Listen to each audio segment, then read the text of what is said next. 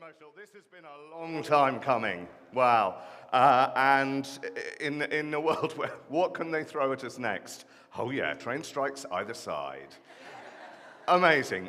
You don't know, but our office is in Euston it's surrounded by a lot of the union buildings. I'm very supportive, don't get me wrong.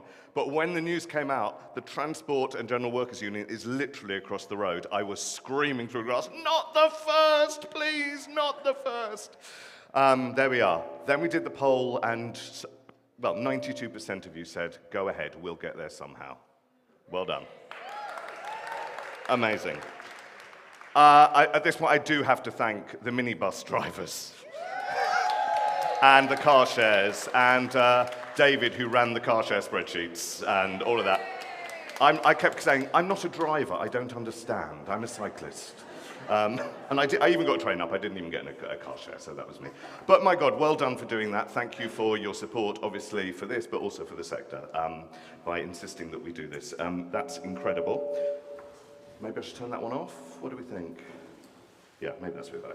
Cool, right. Well, this is a Reconnect, which is our first conference since 2019, when we were in Coventry, prior to Coventry being City of Culture. And so that's why we've called it Reconnect, because for many of us, we haven't had a chance to get together, but also many, particularly with our friends from Bradford here, we've got many new friends to reach out to, and that's absolutely brilliant to have that opportunity. And hey, Bradford Cathedral, thank you for last night. That was rocking and wild, and it felt a little bit wrong. In the right kind of way, he said.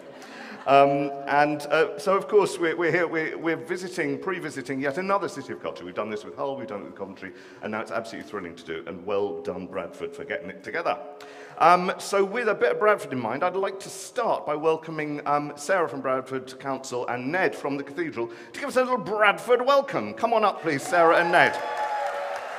So I think I would have put the microphone back on. Right. You know what to do, it's your gaff. You want to go first? Such a gentleman. Thank you for a warm welcome. But I would like to welcome you all here. Oh, sorry. Welcome you all here today. And actually, we've got a bit of sunshine, so that makes it better. It's brilliant to see so many of you here in Bradford. I've recognised quite a few faces, but I've just been speaking to some people from Scotland and down in Bristol. So welcome everyone. As you can see, Bradford is a diverse place. We've got a wonderful backdrop and scenescape, and I'm sure that Shanaz is going to talk in length about our UK City of Culture, which is absolutely fantastic. And I know that you will all support us in our endeavours when we deliver in 2025. So welcome, enjoy Bradford, get out there and round the city centre, out into some of the towns and into the villages and the landscape. Got some brilliant things to see. Welcome, thank you. Much, thank you, and Ned. It's a privilege to welcome you into this space, Bradford Cathedral. I hope many of you who came last night had a good time in this beautiful space. We are proud that this has been the oldest site where we have welcomed and gathered people from all over, different cultures, languages, faiths and none, into sharing common moments in life, everyday moments, and of course, moments of the sacred, the transcendent. We do what Peter Brook once said, making the invisible visible. He was obviously talking about a stage, but here at Bradford Cathedral, we're very much in the business of holy theatre and theatre holy. You're welcome. My name's Ned. I'm very recently, although I've been working at the Cathedral for some months, helping them in preparation for the City of Culture. This week, on Tuesday, I was officially installed in that seat there as a permanent member of staff. My title is Canon for Intercultural Mission and the Arts. I'm the only one in the country. It means... No, thank you. We do things differently here in Bradford. My job is really to take a lead, not only for the cathedral, but for the churches and the faith community across this district, to engage and continue the great heritage of engaging in intercultural dialogue and events and activities, and as well encouraging those faith communities to engage with you, the arts and culture sector, not only of the city, but nationally as well. I'll talk a little bit more later on about our offer to you in these coming years as we prepare and deliver, and of course, as we keep saying, beyond City of Culture in 2025. Just to turn slightly to the sharing the everyday moments of life, if you need the toilet at any point during today, seamless segue. It's just at the back, past the shop, turn left. They're all there. If you could avoid the corridor just beyond, don't go to the toilet in that.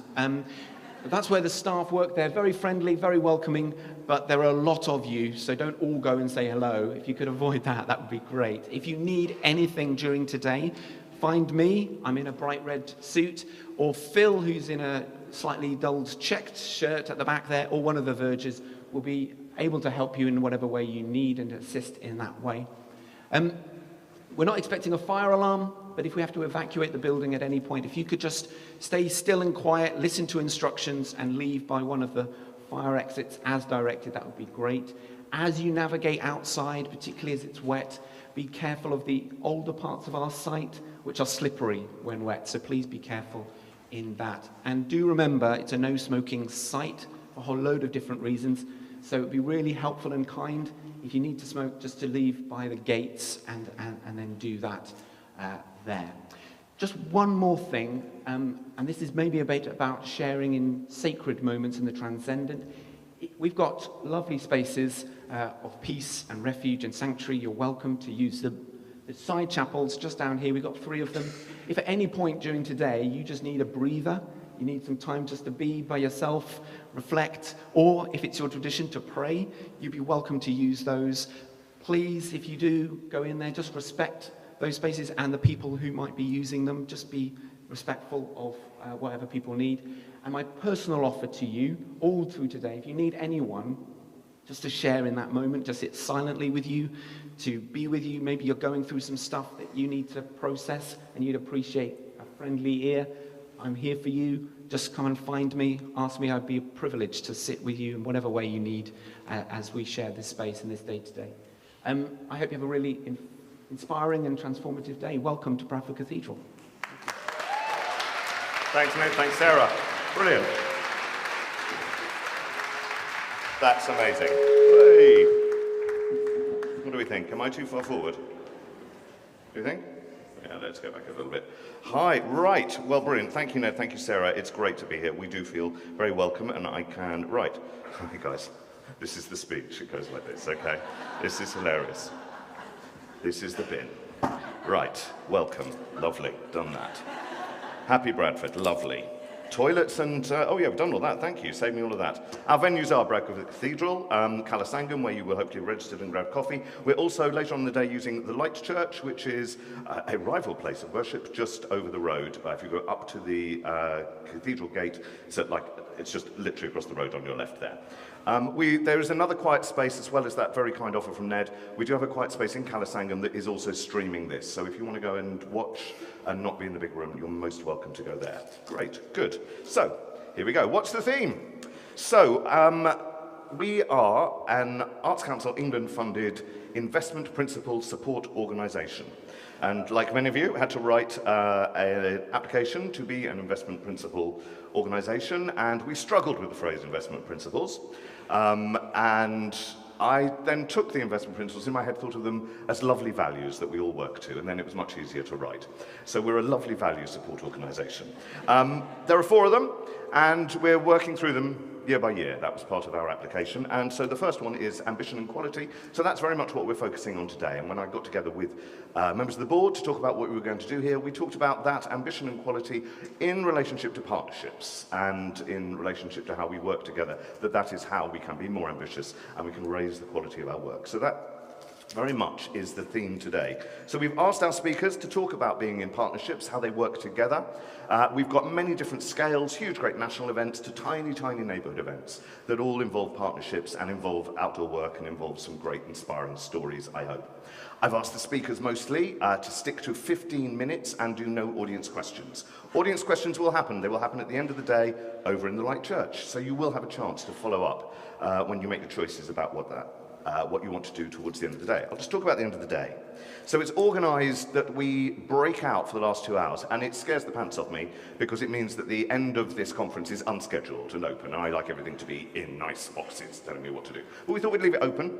One thing we've done is there's a thing called Open Forum, where there are things that we will obviously not have on the agenda that you will want to talk about. So please go and sign up at reception if you've got a topic there. Alan, who's on our board from Surge in Scotland, will be leading those sessions, and he's got a very good way of doing them that they end up with action points. There will be 4 topics discussed. That will be up in the clock tower, but you need to put your topics down, and then Alan and Camille will be supporting him as well. We'll work on what we talk about there. So that's one of them. The other sections, the Q&As with our speakers from in here over at the Light Church. They're in hour-long blocks, three sets of speakers in each. And then we also will have in here, now this is all going to be a bit grisly, yes I know, we have producer-programmer speed meetings. So I'm going to ask anyone who's a producer-programmer to be in that session. That's the first session of the breakouts. And we'll do a quick, what we want to do is have you sat at a table or at a chair and just meet as many people as possible. I'll be in and chair it, and it'll be a mess and it'll be a bit chaotic. But it came out of the survey, what do you want in this? Everybody said we really want to just make those connections. We're talking about building partnerships, so please play ball with that. I know it's a bit grim. We've got the marketplace. I'm so happy to see the marketplace back. I love the marketplace. Not everyone loves the marketplace. The artists find it a little awkward at times. It's not the best way to show your work necessarily. But it's a great place to go and meet new people, do a bit of shopping if you like. And that will be open from 1, and we're just going to keep it open. So, if during the afternoon you've had enough in here, or you don't want to go into a breakout, we'll also have a bar open over there as well. And if you want to have a drink and just wander around the marketplace and talk to your mates, or just to hang out, it's completely fine. I'm like that a bit with conferences myself. So if you want to just relax in that latter part of the day, that's completely fine. There will be no judgment. There will be no judgment. Yeah, and the bar was it's the same people who did the bar last night, so it'll be rather nice. The G&Ts, I believe, were excellent.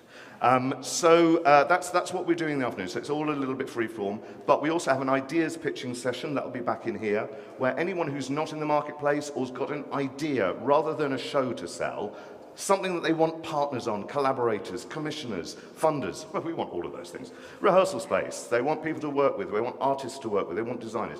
If you've got an idea, just pop up. We'll just have that open mic. Sarah Bird's going to chair that for us, and you'll just pop up, say, in a couple of minutes what your idea is, what you're looking for, and then we'll have a little mingle, and people can hopefully make some of those connections. So it's those last 2 hours are all really open and really scary to me. So that's kind of how it works. I've done 2 in 1. Also, our friends from the Arts Council will be doing some one-to-one sessions, 20 minutes. You can sign up for those again at reception. Sign up for Ideas Summit, sign up for Open Forum, and sign up for Arts Council one-to-ones. And especially, I'd really like to encourage people who are new to Arts Council funding to sign up to those. And if you've been around the block a bit, maybe you step back this time. Entirely up to you. Your call. So, what was I asked to do? I was asked to celebrate when we talked about this. We were celebrating being in Bradford. Yay! And then that's what we're talking about. Reconnect, celebrate ambition and quality, make new partnerships. And then, maybe... Right, a summary. 2019 to 2022. Anything happened? So that hilariously is me in Coventry saying, oh, it's all going to be marvellous, isn't it? We're going to have a great time, nothing around the corner. Brexit seemed a bit worrying, but that was the worst of our troubles. So what's happened since then? Well, I've lost a bit of weight and I've shaved, so that's a good start. However, right, COVID. So we have to talk about it, but I'm going to try and put as positive a spin as I can. And I get those emails and tweets saying you're far too positive, but there we are, we'll go for it. What did we learn? It was scary as hell, wasn't it, when it all began in so many ways, personally and professionally. What I saw was an incredible resilience from this sector that was so different to many other sectors, even within the cultural world, yet alone beyond that. It was extraordinary, the responses of how people pivoted so quickly to do different things, to support each other, to create those ridiculous communities on Zoom. Dear God, how joyous is this, not being on Zoom? Actually, when the strike came on, someone said, oh, why don't we do it virtually? No, not in a million years, not anymore. But however, I was part of many different communities. We ran several online several hundreds of online sessions to reach out. And people were so brilliant and so generous and so supportive. And this sector was absolutely brilliant with the rest of the cultural sector, reaching out, telling them how to go outdoors. And people were really helpful. And then I was getting theatres and concert halls coming saying, can you help us? Yes, well, I can tell you who can help you. And everyone was so incredibly generous. And the support that everyone offered each other it was so beautiful and moving to see, and I will always be so impressed. The first when it was all hitting, we were at Walk the Plank's brilliant venue in Salford, and I was visiting the NASA event, and that all fell apart. We just talked about what was around the corner, and how we'd respond to it, and then on the one hand, it was like, well, this will be the end of capitalism. Yes, excellent. Didn't quite happen. But also the fears around what people were going to do and how they would be. So I have to talk about something that happened, which happened in my bedroom at my office, when the then director of Combined Arts in Arts Council phoned me and said, we're going to put some emergency funding out to freelancers in the outdoor arts sector. Do you think your organization could handle that? And I said, yes, yes. How much would that be? How much do you think? And I'm ashamed to say, I said, would 50,000 be possible? She said, they're going to start at $500,000. And I said, okay, we can handle that.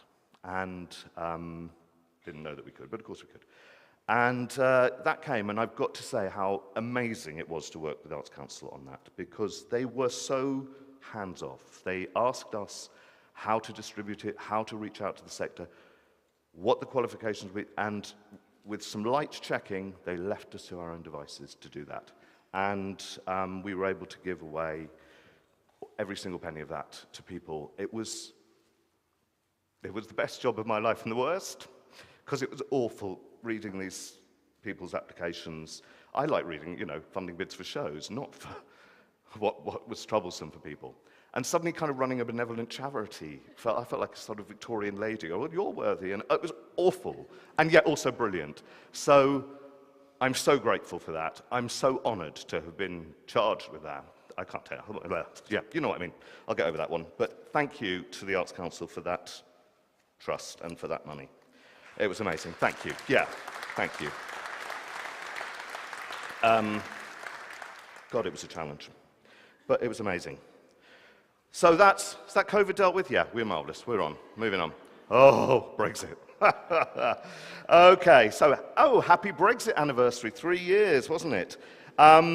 So I just read that the European Union just upped the cultural fund by 160 million euros, and we're no longer able to qualify for that. And that's amazing. And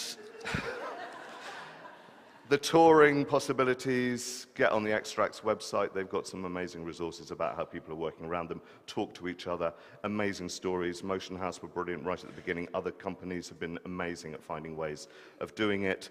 I know some people were in Freiburg recently. I think Public with Guts and Show Globe were there. And we were in Tarragona, and it was wonderful to get that support from our European colleagues. But, oh my God, I read this terrible thing. The music industry, there's a website called Dress to Impress? No, Black Dress Code, where musicians go on and buy their formal wear for playing concerts, and it's completely closed down because the demand is no longer there from the freelance musicians, and also for the retailers, they can't reach out to Europe anymore, so they've gone defunct. That's not our sector, but it's quite interesting to see the supplier chain there directly impacted by this. And as I read stuff that people are saying from on high about how it's all the pastures will be green again, let's just work together to make that. I can assure you from going back to Europe, it was wonderful going to Tarragona, my first trip to Europe since pandemics and Brexit, and just feeling that support. They do still want to work with us. Partnerships. Yes, partnerships.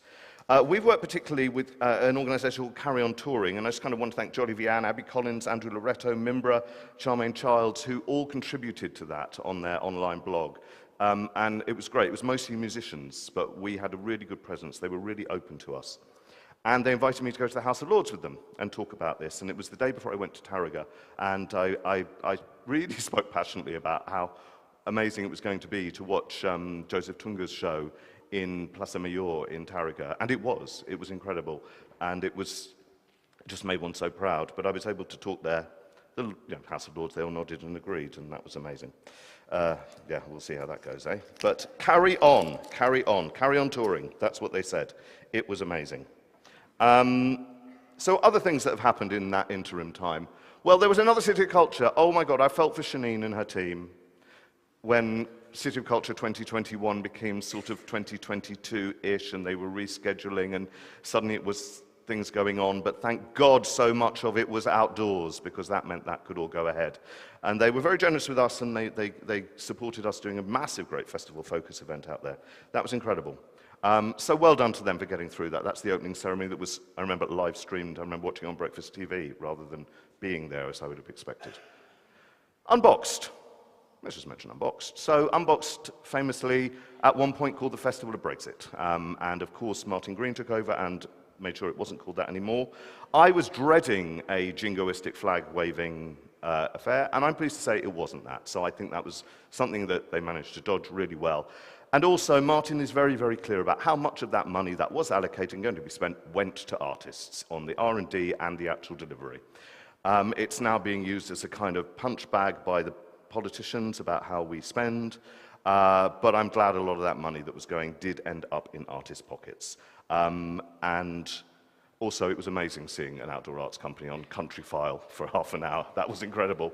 It was really wonderful. And you could just see my shoulder, the back of my shoulder, as I climbed up a mountain with a lamp. So well done, Walk the Plank, for getting that together. That was incredible. And I know some people didn't engage at all because they couldn't bear to, and that's fine. But I'm kind of in two minds. Oh yeah, Jubilee then. So there was, I've also got here, we spent a lot of time in this period going onto our rescheduling our tweets about go and see this show because of COVID restrictions, Storm Eunice, the heat wave, the looming threat of royal demise. Do you remember that waiting for us there? More on that one later. But hey, the Jubilee. So I got a call from Adrian Evans, pageant master, saying, can you give me a list of all the outdoor arts companies who might be suitable for this kind of event? I sent a very long list, and it was wonderful. I know many in the room: Trigger, Shademaker, Emergency Exit Arts, Nutcut, Hiccupy, Mahogany, Mandinga Arts, Bridgewater Carnival, Global Grooves, Kinetica Blocko, Oi Musica, Imagineer, Highly Sprung, what's that say? Something in say Kinetica, Tuneful Jean Charles, right in the last one, as I recall. It was amazing. So I was supposed to go into some posh bit and watch it. Didn't get in. They couldn't find where I was supposed to go in. So I just went onto Birdcage Walk right towards the end.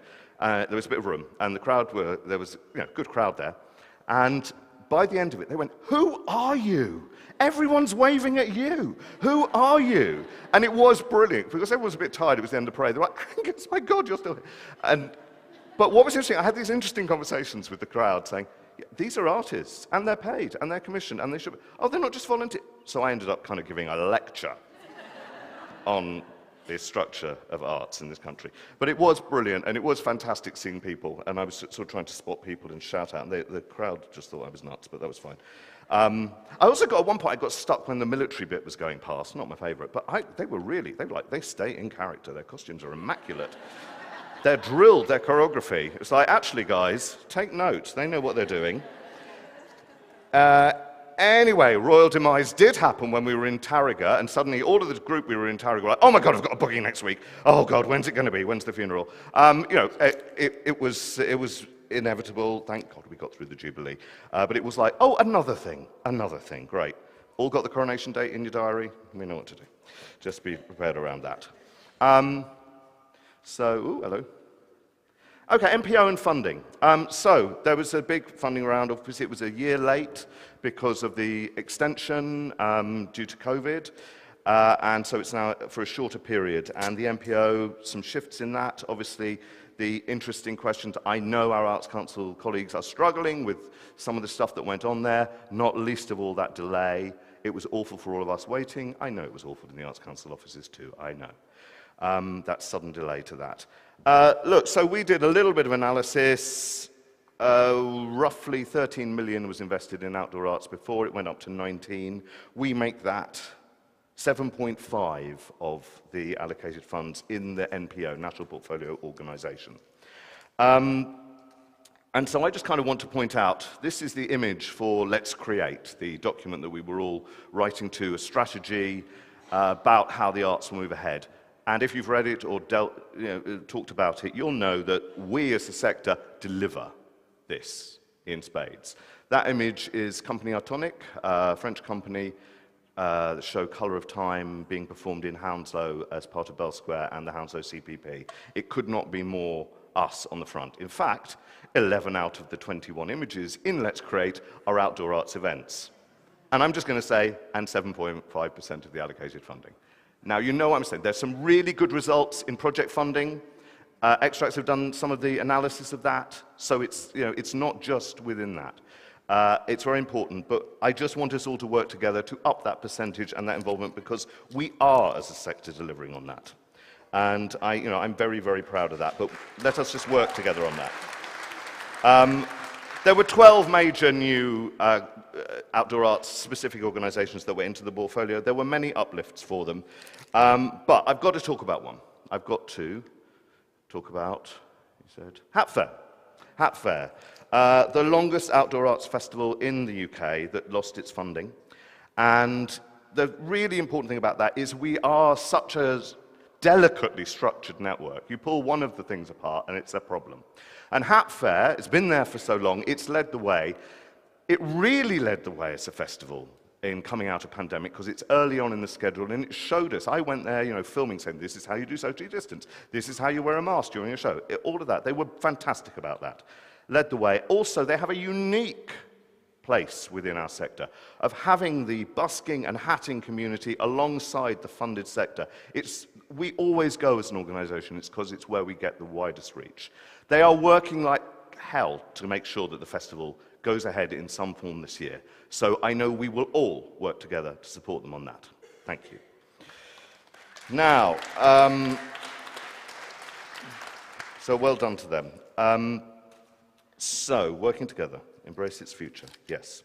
There were some other losses, there were some companies who were here as well. There were many gains as well, and there was the redistribution out of London, which part of my joyous job is that I get to travel across the country, so I'm very, very pleased to see some of that happen. Some of the way it happened was curious, of course.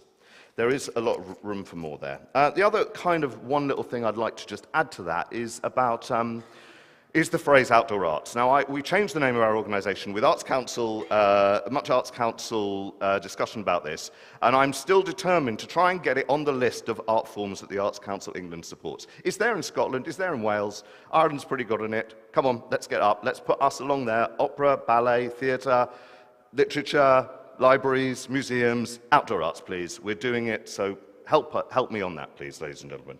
That's my calls to arm, that's done. Fantastic. So we've also been having some healthy discussions about Without Walls, talking with NASA, with us, about transparency, about funding, and it's been brilliant to have those conversations. They've only just begun, and they are ongoing, and they came out of something that happened in Stockton, and conversation started. We're very, very pleased to be part of that, and we will continue to do that. And we'd love to see more commissioning funds coming in.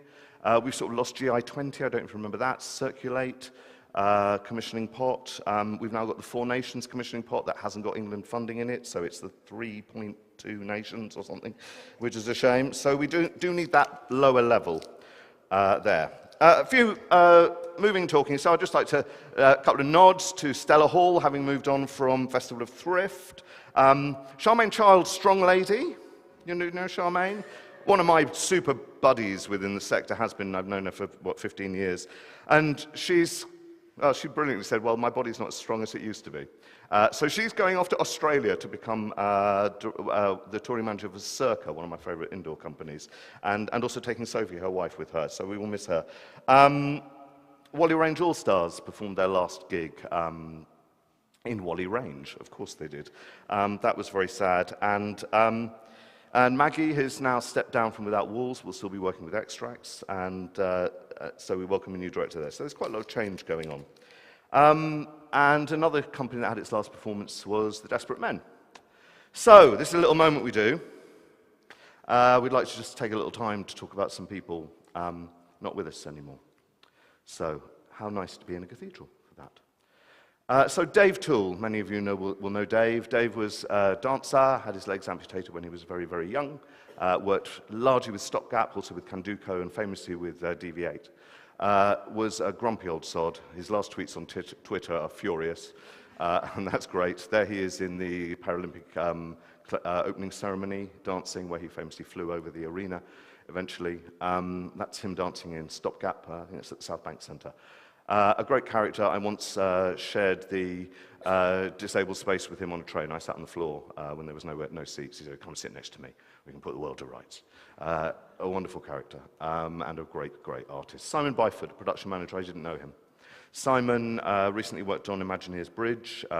In back to the old days, worked on Streets of Brighton and was a very popular production manager. There he is with a crane. That's what you want to see a production manager doing. There he is during some of the campaigns about freelancers, freelance production manager. So that's Simon. Now, I didn't know Danielle Orove at all. Interestingly, so Carol, who we've just met today, one of her first experiences was with Daniel. He was a street clown, died very, very recently.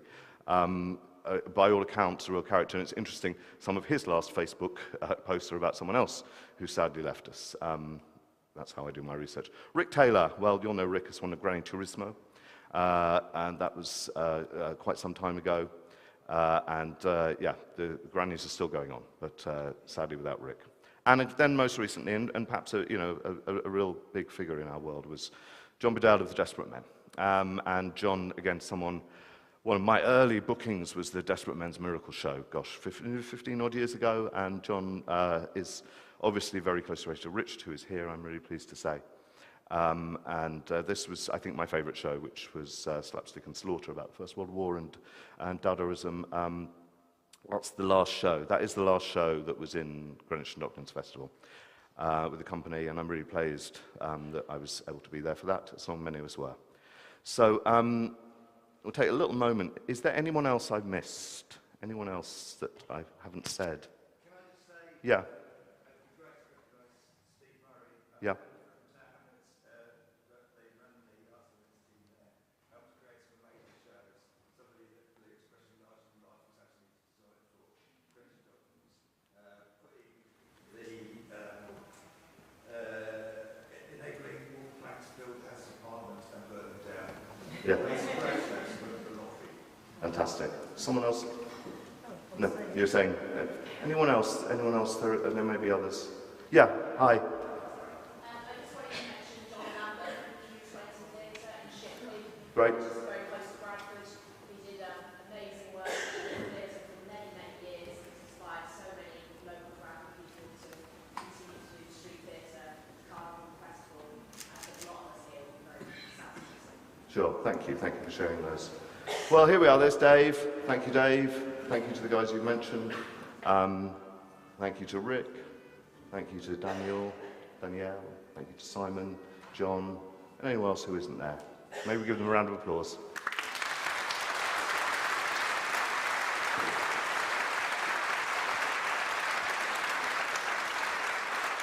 Thank you. Thank you. So, get out of that one, Angus. Whew. Yeah, fair one, thank you. Right, moving on. Honours, meanwhile. Royal honours. This is the last Queen's birthday list. There's Shanine from Coventry. There's Vicky Della Amedame from Upswing. There's Govinda Sanda from Cohesion Plus. There is Jennifer Jean Charles. There is Martin from Tin Arts. There is Jenny Seeley. That's fantastic. That was all in one shot. Well done. Also, Dave got one just before he died, thank God. Well done, good timing. Verena Cornwell, now currently director of Kensington Chelsea Festival, and Tarby Davenport, a legend about it, also there. So well done them. Yeah, that's not bad. Putting our feelings about Empire aside, yeah, of course. I'll tell you the story. So I take quite a lot of calls about these recommendations, and one of them I misheard, and I went, oh, well, thank you, I'd be honoured to accept. They said, no, it's not for you, it's for someone else. I was like, Mum, I was with my mum. Other nice things, Chipolatas. 30th birthday, that's amazing. Anya Meinhardt of Justice in Motion did a fantastic TED Talk and was shortlisted Dance Award for Women in Dance Leadership. Highly Sprung won a Railway Award for Best Community Event, that's fantastic. Phil Hargreaves on our board, Best Dance Producer. All sorts of lovely things do happen too. And they also happen to this city that we're in, fantastic. So Bradford is, we will have a panel discussion about all the different parts that pull together to bring, over the years, that make Bradford the next city of culture. But it's also brilliant for us that Shanaz is at the helm. Shanaz is a local girl, which is a great thing. She also used to be on our board, although we never actually met when you were on the board. We just managed to slightly cross over, but we love that you were. So our first speaker, that's me done. Look, the bin is done. That's it. Woo, got through that. And did PowerPoint. That's amazing. But first of all, I would like now for you to welcome, we're going to hear about Bradford City Culture from its director. How great to have you here and how great to be in your city. Please come up. Please welcome Shanaz to the stage. Brilliant.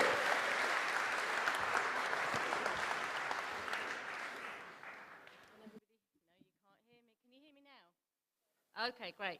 I'm one of 8, so I can also shout, but you might not want me to do that. I haven't got a PowerPoint, and I can't follow that performance. This is my speech. Shows you the difference.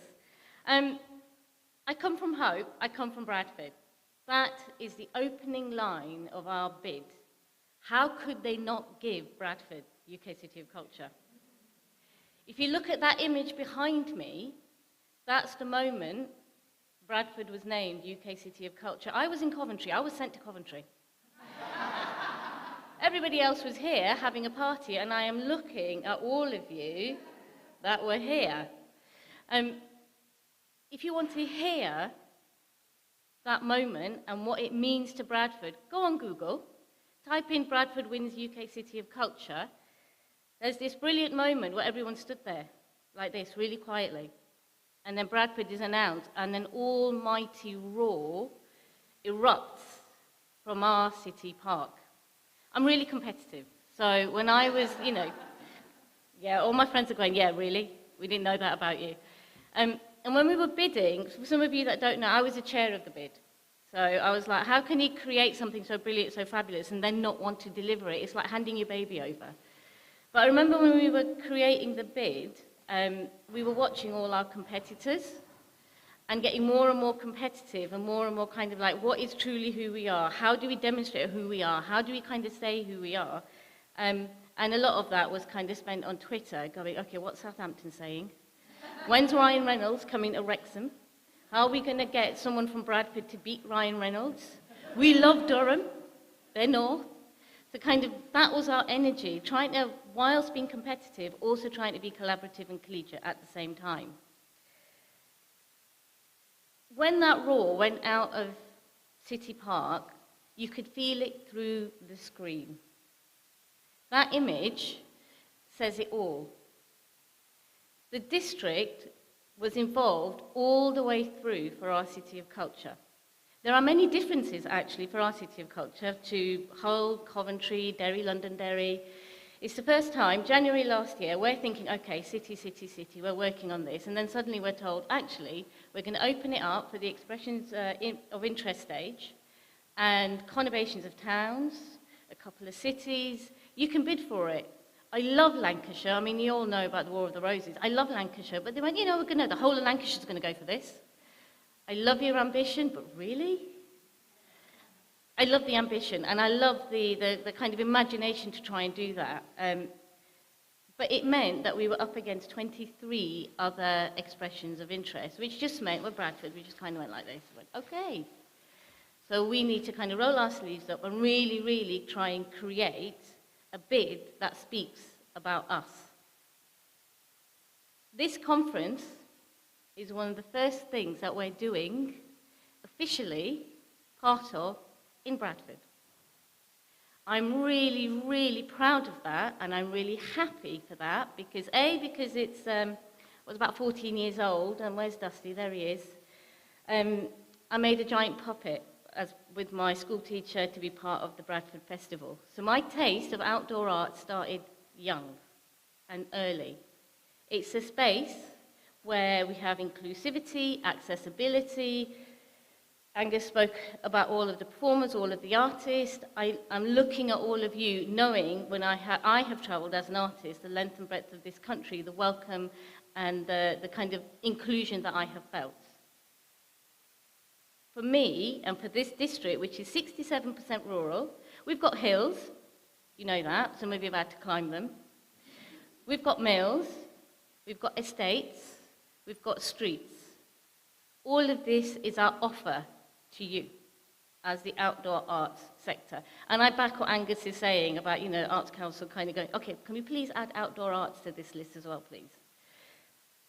We don't have many venues, but that is our USP. That is our challenge. That is our opportunity within our challenge. Many of you know the journey that Bradford has been on. Many of you know that we've had 20 years of going, okay, come on, give us a chance. We can do this. Give us a chance. We can do this. You know what? They've given us a chance. Now we have to do this. It's that moment you apply for a commission and you think, I really want it, I really want it, I really want it. And then you get it and you go, oh, no. I'd use many other language and words, but, I can't. My mother would have words to say to me. Our City of Culture sits in the heart of a 10-year cultural strategy. Bradford Council were like, okay, we're bidding for the UK City of Culture. We are firmly putting our colours, our future behind the opportunity that culture gives us. It's about our artists, it's about our people, it's about our communities, it's about all our sectors. We in this room know the impact of culture. We in this room know how culture can change and transform. So Bradford's like, okay, our cultural strategy, next 10 years, we're backing culture. So in May 2021, they launched Culture is Our Plan. If you go online, just type that in, it will come up. And you will see what Bradford Council is committing to. And they committed to this bid pretty early on. So I want to say thank you to our council who have been brave and taken a risk and are working in partnership. See what I did there? In partnership with us to deliver our ambition. So I told you a little bit about the fact that we're different. How are we different? Well, first of all, we're a district-wide bid. So, we've got a Metropolitan District Council, we've got 5 town councils, we have 30 wards, we have many councillors sat within our wards, and we have cross-party support for our City of Culture. First difference. Second one, Angus said, local girl. Yeah, born and brought up. Many of my friends here know I keep saying, yeah, I'm living in Keighley, I live in Keighley. Why would I leave? Look at that landscape. Look at where we are. Look at the opportunity. And guess what? It's really, really great to travel from. It's really easy. Actually, I say that, I'll be coming to our train station later, but for where I live, it's a really good place to be able to get to the north, to get to the south, to get to the east, and to get to the west. So why would I leave? Look at our landscape. Every morning I wake up to that. But that also means that there's a welcome for all of you coming into our district. Sorry, mine closes, doesn't it? Our city, our people were heavily involved with writing the bid. The bid team went all over the district in order to make sure that those voices were part of it. And one of the the most important things for this district, for this city, is our young people. So we developed 4 themes. Those themes will help us to create the change and transformation that we want this city, this district, our local art sector, and our national art sector, and our international partnerships too. So I'm going to give you a flavour. No, I'm not going to give you a flavour. I'm going to give you all 4 themes. So talking about our young people, coming of age.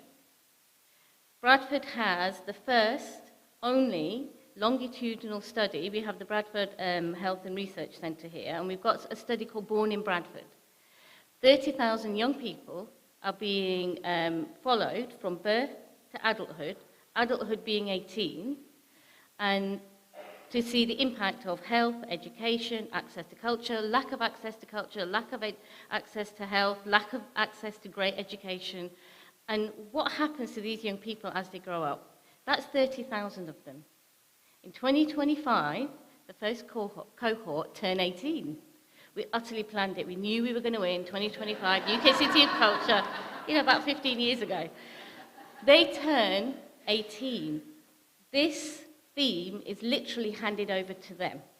It's not by young people for young people, it's by young people for everybody.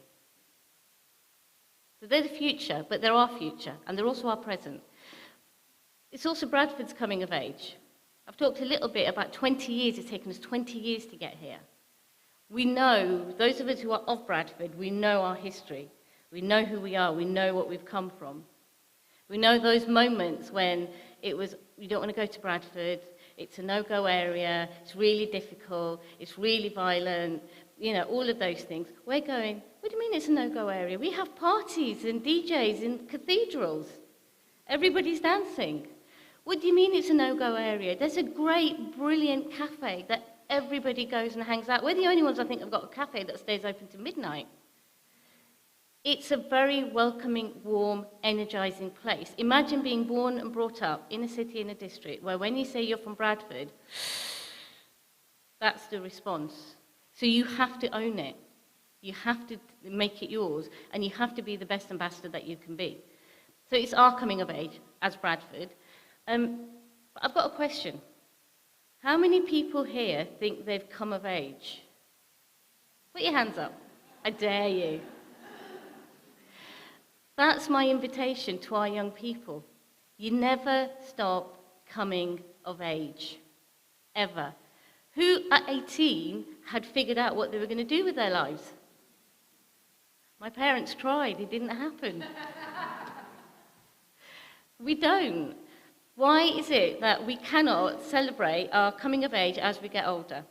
Creative aging. We talk about creative aging. It's something I'm really interested in. Not that we're aging, but that our creativity grows, matures, becomes more imaginative, becomes more risk-taking. I was listening to the radio this morning, and they talked about how as we get older, we don't lose energy. Our energy becomes different. That 100-year-old woman could stay awake beyond anybody else. I mean, she did say that she needs to sleep less because she's over 100 now. And she's got mobility issues, but her imagination and her drive had not shifted or changed.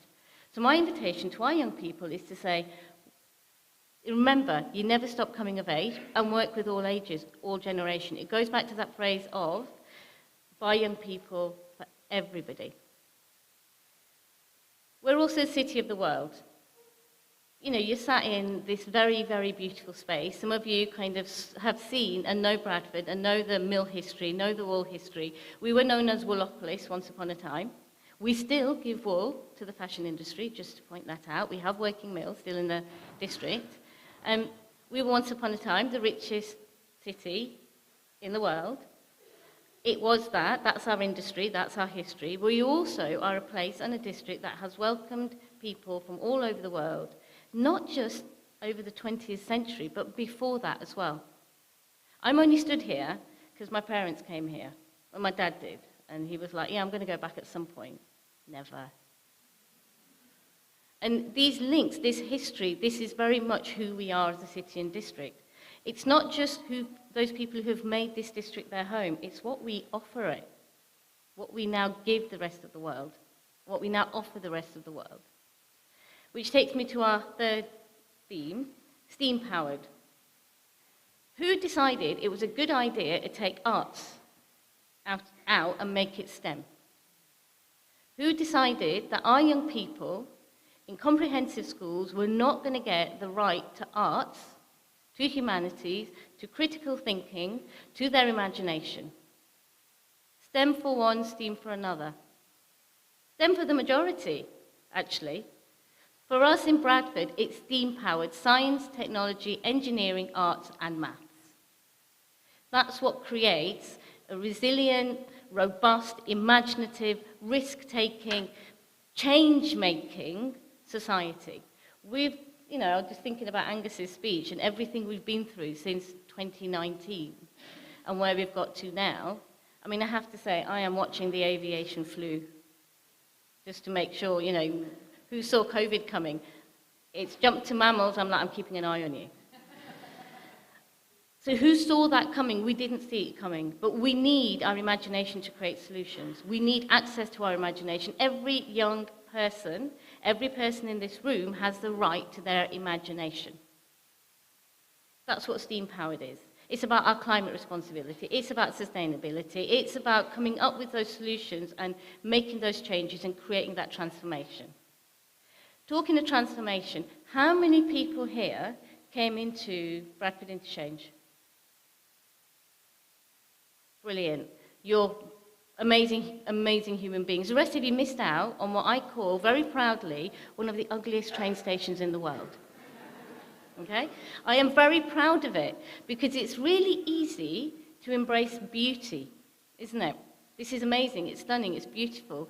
We also have to embrace that is what is ugly within our society, within our cities. How can you create change if you don't see the opportunity within the ugly?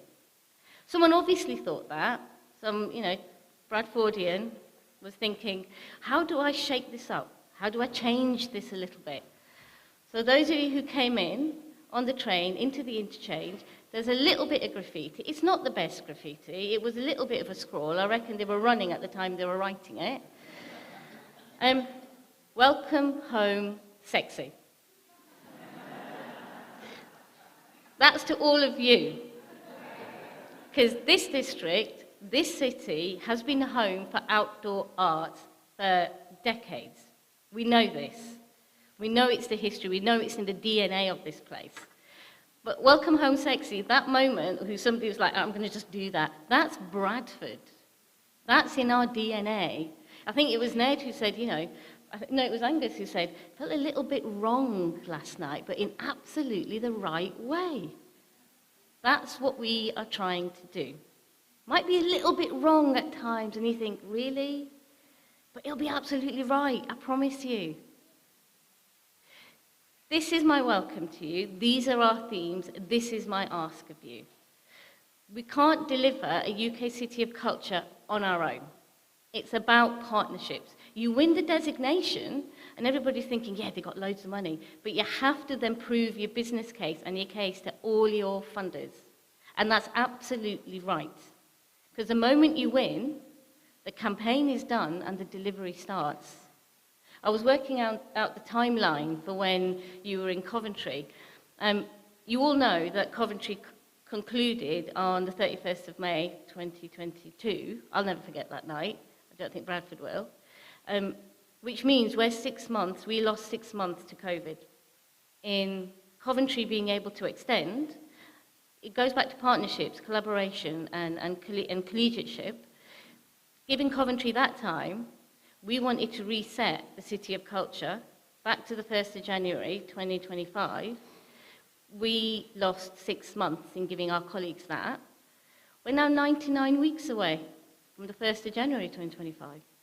If that's making you a little bit, anxious, giving you a bit of a hot flush, we're 2 Christmases away. It's all about perspective, isn't it? So that's my ask of you. That's my ask of our sector. That's my ask of our national sector and our international sector.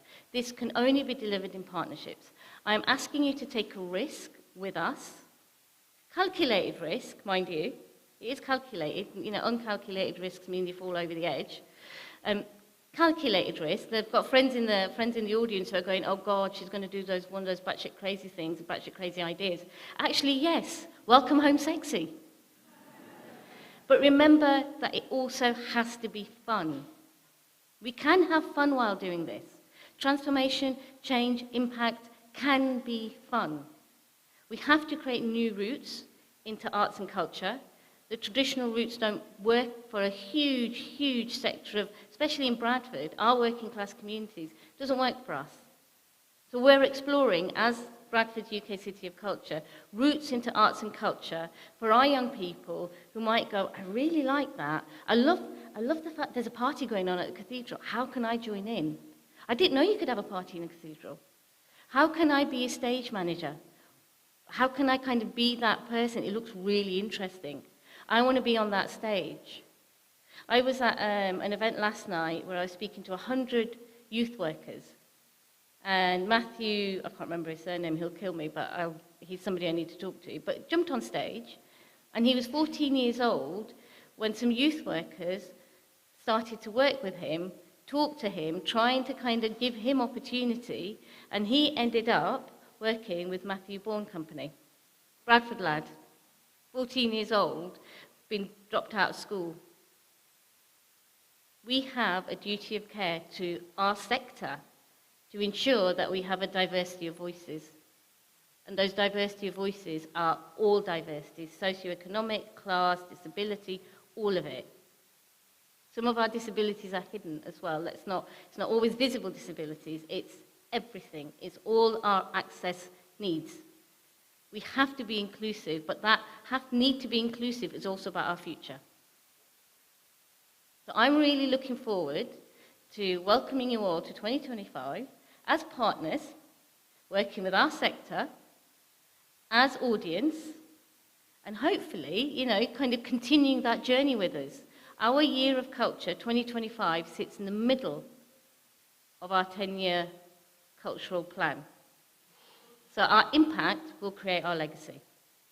So I just want to finish with Welcome Home Sexy.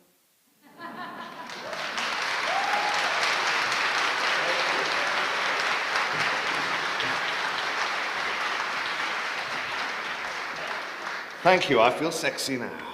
It's beautiful. Shanaz, thank you so much. The thing I'll just add of our relationship with both Hull, when we first rocked up there, and then Coventry, although that was a little bit more challenging, it's brilliant. They're just places I go back to all the time now, because that infrastructure, that legacy was delivered, especially for the outdoors. So it's wonderful. And I was just coming on the train yesterday, and actually because of the strikes, of course, that's why people didn't go through the station, of course. But I was just thinking, okay, this will be a journey I'll be doing a lot over the next few years. So I'm looking forward to that, as well as continuing to go back to Hull and Coventry. That's great. Thank you, Shanaz. That's terrific. And I love your principles, and I love young people for everybody. That's just perfect. That's absolutely perfect, among many other things. That's great. So, going to move on now. Thank you. Thank you very much. Now, just got to do we're doing a little bit around. Tara, are you here? Brilliant. How brilliant. Thank you. You're not next, don't worry. It's okay. But you can sort of come down the front now, Tara. That's great. You can have a little seat. But Lorna is going to be next. So I'm very pleased now to welcome Lorna Rees, who is one of our board members. And come on up, Lorna. First of our kind of partnership conversations here. Let me give you a little bit of space there. Don't need post-it notes. Let me get rid of that for you. A little bit of stage management. Lorna is one of our board members. Lorna is an activist and artist in whatever order you wish that to be, and many other things besides. And you don't know this. When we did on the survey, who would you most like to hear from? Number one choice was Lorna. Yes, you won. Just raise the stakes high. Yeah, isn't that good? That's why I put you on first, darling. I know what I'm doing. That's great. So very pleased to, look, high tech.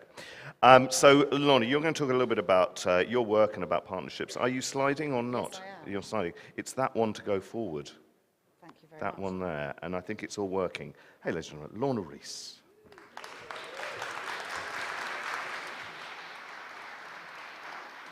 Oh, it's working. Amazing. Hello, everybody, and thank you so much for having me. My name is Lorna. I run Lorna Rees Company and Gobbledygook Theatre. I'm associate artist for Inside Out Dorset, and I'm also on the board of OutdoorArtsUK, which Angus has just said. So I call myself a live artist or an outdoor performance artist, and some of those terms kind of encompass what I do, but I'm an artist first and foremost. We tour nationally and internationally. I've got a background in participation work, and I've done amazing things like I've been able to be the artist in residence for a coastline for the Jurassic Coast. A week ago, I made a project with 100 people in a village, a tiny village in North Dorset, and we made a wassail together. So I get to do these amazing projects too. But our main work, oh yes, it's working, is that we make site-responsive work in landscape, inspired by earth sciences and environmental activism. And today I'm here to talk to you about that very, very sexy topic, town partnerships. But I suppose I thought I'd be remiss to not say that we work in partnership all the time. We have deep collaborative partnerships with people that book us, with touring 3 major works. We've been doing that for years, some of these pieces. This is Ear Trumpet, which was made in 2014 originally, and that was made in partnership with Inside Out Dorset and also the Area of Outstanding Natural Beauty in Dorset. We work with earth scientists and archaeologists and people there. Cloudscapes is actually a piece which is made in partnership with the sky. This is a piece all about the troposphere. It's about climate change, but it's also about the weather. I'm performing with literally whatever the weather's doing at that time. And also geophonic. And that's another partnership we made, and actually it's all about a collaboration I had with an amazing earth scientist, Dr. Anjana Katwar, and we made that in partnership together. She's kind of my muse, she's an extraordinary woman. And we made that again with Inside Out Dorset, we premiered it there, and we're touring that all over the place too. So, I think it's worth saying that there's a lot of people in this room who are already amazing at partnerships.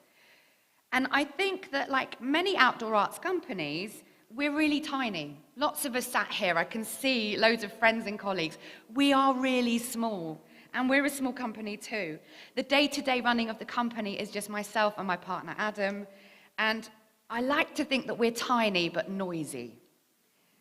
And we can swell, though, on a project-by-project basis, and sometimes we employ up to, say, 50 people in a year, sometimes more than that. But our size means that these close artistic relationships are everything to us.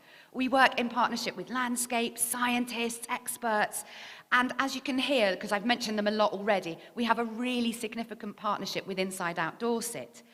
And I think those type of artistic long-term partnerships with festivals, you know, lots of indoor companies do this with venues, for example, they are ones of really deep importance for us. It's allowed us to grow together. We have a symbiotic relationship. And then we also make lots of work that are sort of small, kind of ninja style, quick projects that are about activism, that are about other stuff. We make these playful commissions because for all of us, especially those of us that are in these small companies, it is all about the hustle, right? We've got to make money, we've got to pay our gas bill, our tax bill, our van, all of these things. So we make strategic choices when we're doing these kind of hustle projects too, when we're working with new partnerships. So I've got some preoccupations. This is how I try to be strategic in that. So I've got preoccupations about feminism and science. This is a partnership project we did with Barnsley Museums, the National Trust, Northern College at Wentworth Castle Gardens about Lady Mary Wortley Montagu, who introduced inoculation to the West. And my art is activism too. I probably am, I don't know, an activist first maybe. Depends on the day you might find me. But I think that our culture forms our future. And we have this long history of socially engaged practice. I'm also associate artist for the Change Festival, which is all about hopeful environmentalism. And the last thing I'm just going to tell you about our company is that we do lots of stuff with our audience. It's very joyful, like loads of us in this room. We make participatory work as part of our main art. And that our practice is really collaborative, and it's often about dialogue. We started our company at music festivals. We make stuff, it's playful, it's stupid, it's really silly sometimes. And our company motto, it's on the van, it's about disruption and joy. But I think loads of us in this room do that all the time. Our work is disruptive in public space, and often it's really bloody joyful.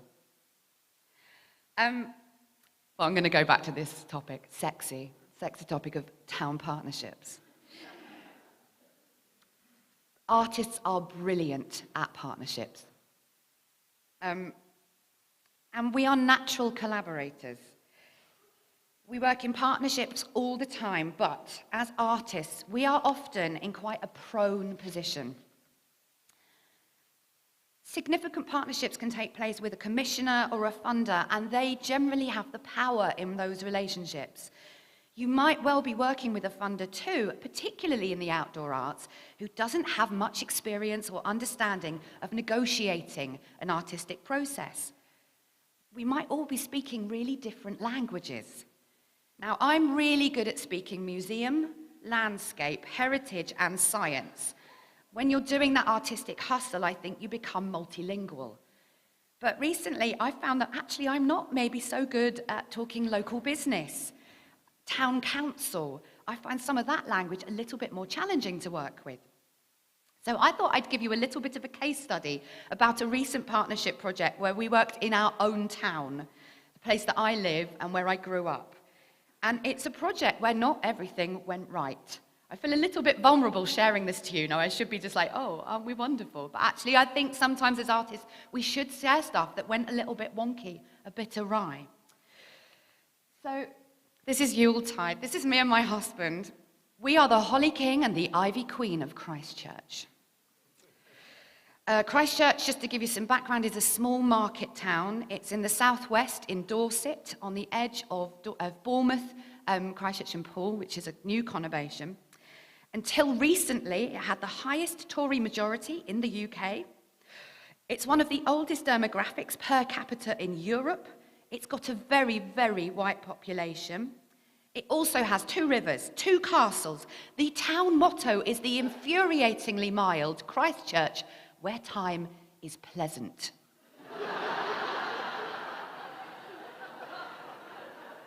Obviously, I could not wait to leave it as a teenager. But do you know what? I love it. I've brought my kids up there. My husband is the deputy town crier because we got drunk and decided that would be hilarious. And it is. I'm the consort to the deputy town crier of Christchurch. And I'm really not low profile in my town. My kids go to school there. I was deputy head girl. Like, I know everybody. It's great. And there are great benefits in being in a place like that, deeply, deeply embedded in my community. I feel like I'm an undercover artist sometimes. It's an amazing position to be in and really, really powerful. We were approached by Stir Events, who are an events company, and the Christchurch BID, Business Improvement District, and the Town Council to create a Christmas light switch-on event. And to be honest, when you are approached by the town you grew up in to be the king and queen, you cannot possibly say no to that, or I couldn't. Now, there are high street action zones and business improvement districts all over the country. Some bids are really, really keen to spend their money on street cleaning and subsidised parking zones. Others, if you can persuade them, might spend money on events in the town like performing outdoor performance work.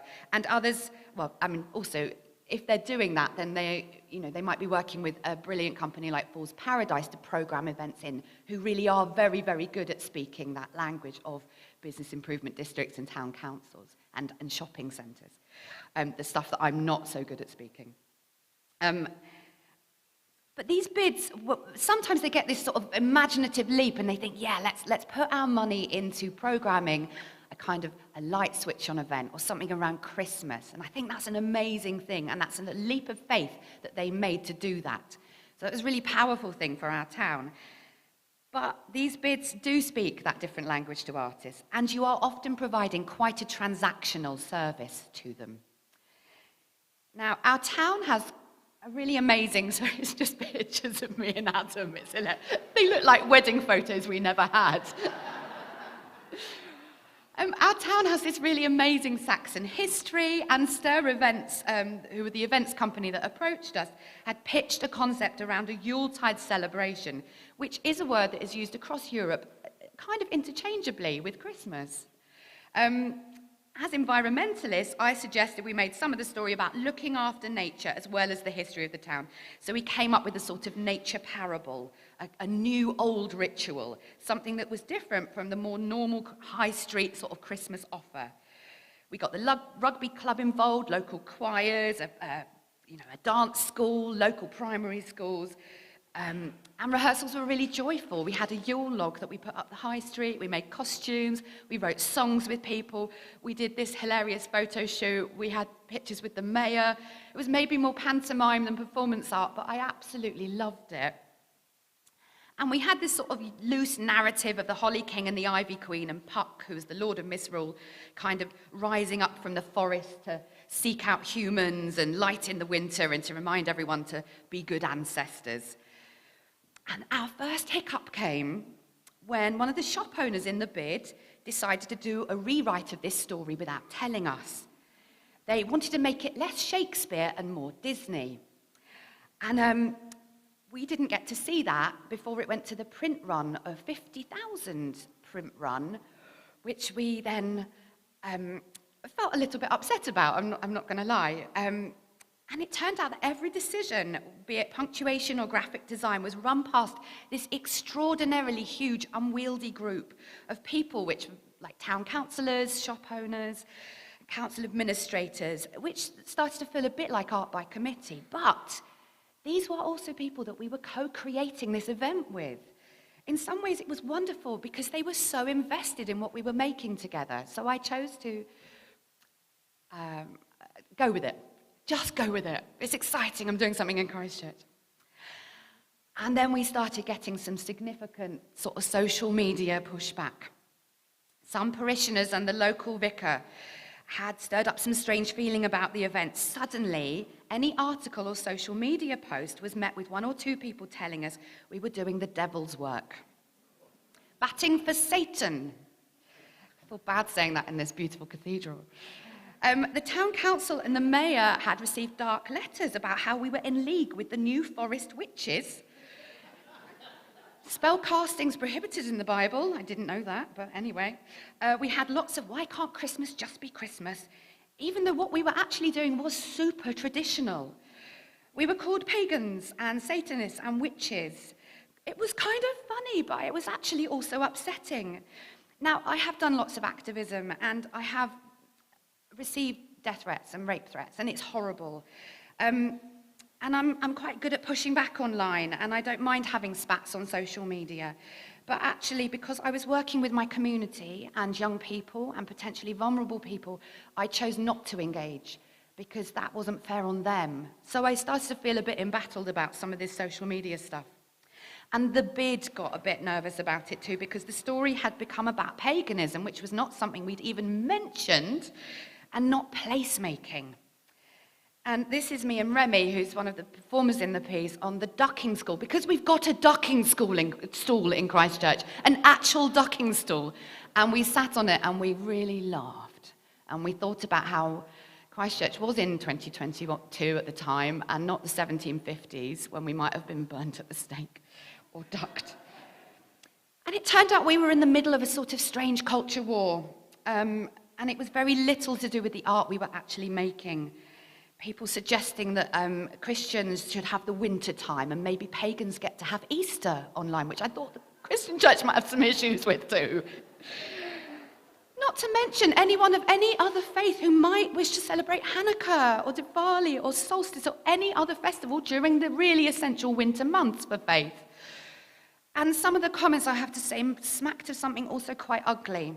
We were called dirty, we were called woke. I was the only white person on the paid performance team. And it was really hard not to read insinuations in some of this rhetoric. And again, it made us feel vulnerable and it made us feel nervous, because this is where I'm in Lidl, in my local supermarket, and I'm thinking, who's written this stuff in my community? So it made me feel sad about the place I live in, and usually I'm so proud of it. Now, it was probably only about 6 people being wildly noisy on social media, but the algorithm on Facebook meant that everyone would see these comments, and I did keep getting stopped in High Street, with mainly people being really outraged on my behalf. And these posts were being made by people that want to ban Halloween, actually, or books in schools about wizards. But they were disproportionately listened to, and I definitely lost sleep. However, on the night, 5,000 people turned up. They came to see the lights come on. It was a drizzly November evening, and it was really, honestly, seriously amazing. The local vicar even came on stage at the end and told us all about Light in Darkness, which was beautiful. Santa and the mayor turned the lights on. It was great. I asked everyone how they could consider themselves to be good ancestors. I encouraged everyone to think about nature. The 100 performers had a ball. Adam and I felt it was one of the most surreal things we've ever done in our lives, and we do a lot of surreal stuff.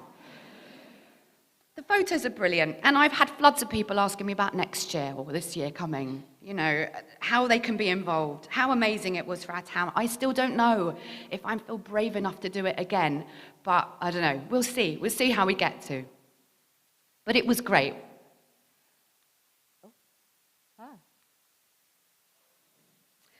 So why am I telling you this? I want to say that we don't always get things right in partnership. It's really, really hard work. Artists, even artists with well over 20 years of experience, deep participative practice, don't always get it right. We didn't really have great resource. We didn't build the idea with people at the start because we were commissioned ourselves later in the process. And we should have negotiated a bit more control, I think, at the start. We really should have done that. But I'm going to leave you with a few photos of a piece that I just co-created, actually, an incredibly beautiful process. Funded by the Dorset Community Foundation, which was a wassail we made in partnership with a tiny village in North Dorset last week. And this was a celebration which will definitely be performed for decades to come. Partnerships are all about trust. They're about communication, and they are about learning and working together. And you know what? It's really hard to make work. It's hard to make work where you live, especially in a town where there are some really strange undercurrents and where you can be accosted in Lidl. But do you know what? It really is worth it. It's our job as artists to make change and to be brave and to play and to try new things and push boundaries. I say it often, but our culture forms our future, and we are the culture makers. We push arts and we push things, and that is our job, and it's a powerful job, and it's an honor to do. Thank you so much, everybody, for listening to me.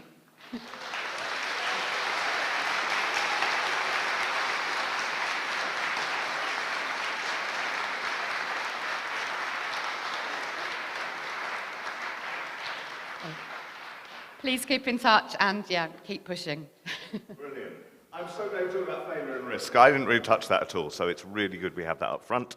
And thank you for being so frank. And see you in Lidl. Excellent. I usually get stopped in Lidl, but it's usually for baking tips. That's really good. Hey, Tara, nice to meet you. Are you cool with this?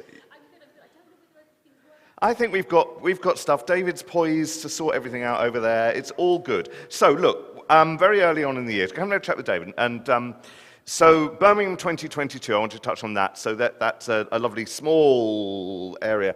And Birmingham 2022 was massive, and it had an extraordinary opening ceremony. I watched it with some people of Birmingham who were fantastic and saying, oh my God, this is our city. That's amazing.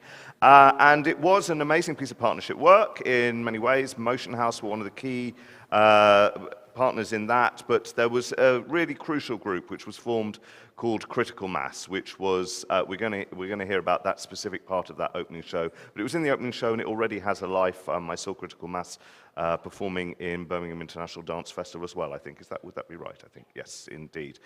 So this was set up, this was such a big story, it needed 3 of you to tell it, then Orit couldn't make it, and then Zoe couldn't make it, and you almost didn't make it, but brilliantly, Tara, you're here. It's really nice to meet you. Hello. It's a mad thing where you meet somebody for the first time in front of 350 people. So you're going to tell us a little bit. We've got 10 minutes before coffee break. Is that cool? Are you clicking yourself, or are you... Dave? Yeah, good. Welcome. So Tara's going to tell us about critical mass. Thank you so much for coming and making the effort. We really appreciate it. Thank you. Thank you so much for having me. It's really, really exciting to be in the room here and already seen some faces. Personally, I actually started out in kind of outdoor world and carnival arts, so this is really, really nice to be kind of in this room after a kind of mad journey beyond that. So, as you'll see, yes, this is the three of us that are presenting, and I'm going to do my very best impression of and become each of them independently in time. So Oritazaz has sent in a film, so you'll be able to hear what she had to say. I'm going to pretend to be Zoe Golding, MBE, and I'm going to wear that MBE with a lot of pride, actually, today, because I think it's the closest I'm going to get to it. So, as Angus said, my name's Tara Lopez, and I have been, for the last couple of years, senior producer on Birmingham 2022 Festival. And in particular, my role was really looking after a project called Critical Mass, which you're going to hear a little bit more about. But Critical Mass sat within a 6-month festival, which was obviously attached to the kind of Commonwealth Games itself. And for us, actually, partnerships was always really core to everything that we were doing as Birmingham 2022 Festival, because we knew we were rocking up this big, loud circus, and then we were going to disappear again. So in order to have any kind of long-term impact and legacy, we had to work in partnership with everyone who was on the ground. In order to actually just get on and do the job, we needed to work with partners who understood the local communities, who really could help us to actually connect with those groups and audiences that we needed to. So for us, partnership was always central to everything. Critical Mass took that to another level, and you'll kind of get a bit more of a sense of that from Orit speaking, in terms of the way that we actually governed the project. So it was all done in partnership, which at times was sticky and difficult, but at times was pure magic. I'm going to stop there, and I'm going to let us go on to Orit, if that's okay, so she can set up just what this partnership looked like. Hello, I'm so... And hopefully we'll get sound. Sorry I can't be with you today. I'd like to set the scene for the story that Zoe and Tara will tell you about Critical Mass, particularly in the context of Bradford 2025. Critical Mass was a partnership between the Birmingham 2022 Festival, that's the cultural programme of the Commonwealth Games, and the Dance Development Leaders Group, DDLG for short. DDLG is an informal network of now more than 70 dance professionals and organisations from across the West Midlands region. They're people who are passionate about inclusion, learning, and inspiring people of all ages, especially young people, to dance. The DDLG was originally convened over 5 years ago by Arts Connect, the bridge organisation for the region. Together, the group explored priorities for development and the potential for collaboration. We asked what could only be achieved by working together that could never be achieved by anyone individually. We adopted a creative inquiry approach, agreeing some questions to explore and learning through doing and reflecting rather than just talking. A vision emerged for an ambitious project that would make the most of the opportunity of the Commonwealth Games, then several years away. For the avoidance of doubt, we called it the Audacious, Ambitious, Collaborative, Region-wide, Live and Digital Outdoor Youth Dance Project. And this became the title of all emails and documents. When the Birmingham 2022 team began their work in 2020, in lockdown, the title of our email and the nature of the DDLG partnership caught their attention. They supported a pilot project Beyond Borders in 2021 to explore inclusive, integrated practice, and here's what happened next. Thank you, Orit. So yes, next, and this is great actually, I can let everyone else just do the work for me. We're going to show a film which kind of captures what Critical Mass was, so that you can try and get a sense of that for yourselves.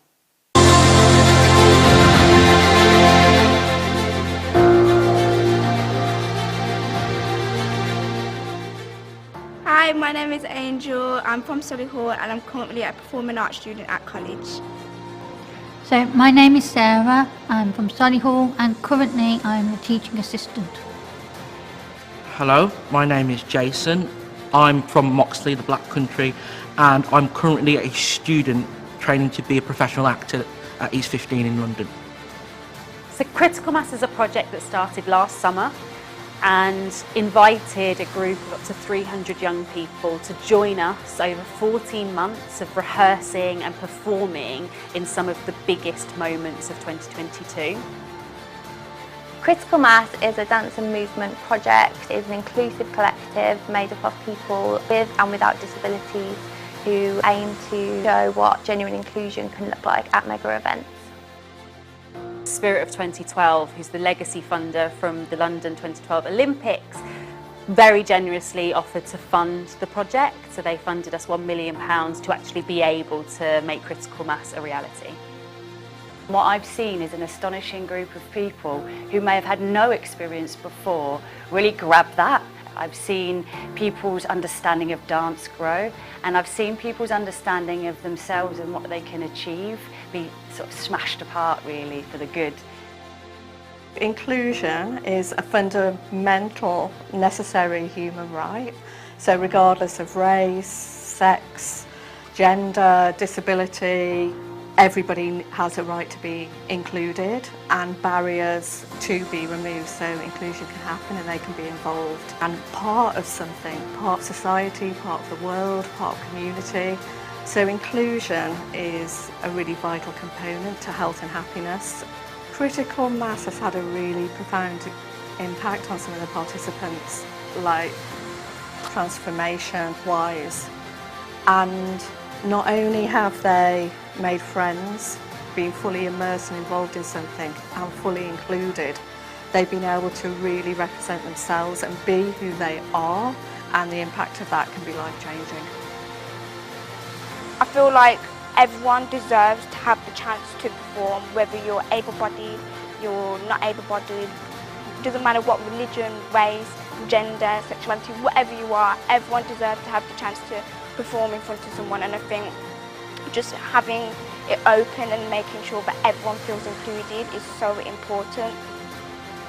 There's been such a transformative element to this project alongside the dance and movement that is truly inspirational and shows what can come out of projects like this that aim to put people first. Just felt that my confidence has just grown a lot over the last 8 months. It feels like I can be free, I can be expressive in my own way and just be an individual. Wow.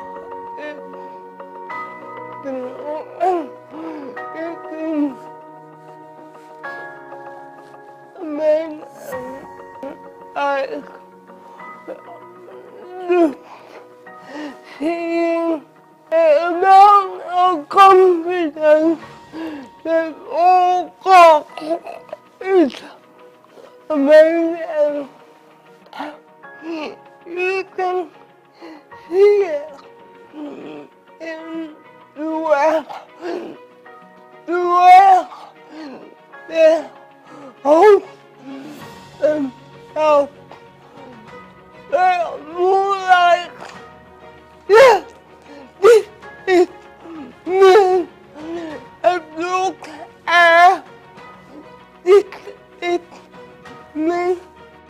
What I hope for the future is that the next major events, whatever they might be, are able to take the learning that we've built through Critical Mass and make sure that they do things better than we have here, make sure that the work around pushing inclusivity keeps going forward so that this project and all of the work that's gone in really has a change nationally, maybe even internationally, on how people put on large-scale events.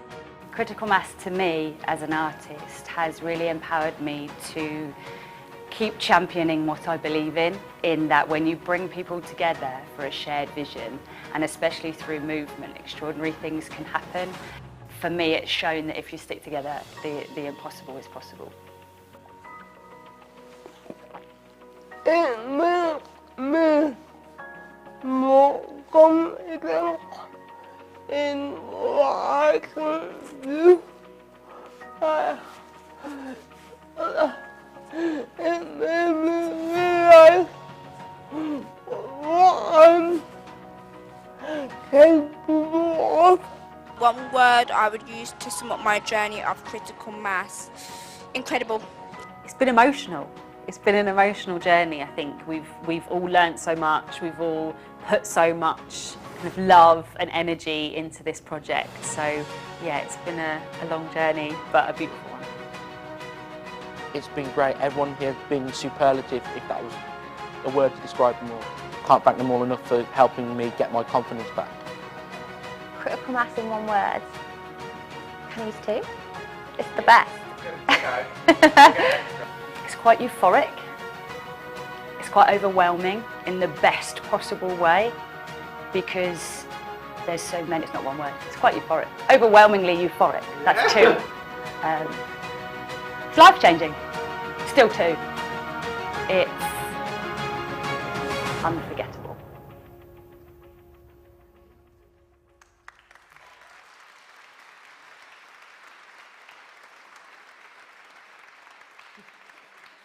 Thank you so much. I think that says way more than I ever could stand in front of you and say, and actually it takes me a second always to kind of catch myself because I think the emotion is still really strong in this project. So now, I am Zoe Golding, MBE, and I've got long brown hair and lovely dimples, so just imagine that. And bear with me because I got these notes just before I was leaving the house. I quickly printed them out, so I've not read them, but it'll be fine. So this is what Zoe wanted to say, and I think Zoe really wanted to convey some of the emotion and actually the experience of her as an artist leading this project, which, as I say, at times was challenging, at times was beautiful. So I'm going to share with you a little bit about my role as artistic lead in this epicness and some of my reflections in a letter I've written to the next lead artist of the next big thing, whatever that might be. So the role. First up, quickly I realised and I invented a new role title for myself, which was artistic negotiator. Which when doing something like this, it's about enabling someone else's artistic vision to be realised with an integrated cast, whilst constantly championing our participant and dance team voice, needs, and priorities within the process. It was about artistically producing and directing a co-created show with 150 plus people. She had one shot at a very fast meeting in a coffee shop to insist on what we needed to be our best in the opening ceremony performance with no compromise. To unexpectedly lead the R&D and devising the movement content with the team for the opening ceremony, thanks to COVID. Curating live sites, critical mass events, which was about empowering the local groups to perform what they wanted. Slide before, we've got some images. Which you can see, sorry, it's not that big, but you can kind of see the different performances that she's talking about here. Held off the opening of one of the live sites areas because tech delays earlier in the day, out of our control, had compromised critical mass tech time, and there was no way after 18 months of championing what inclusive practice needs, compromise was happening now. So she really had to kind of champion all the way through, not just the art, but the people that we were working with and actually what it meant to be working with this integrated cast. Discovering and teaching others what it means to be truly inclusive in the role of a kind of mass rehearsal director. And the words, "Shall we have a meeting about that?" make Zoe shiver. There is so much that she could say about this project, team learning. Be aware that removing one or the most obvious barrier to access does not mean your job is done. What you are doing is creating an environment of trust, which allows people to really bring themselves, which means more complexities can follow. And when we fully support people, even more achievement is reached, and you become that support network. Surround your team with as much support as you do the participants, and that's something that for us was always a big learning curve as we pushed through. Invest time and resources into really knowing who is going to be in the room. This is everyone from participants to leaders to the person from the local press turning up with a camera.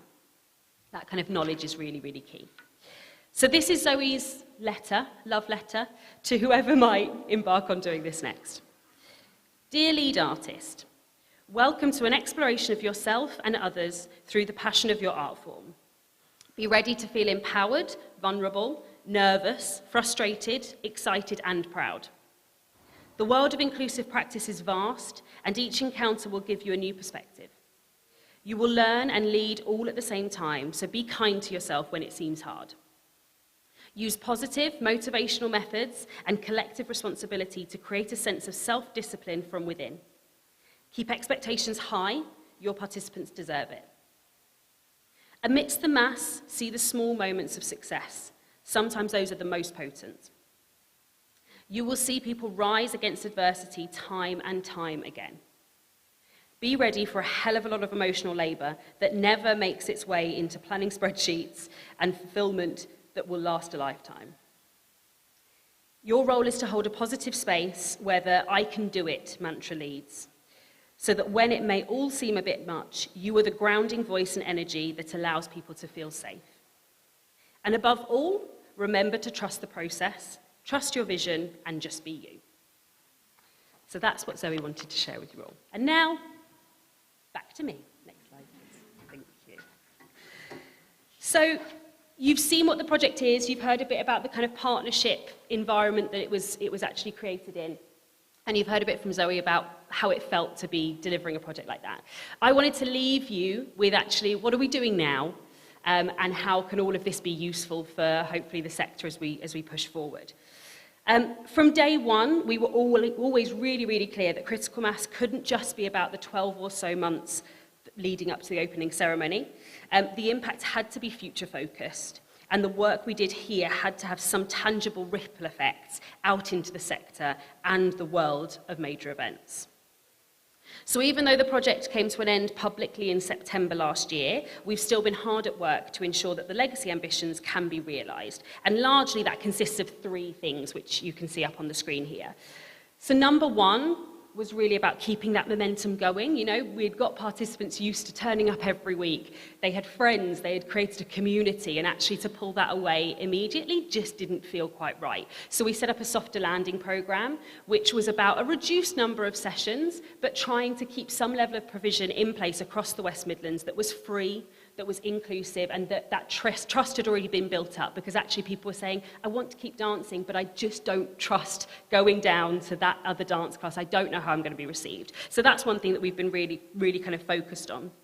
And we're looking at the minute at funding that can support that beyond kind of March, April this year. The second thing has been about bedding in those skills. So there were a lot of skills, a lot of learning, a lot of knowledge that was kind of developed through the delivery team, the producing team, dance artists, support workers, everyone that was up close with this project.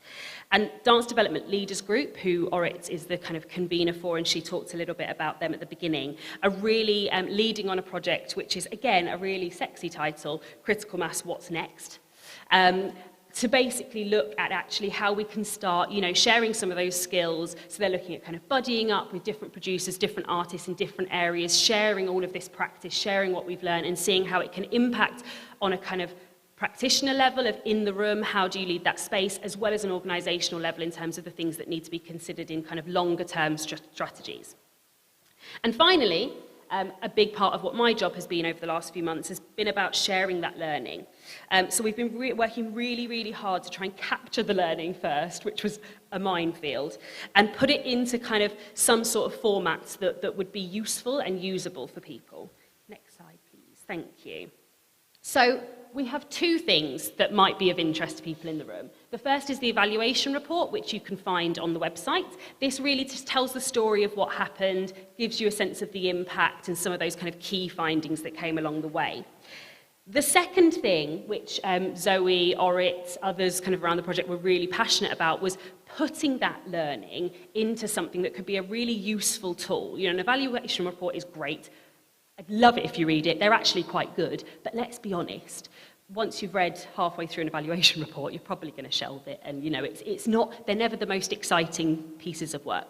So we really didn't want that to be the case with this learning, because we know how valuable it could be. So we've been working with the audience agency to pull together a playbook, which is basically all of that learning kind of put in a sense of, okay, if you were going to pick this up and try and do something, whether it's on this scale or on a smaller scale, here's some of the things that we wish we had known. If someone had handed me a manual of how do you do critical mass, this is what I would have really liked to see.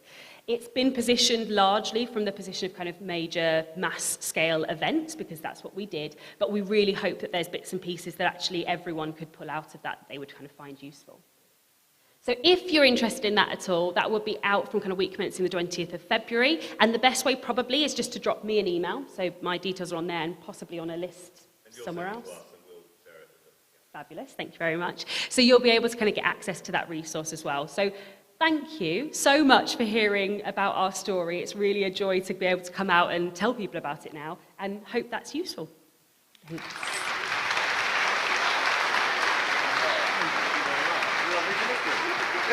Are you around? Are you sticking around? Okay, great. So Tara's not here for questions towards the end of the day, so grab her at lunchtime. I'm not on. There we are, I'm on now. Yeah? Yeah, here we go. Great, right, break time. Time for coffee? Yeah? Then we're back for an hour after that. So can I just ask,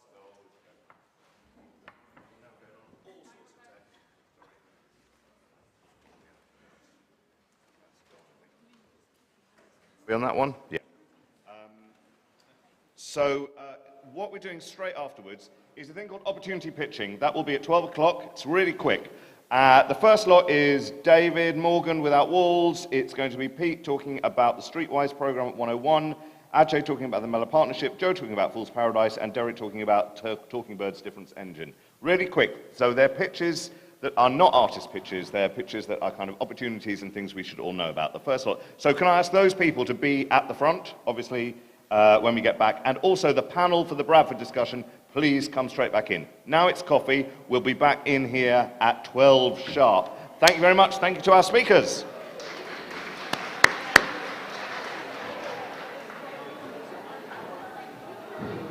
If you're using the BSL, please have a word with the signers, just so we know. Thank you to Lizzie and Katrina.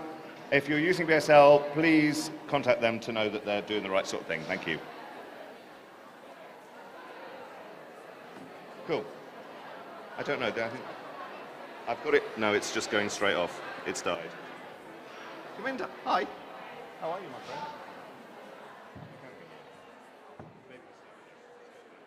How are you?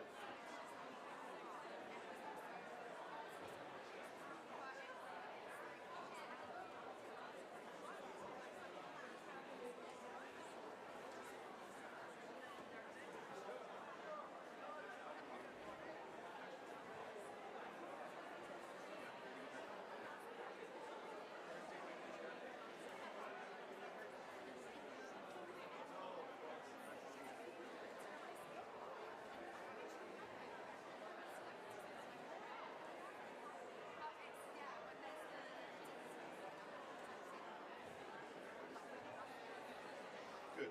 Oh, God. I'll walk away from that next time. Is that okay?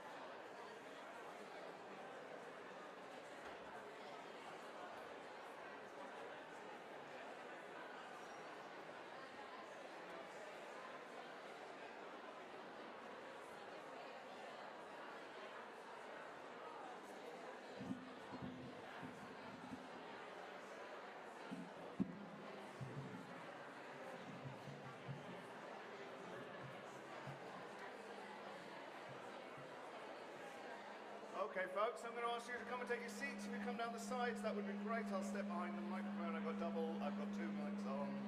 There we go. This will be fun.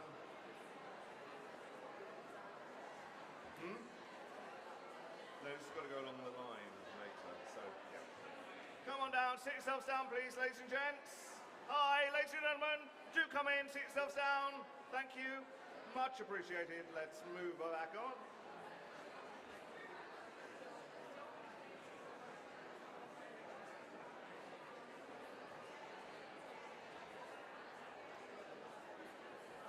David, Pete.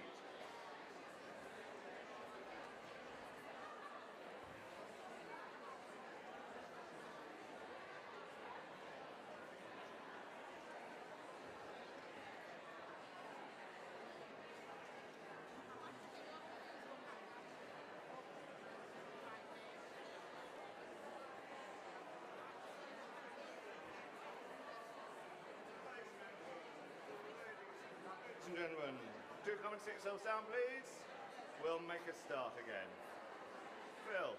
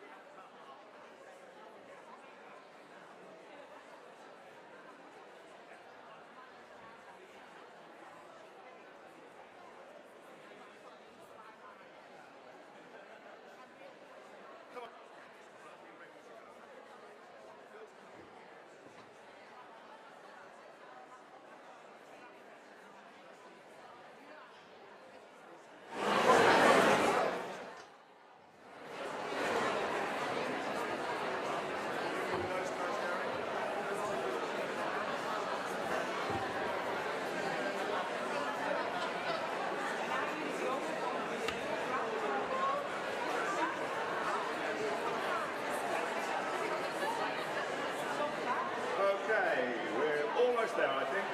Any more panelists would be great. 1, 2, 3, 4. No, I'll bring you up one by one, Dave. Or you can all come up here. Yeah. Great. That's good.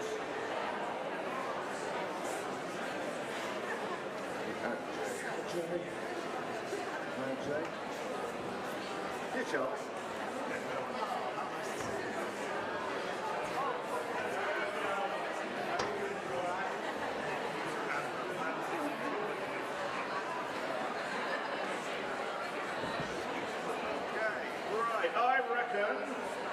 Guys, do sit yourselves down, let's get back into it. Almost lunchtime, almost marketplace time. Yeah. Okay, right, how are we doing? That's looking good, that's looking good. That's great. Right, so, look at this. Session 2. Amazing. Great. Sorry, that was a bit rushed. We're a little bit time, but we'll catch up. We will get the marketplace open at 1. I'm determined. So the first thing we're going to do is called opportunity pitching. So we've got 2 sessions of this. I'm asking people to be super quick. Just say who they are, say what they do, and how that opportunity might be relevant to the room. BSL, we're standing you down, I think, because we think we're good to go. If anybody needs anything, the girls are staying around, though, aren't you? So that's brilliant. Thank you very much, though. Okay, so first of all, we're going to have David, then we're going to have Pete, then we're going to have Ajay, then we're going to have Joe Burgess, and then we're going to have Derek. Right, so, David, come on up. Who are you, and where are you from? Hi there, can everyone hear me okay? No, maybe I didn't switch it on. Such a great start. Oh, it's that one. There we are. Have a go. There we go. Yep, I can definitely hear myself now.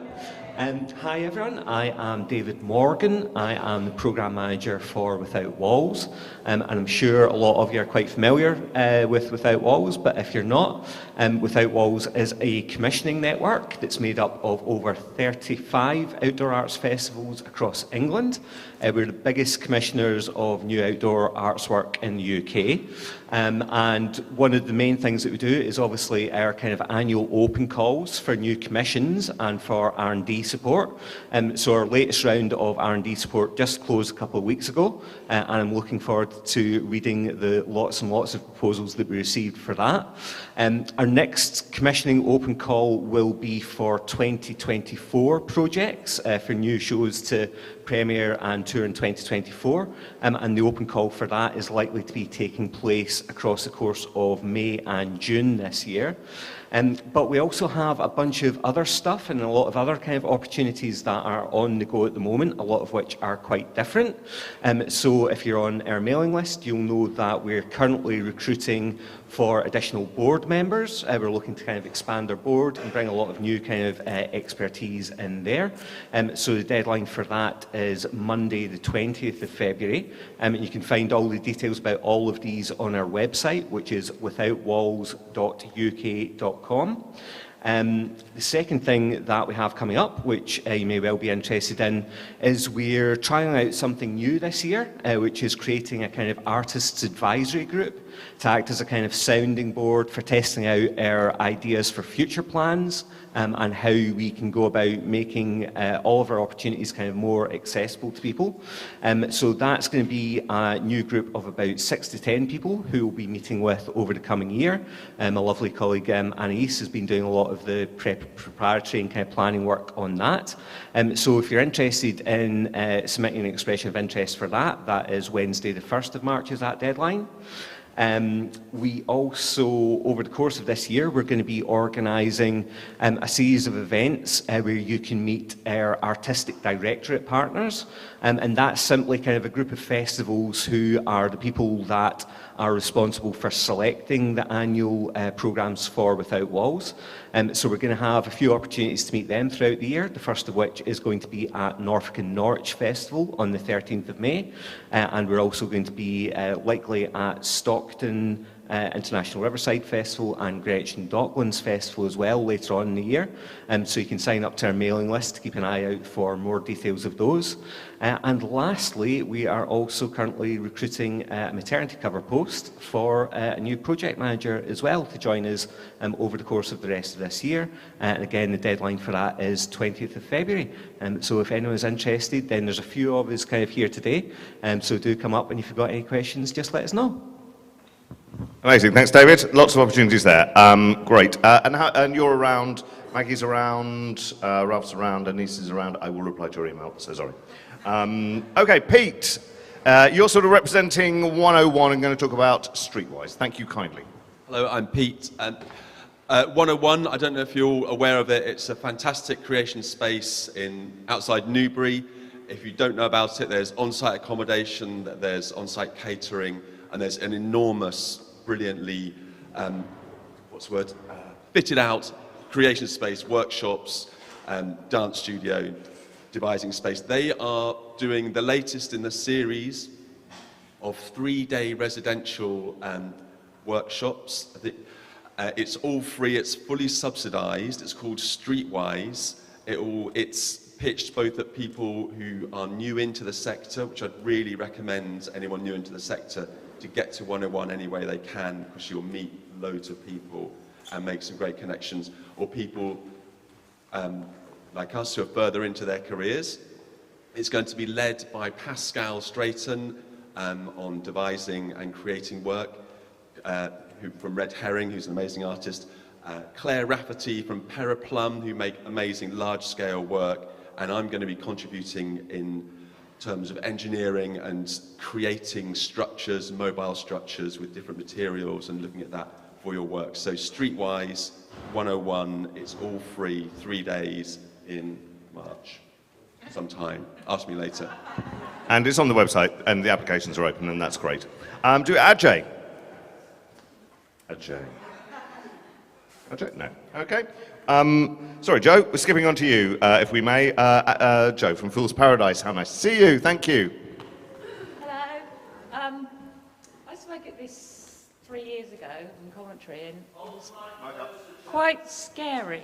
But I'm back because it was so nice to be asked back, even though I only found out a couple of days ago. So And it's moments like this that make me realise why I'm not a performer and why I admire them so much. So I'm just going to read this out now. So I'm from Fool's Paradise, and we're an agency for outdoor artists. We've got a little office in Exeter with a team of 8, and we work there and from our homes. And we're about helping to make the booking process simpler and fun. So if you're an artist, we might be right for you, especially if you're starting out and need advice. I'm the point of contact at Fools for anybody who's interested in working with us, and I love talking to people about what they're planning, how to sell work, and what their market might be. I mostly know what I'm talking about because I've been doing this for 30 years, but I have been known to give really bad advice sometimes. I don't always believe everything that I say because it might not be true. Ask other people. It's a long process to learn everything about an act, so we only take on a few every year because we have to learn so much, and we're quite bossy. So we tell you what to do, we run your lives and sort of harass you quite a bit, so you might not actually want that.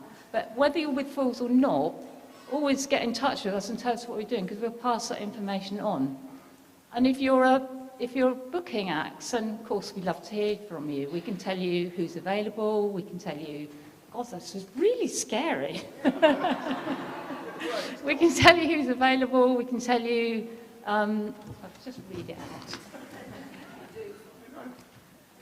out. And we can do your admin for you, we can save your budget and your carbon footprint by telling you who's local or who is touring nearby. And we can just do everything for you, make your life really easy, so call us anytime. But the main thing about Fools is we talk to so many people across the country all the time, and we've collected a lot of weird, wonderful and interesting little details as we go along. We store them, we squirrel them away. So last week, a performer rang up and said, who's the best insurance company? I need to get public liability, I don't know where to get it. And we knew. And then a client rang up and said, I booked this act years ago and I can't remember who they are. So if I describe them to you, do you know what the name might be? So they did, and we worked it out between us. So we know stuff, and we're happy to share. We like a chat. And it's more than just dates and prices and bookings. It's about where we're all going with all this and how to make it work for everybody. Thank you. Thank you, Joe. And thank you for doing it. I know it's not the easiest thing. Fools are fantastic. And can I just shout out for the fantastic support you offered all those artists during COVID. Your artists were so well looked after and informed, and it was really recognised, and I turned to you for advice so much as well. So thank you, Joe. Thank you, Joe, for doing it. And it's great to have an agency here as part of that. Derek, are you going to talk to us now, please? Cheers.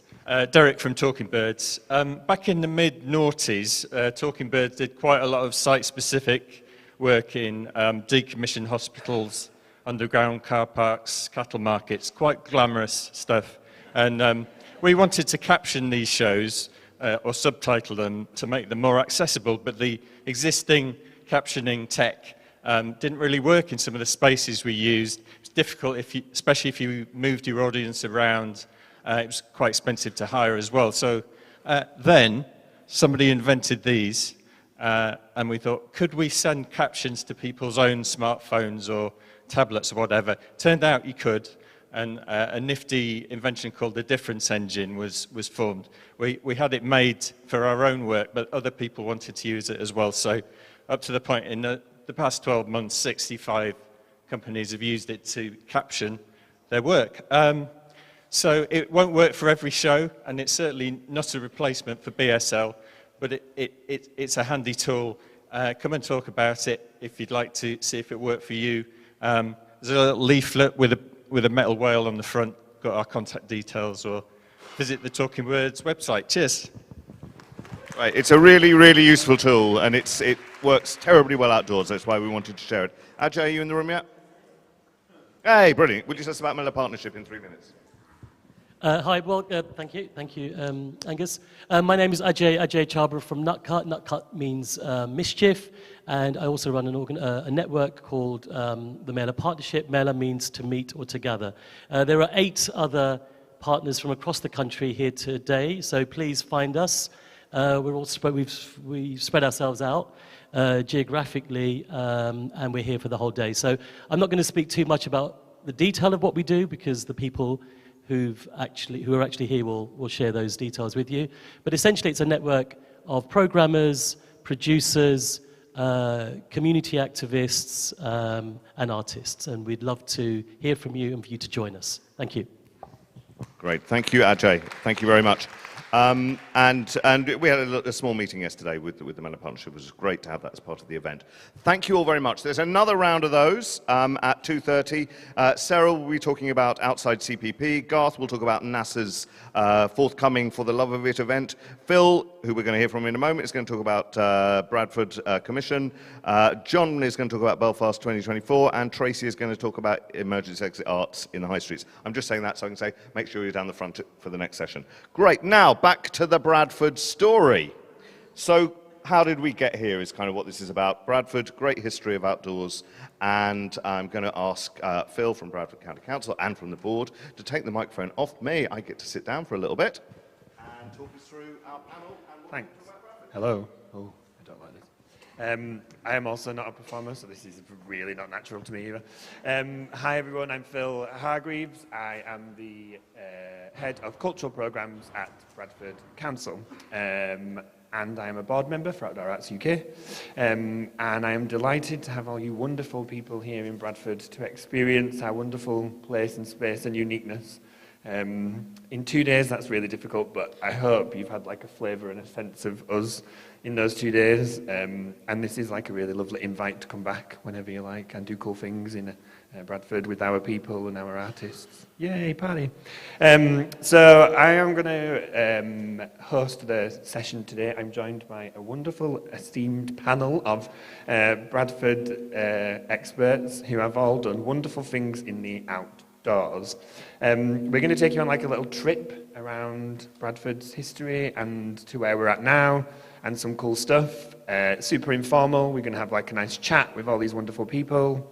Unfortunately, one of our guests can't be here today because they're having car troubles, which is Habib from the Eid Festival in Bradford, but he says he's really sorry he can't join us. So I'm actually going to start and kick off with Dusty. Hi.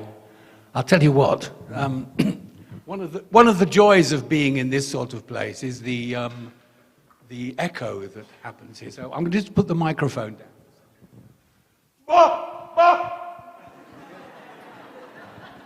It's very liberating sometimes to just cry out and scream out your angst or whatever. Yeah. Go for it, yeah. Selbstdarstellung. Welcome to Bradford, everyone. A personal journey to start with. I came to Bradford to study chemistry at the university in 1969. And amongst the first things that I did as I looked out of the window onto Great Horton Road, where the art college also is, was I saw these people playing giant chessboard stuff. And I went to the City Hall and I saw a reenactment of the storming of the Bastille. And there was all these people from the art college were doing amazing street theatre, inspired by the spirit of the times in some way. You know, I came out of that moment when Paris 1968 had happened and the Situationists had taken over in France, and we were all being asked to be political, but also to be dreamers. You know, beneath every boulevard, there's a beach. You know, we were being demanded to be imaginative. And I was inspired by that, and really, although I did a bit more chemistry and got really into various substances and things like that. Cool. Are you okay with what I've given you later? Sorry.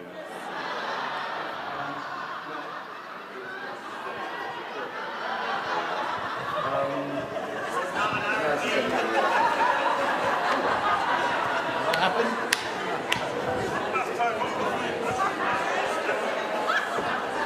I'm not quite sure what happened because I can't hear very well. Do I just ignore that? Do I?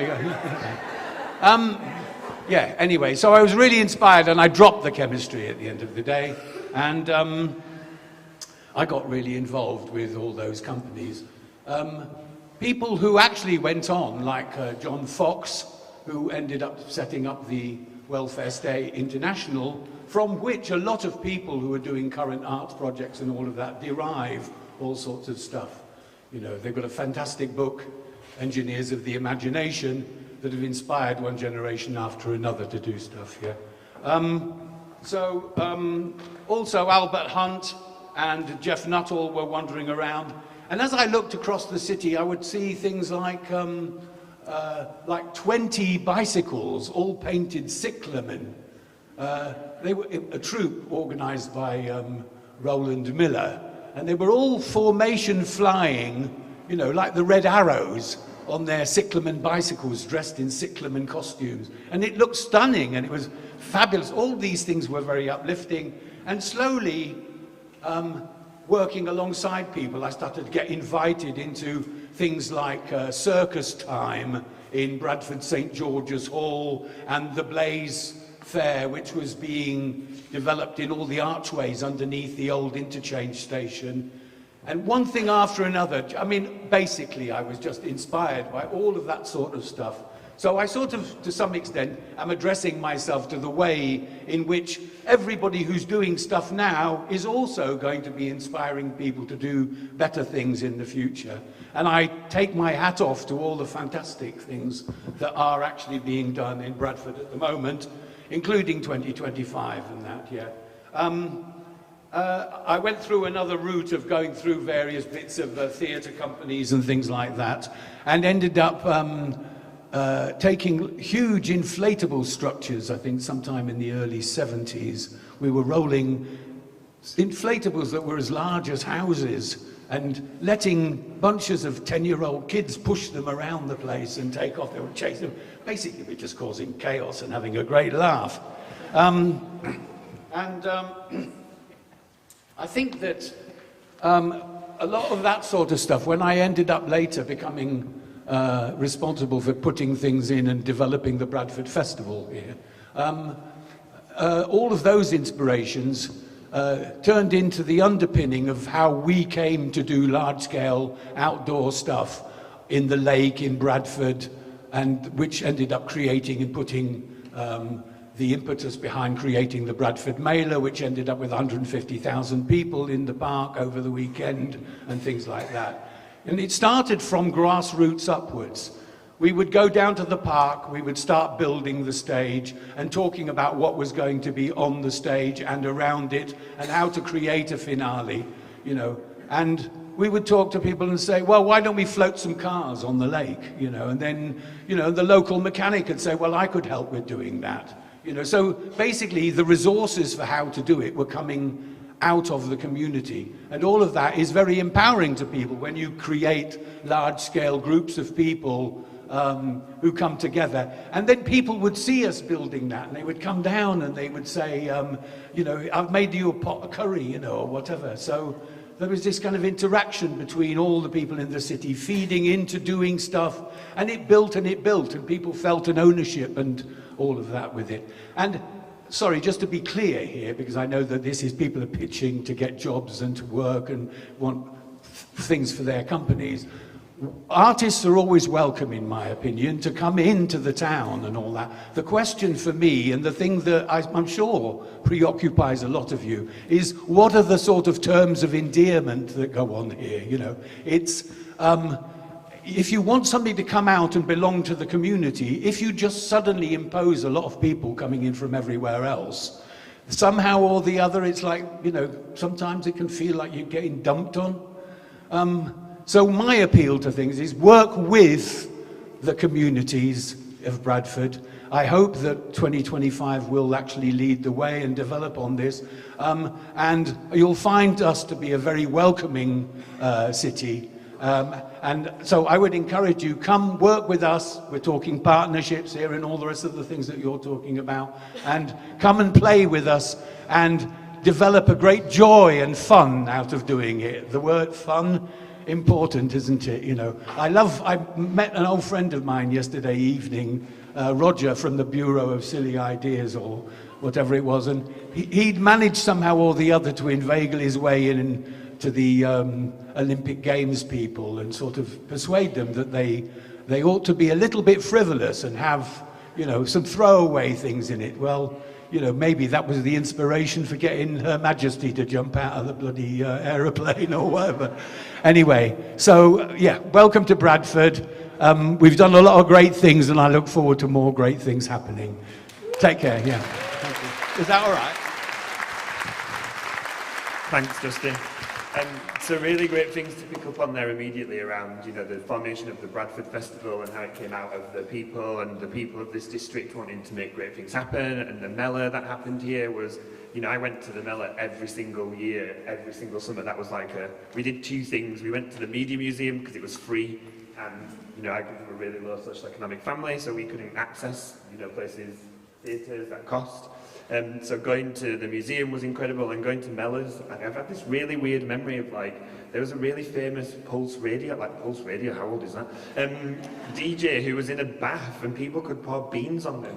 And I remember my brother pouring beans on him, and it's like really glued in. So we're talking a lot, like our heritage really in the district around arts and culture is built on people taking ownership and empowerment of what happens here, and lots of great activists moving great things forward and making really cool things happen. So speaking of great people and activists, I'm going to come to Lisa Malan. Thanks, Phil. Hi, everybody. My name's Lisa Malahan. I am the director of Bradford Producing Hub, which is a development organisation in Bradford, which I'll come on to. But I wanted to start a little bit as Dusty did, where I started. So I learnt everything I know through working at Mind the Gap Theatre Company, which is which is one of the world's leading learning disability theatre companies. They're based here in Bradford. They have been for 35 years. And they really are an amazing company that make incredible work. So I was really fortunate to learn on the job through them, and I became their senior producer for a number of years. I worked there 14 years.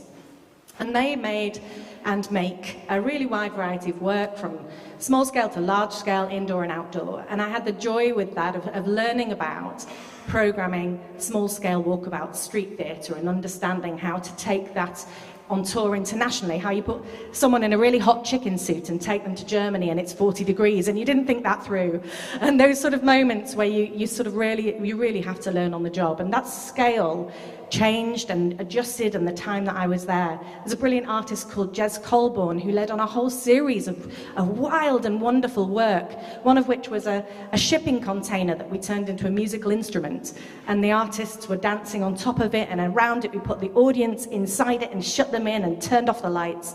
And again, it was great until it was really hot outside, and then we had to think about these things. So that weather stuff about outdoor arts is a theme. But we then made a piece called Irresistible, which we performed up on the Ilkley Cow and Calf. So Ilkley is a part of Bradford. The Cow and Calf is this astonishingly beautiful part of our moors.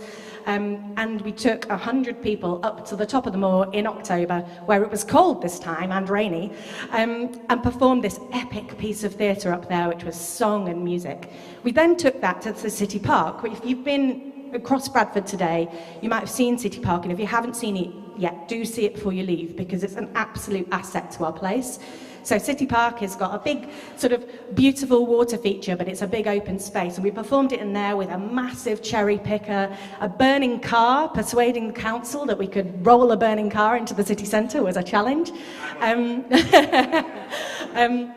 So this epic work were built, and then from my own perspective, the kind of finale from my time at Mind the Gap of that journey was a piece called Zara, which was talking about partnerships. I mean, it could not have happened without the partners that were involved in it. So just briefly to describe it, it was a 6-metre-high baby puppet. It told the story of learning disabled parents and their experiences in life. It was a challenging piece of work. It had 100 people in the community cast. We performed it in Peace Hall in Halifax and Imperial War Museum in London, and had different community casts in each place. It was an epic journey and experience. It had tanks, cherry pickers, and explosive poo. As it was baby, obviously. So none of that couldn't have happened without the partnerships that were involved, which is Walk the Plank, where our incredible partner Liz, Emergency Exit Arts, were our community development partner. We worked with Illuminos for the projection, etc., etc. So my journey into my career now very much is rooted in that company, in that place, in making work with and for and inclusive of everybody. So in 2019, I had the joy of taking that knowledge and experience and passion about inclusion into Bradford Producing Hub. Actually, the same journey as Shanaz. I was part of the bid writing team, and then when we got it, I was like, oh, I really want to do that. So I had to kind of beg forgiveness for Mind the Gap and left and became the director of Bradford Producing Hub. We are a live art development agency that started in 2019 and have spent the last 4 years, that slides that Angus was showing of the chaos that there has been over the last 4 years, and trying to develop live art through all of that has been an interesting journey. But fundamentally, we're here to increase and support everybody who wants to make live art in Bradford, whether they have never made anything before, whether they are well on their journeys and have been making tons of work already and are trying to take their next steps. So obviously, outdoor arts is really cool, an important part of that. We're really fortunate that we were funded from the start by Arts Council England with a £1.5 million investment. So that is the root of the ability to be able to make things happen is always funding. It's just the fact of the matter. But when the pandemic hit, when everybody had to close their doors, when the Arts Council stopped funding, we had that moment in Bradford of going, right, what are we going to do? And we decided not only to continue, but to invest even more. So we pivoted our funding and made a commission called Playing Out. And again, we kind of knew at that point, everyone's starting to get that feeling that the first thing that would happen at the end of the pandemic, it would be outdoor arts. So we funded 3 commissions, one of which is the Bradford Boar, and it was a whole series of beautiful puppets. There's some fairies, the Cottingley fairies, and a massive giant. The fairies were out last night as well, yeah, and a massive giant called Rumbold the Giant. So that's Cecil Green Arts piece. There's a piece by Carlos Ponguera and Donada Dance Company called The Bull and the Moon, which has gone on to tour internationally since then, and a piece by Stand and Be Counted Theatre, which was called Hidden Bradford. And that's an interesting one because they desperately wanted that to be a live art piece, and they had to, I think they redesigned that piece 16 times in the period of about 6 months. And eventually it was a digital storytelling piece, which was for all of those walks in parks we were doing. Do you remember that? When all we could do was walk for an hour in a park. And it was a digital storytelling piece based in parks, based in Bradford. So my journey continues with outdoor arts. I'm so passionate about it. I think it's absolutely vital in terms of how we tell stories, how we reach audiences. And yeah, that's me. I'm going to stop there. Woo. An amazing bunch of people on stage. So now we've got all of our activism and communities and people taking ownership, and that continues, and we've been inspired for decades around amazing outdoor activity. I maybe was probably still a baby at some of those times. Just you having fun in the city before I was, which is great to see. And we get to a point now where there's a bunch of great stuff that happens, and our art sector starts to have its own uniqueness and identity and empowerment moments. And this is where I bring the wonderful Rosie in. Thanks, yeah. I've got a few notes, but if I forget things, Phil, you could ask me questions as well. We can make this a dialogue, yeah. So, yeah, my name's Rosie, Rosie Freeman. I am the director of a company called The Brick Box, which is a small arts company. We work internationally, but are based in Bradford. And I also have sort of a freelance practice as well, as a creative producer, an artist and organiser. So I feel like I got into outdoor arts sort of by mistake. I kind of enjoy organising complicated things in weird places. So actually, I kind of started running club nights and festivals and doing a lot of political activism when I got to university. So it's that thing where you learn a lot by doing things in the wrong way at first, and then you realise that you need certain sorts of extension cables and that sort of thing. But I feel like my politics and my values has always kind of driven me. And actually, that's why I started doing art projects, not inside, because I felt like getting people into buildings was kind of the wrong way around. I felt really inspired by bus depots and like covered markets and all sorts of places like that. So started producing work there. So I sort of have got more of a, I guess I come from it from like a programming and creative production point of view. I really enjoy collaborating with people. And so that journey with the BritBox, which started in London in 2010, it really sort of led us to intersect a lot with regeneration. It was sort of cultural Olympiad time. So there was a lot of partnership work with like developers, with local authorities, in terms of funding, but also like the speed at which things change in London. Like you're constantly needing to work collectively in order to get things done. So that was really exciting, but I also felt sort of, and my business partner as well, felt like sort of constrained by London as well. We felt like, we'd kind of get in there, we'd form these relationships, and then we'd get moved on by, the global property market, essentially. My business partner, who's from Bradford, she was like, we could go to Bradford and have a look at that. So I started visiting the city before I moved up here. But literally the first time I came, I felt so inspired by this place. And I felt that warmth of welcome that Dusty talked about.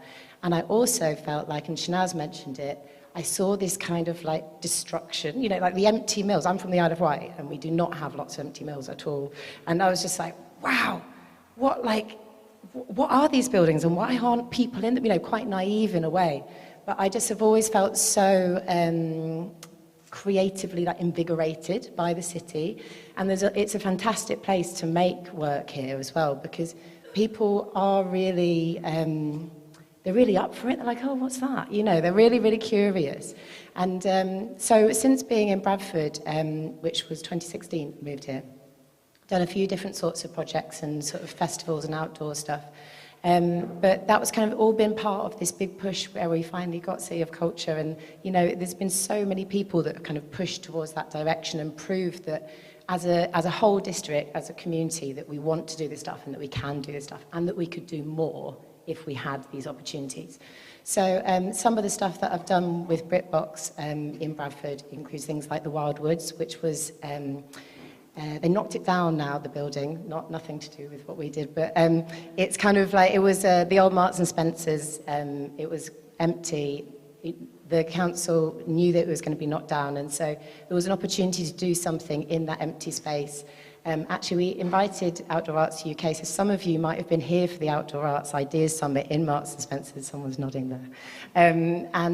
But yeah, we basically transformed an old department store into a sort of magical woodland, filled it with lots of different stuff, invited loads of the community members, organisations, arts organisations in, and kind of were able to kind of show and express our creativity as a community. So that was sort of one of the kind of things I've done. Also kind of programmed things like the Bubble Up Festival, which was across sort of a water-themed festival across the whole city centre. Every single MPO in the city was involved, loads of different community organisations and individual artists. We threw a huge, great big party for David Hockney when he turned 80 and had a big David Hockney party, puppet and a David Hockney disco where you had to be David Hockney to get in, so you had to dress up as David Hockney. So yeah, loads of different stuff. And more recently, we did a project called The Mills Are Alive. And that was in Manningham. And in the centre of Manningham, there is a very large mill called Lister Mill with a great big chimney, which is maybe like 88 metres high.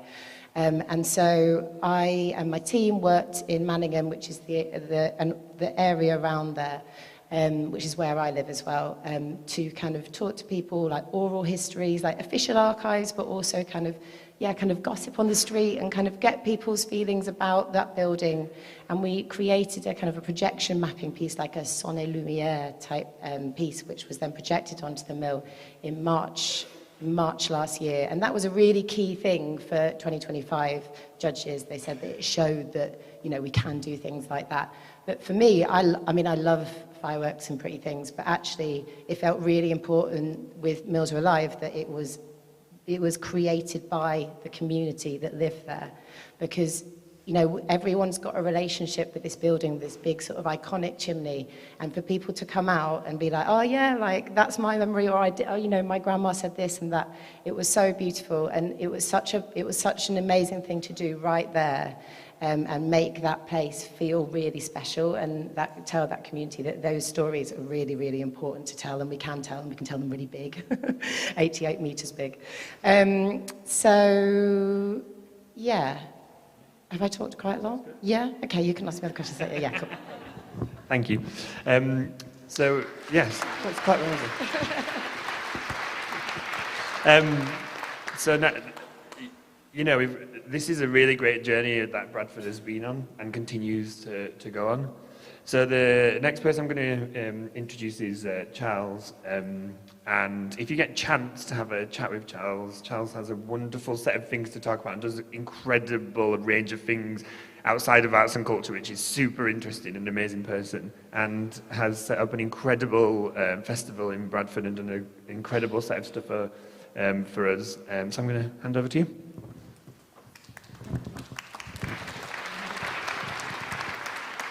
I'll best stand up because I've been sat down a while. That's one hell of an introduction, isn't it, really? I don't deserve that at all. I'm going to talk about, for me, this whole thing is about Windrush and the Windrush generations, which is why I kind of got into doing some of the things. And I'm quite grateful to Dusty, right? Because Dusty's he's like a sage.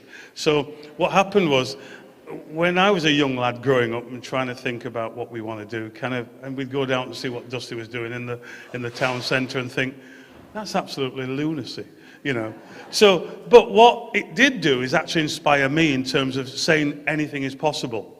So we ended up with this point around the Windrush generation, and for those of you, a little history lesson, 1948, after the Second World War, what we ended up with was Britain saying to its Commonwealth citizens, we need you here to help to rebuild the country after the Second World War. And so they went around, you know, Enoch Powell, Winston Churchill in the Caribbean, Enoch Powell, yes, going around and bringing people in, encouraging people to come to this country to try and help to rebuild it. And for us, and as a result of that, I think it's about people's recognition and how we actually recognize the efforts that people had made. And so I ran the first festival, which was, I don't tell you, but actually it was for the abolition of slavery in 2007. And at that time, Dusty was running Raise the Roof. So I said, how can we get this done? So I went to see Dusty, and Dusty said, oh, we'll build a stage, we'll do this. So actually, what I ended up with was this huge stage, all these amazing people coming to perform and do all sorts of things, just from that conversation and that inspiration that Dusty had kind of provided. And so we moved on to recent times to look at how we celebrate things and how we raise the roof and raise the profile for the black community, but actually the whole of the community. So part of my work for many years was about pulling communities together, and I've done that in lots of countries around lots of various places. And in my favourite pastime is on the ice. So I've been to places like the Isle of Wight, played ice hockey on the Isle of Wight and Gosport and various places around the country which you'd never unimaginable.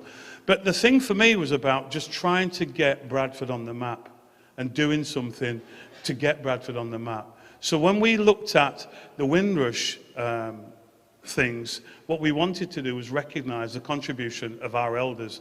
And we weren't just talking about black elders, we're talking about those from Eastern Europe, we're talking about Asian members as well. So we're talking about the whole community of Bradford. So it was important to put something together that could help to recognise that. So, great story that we had a gospel choir, and they sent me this piece of music that we were going to do. And the music was a mashup of Bhangra and a fusion of wider cultures of music. And I was like, how on earth is this actually going to work? And they went around the district to various schools around the district, because for us it's really important to connect the whole district, not just the inner city, and connect the whole district. And we got this choir of young people from lots of schools around the district to all come together on a stage. They'd never got together before, and they all came together on the stage to perform this song. And I was like absolutely amazed about being able to do that. So for me, it's about community, it's about engagement, it's about bringing people together. And what we've been able to do through Windrush is not just highlight the contributions of the black community, but also is provide a shop window for people to kind of look at themselves. And we have this amazing image of there are 4 black women sat looking at the stage, and a young Asian bloke in his salwar kameez also sat with these women looking at the stage. And for me, that's the image that we want to try and create here, because that's about us as a community, because we are a community, and I guess you all contribute to that. And for me, the plea to you is about the diversity of what we do and trying to ensure that we're bringing people in, you know, from all of our protected characteristic groups, and we ain't just kind of doing it as a one-sided affair. And I think the other side of that is the diversity in our acts and our performances in terms of how we connect and how we engage people. And that thing about not being afraid to kind of to push the barriers. As Dusty taught me, don't be afraid to do that. And as an activist, I think sometimes, you know, actually, why am I talking about you so much, Dusty? Anyway, but no, it's his beard, it really kind of put me off. Anyway, I knew it before the beard. But no, so I think just as a final point, it is about connecting and engaging people. I've been very fortunate that with the support of the council and its team, you know, that we've been able to, you know, put some amazing things together, which has galvanized and brought people together, and we continue to do that. And I guess our biggest feather in our cap is that we designed the Windrush flag here in Bradford. And one proud moment for me was having that flag flown on the Houses of Parliament and on the Home Office building. Now, if you know the metaphor behind the Home Office building flying the Windrush flag, you'll go, how on earth did you manage that? Anyway, we did. But also we got it accepted in the House of Parliament in the Caribbean, in Jamaica, and it's now part of their National Library. And we built that here we built it and made it here in Bradford, and I think it's something that we certainly feel kind of proud of, but we wouldn't have had the opportunity to do that had we not been trying to connect and engage with people and sat around in a room with people looking at what it is that we want to do. We came up with the slogan of, we are standing on their shoulders.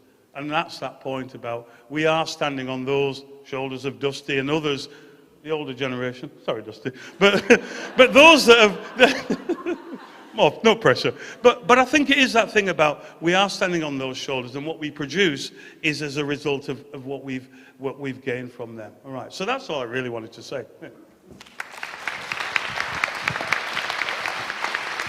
Wow. Welcome to Bradford, everyone. So I'm just going to do some quick bits of information stuff around Bradford. So by 2025, we will be the youngest city in Europe. We will have the most amount of young people in our district in the whole of Europe. We're dealing with stuff like papers who like to write things like Ilkley is the best place to live, and it's next to Leeds. It's in Bradford, so they can just say that. We're dealing with conversations like Bradford is the worst place to live. Please don't do that. There'll be plenty of people in this room who deal with very similar things. On the back of that, we've then got incredible things like Windrush Festival, Eid Festival happening in our communities out across the whole range of areas in the district taking place, where there's people, you know, last April we had 1,500 people gather on City Park for an open iftar, and that's not put in the paper about everyone coming together and breaking, you know, fast together and celebrating interfaith stuff, and those are the things that are not written, and those are the things that we're dealing with. So 2025 is hugely important to us and the people here, because it's the first chance we're going to get to tell our story in our way and through our lens, and that's so important for us. There's 50 or 52 plus languages spoken across the district. Over the past 2 years, we've offered around over 75 commissions which have been involved in the outdoor sector, so there's been 75 pieces supported. We have, you know, this can't be just about one singular organisation, one singular person in this district, and, you know, being in a role at the council, it's really important that the culture team at the council is an enabler, and it opens up opportunities and space for other people who run incredible things in their communities and spaces to have equal space for that event and activity to be recognised with equal value. that we redefine some of what we're calling culture in our structures and spaces, because everyone is engaging with culture. I don't believe that there are areas of low engagement in culture. I think we're not recognising cultural forms and all the cultural forms in all the spaces in the right way, and we've got to start doing that, and we're starting to do that. And in 2025, I'm hoping you will get to see some of that, and in the lead up.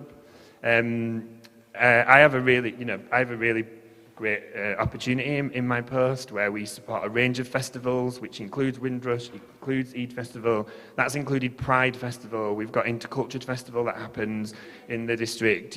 We've got shows that are coming out which are talking about social justice and social mobility. We're a really, really great community of people who have had outdoor arts like from the very beginning in our DNA, and now we're at this point where like we're thriving in this moment where we're trying to tell our story, which is like super exciting, I think. And over the next 2 years as we head towards 2025, this is about using 2025 as this is my personal opinion, so take it with whatever you think it is. But 2025 is not the end point for us, and it's not our only moment. It's by the time we get there, and the work that everyone in this district is doing really hard, the CPP, the LEAP at the CPP doing great work with the communities and the producing hubs and all of these people, and there's loads of people in the audience here today doing impeccable things, because post 2025 we will still exist and we still have culture, and it will still be celebrated, but it will have been seen and done in a way that everyone will get the chance to see it in a different light, which I'm really excited for. I don't think we've got time for questions because we were cutting short, but I'd like to say a huge thank you to everyone who on the stage here, and I'm really sorry that Habib couldn't have joined us, because Eid Festival is an impeccable event and festival in our calendar that has around 35 to 40,000 people attend a park event, which has loads of amazing arts and culture, which it would have been great for Habib to tell you about. But keep a lookout for our events and festivals that appear. I'll try and get them all on the Outdoor Arts website, and come and join us and see the spaces and celebrate with us and have a great time. And thank you to everyone here for being impeccable people, and thank you to everyone for listening. It's great to have you in Bradford. Thank you. Just hang on there a sec. We'll just finish up. We're almost done. Thank you to the panel. Thank you, Phil, for chairing. Much appreciated. So, look, we're back on schedule. It is about to be lunchtime for you, but we're talking about Bradford and what it does. We're just going to have a look at a little film, which is Car Stories. Is this right? Yes. So, yep. I'm about to do a plug for it. Let's watch the film. Thanks, David. Are you cool on that?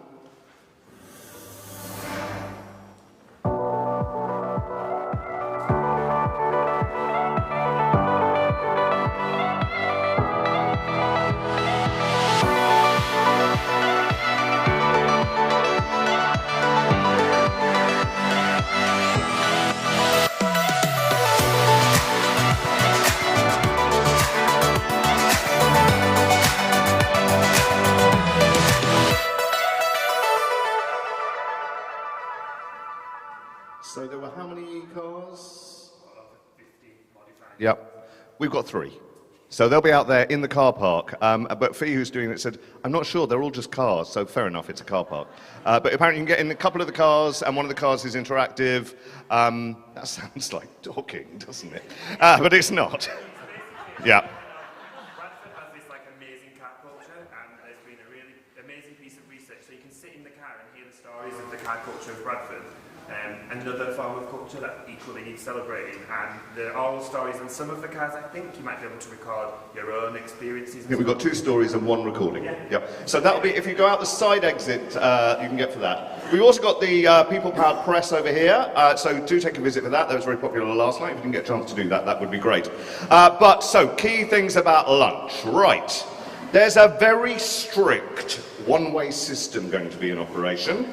Kalasangam have asked me to reiterate this. So when you go back in, you're going to go up the stairs to the rooftop cafe. There you will find your grab bag. Take your grab bag.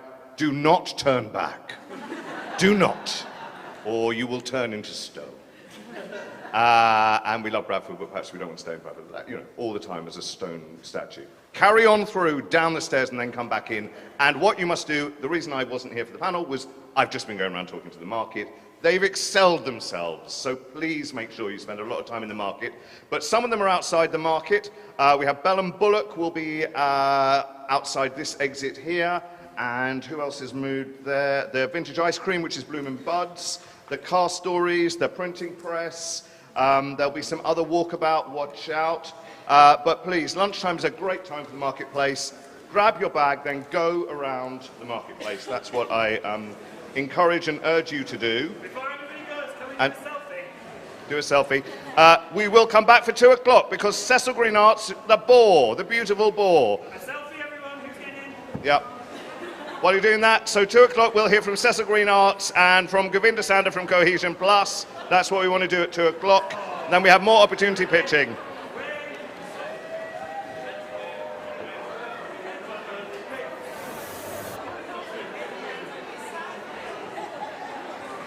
All right, we'll see you back in here at 2 o'clock. Have a good lunch. It's all vegetarian, the vegan options, and if you've got allergies, you need to speak to one of the team up there. Everything's vegetarian, but there are vegans that are marked. Thank you so much.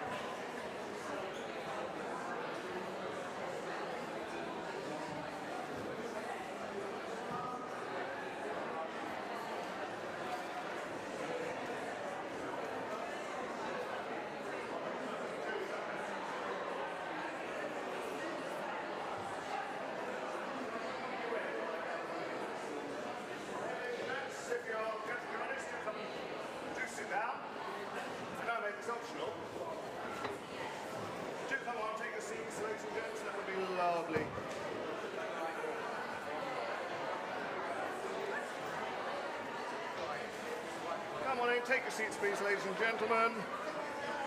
That one's not working. Clicker. That side is forward.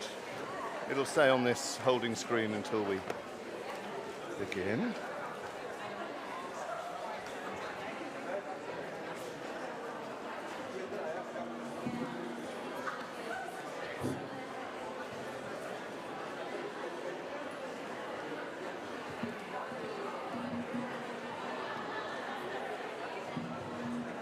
I don't like this one. Doesn't seem to be working. Repeat.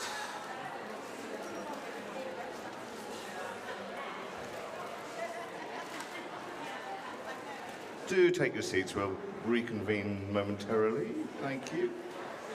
Now that we've thinned out a bit, if you want to come in from the sides, please do. We don't want to be stuck behind a pillar, or else you're hiding, which is fine too. Okay. You're okay down there, if you're happy down there.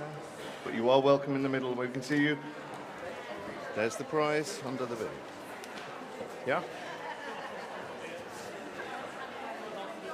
There you go.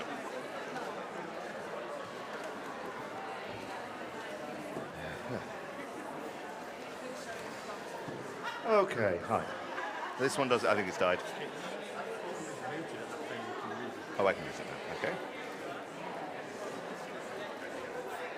All right, ladies and gents, so we can, anyone else at the back who's going to sit down, that would be great. Lorna, Robin, Alan, that's the board. Great, guys, lovely work, lovely work. Lovely. I'm saying if anyone from the sides wants to come in the middle, there is a bit more room, and it's nicer for us up here if you are. That'd be cool. Oh, you're all going in the sides, we can't see you. It's a bit weird. Hmm? No, okay, we're all right. Okay, any more sitting down? That would be lovely. Great. Anyone joining? Okay, I think we're good.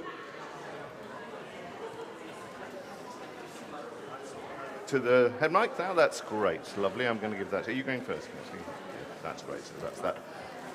Oh no, I'm not quite now. Okay, how are we doing? Let's see. All right, is that good? Okay, thank you. Very efficient lunch queue work. That was marvellous. Excellent busy marketplace. I'm going to stand there, and that's feeling a little bit better. So we just power through now. About an hour and a half, and then it's breakout free for all. Lots more networking time. I'm pleased to see so much of that going on. I'm just so pleased to see people together. That's really lovely. So we're carrying on with our partnership theme, and our next section is some kind of local connections. If you loved the Boar, if you loved the fairies last night, you'll love Cecil Green Arts. And I'm really pleased that they're going to talk a little bit about their work, and then we're going to ask Govinda Sanda from Cohesion Plus in Kent is going to talk a little bit about his work there. So I'm just going to, without further ado, hand over to you guys.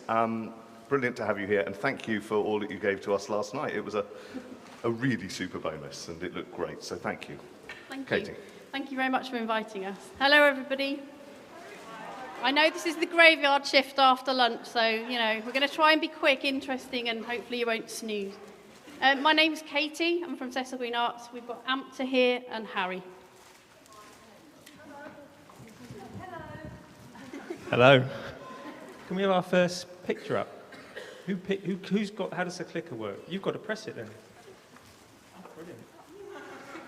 So we started in 2012 when Katie, myself, and Judy Connor, who just this Christmas retired, leaving a great gulf in our organisation, but best wishes to Judy in retirement. We got together to work on a parade. In 2018, we incorporated as a company, and Cecil Green Arts works mainly, but not solely, on art parades and street theatre using puppets and illuminated art. We've been inspired by parades around the British Isles, from the Belfast Beat Initiative, Edinburgh Beltane Society, Chester Watch Parades, and most recently, personally for me, when I worked in 2009 with In the Heart of the Beast, Puppet and Mask Theatre in Minneapolis, USA. Following the experience of their fantastic May Day parade, I came back to Bradford in 2010 And when I got back, I wanted to build big puppets, and I wanted to be part of a parade. And I met Katie here and Judy, and we looked around for what we could get involved in. And right beside where I was living in BD5 is the Canterbury Estate. A little bit of research told me that Canterbury Estate used to have a thing called the Canterbury Carnival. And it was dormant. It had come out of the Bowling Park, or West Bowling Carnival, I think, and Canterbury Carnival had been a spin-off. It wasn't happening. But we got together with the school and the Children's Centre to revive the parade and also start a lantern parade through the local Horton Park. We started working with a local residents group and children in the local youth club to gather their stories. It turned out that on the estate, the heroes we wanted to celebrate in our parade were the cats, because the cats kept the rats and the mice at bay. So we were busy working with the children, making cat masks for the parade, invoking the spirit of all the cats we could into the art. It was just a week before the parade when I was in the staff room of the local primary school. I walked in there to find pest control putting out a really large cage trap, like this big. I said, "What are you hoping to catch in there?" I said, innocently. It turns out the school now had a problem with feral cats squatting in the school. So I don't want to blame the parade for that, but it was, I like to think we had maybe something to do with it. The evening of the first lantern parade in Horton Park came. We had all our illuminated puppets ready. We had to rig them outside because you should never build a puppet bigger than the door you have to carry it out of. The building we were in was by the park. It only had a single door, and the head of the giant snake, is there a picture of a giant snake? The head of the giant snake just fitted out sideways through the door. We made it into the park. People came with the lanterns they had made at the workshops. It was a stormy evening. And as we entered the park, there was suddenly a flash of lightning, an ominous roll of thunder. The heavens opened into a huge hailstorm. It felt like an omen as little children around me were getting battered. Either we were doing something right or something very, very wrong. But that was the worst weather we've ever had, and every year since we've done better than that. That's me.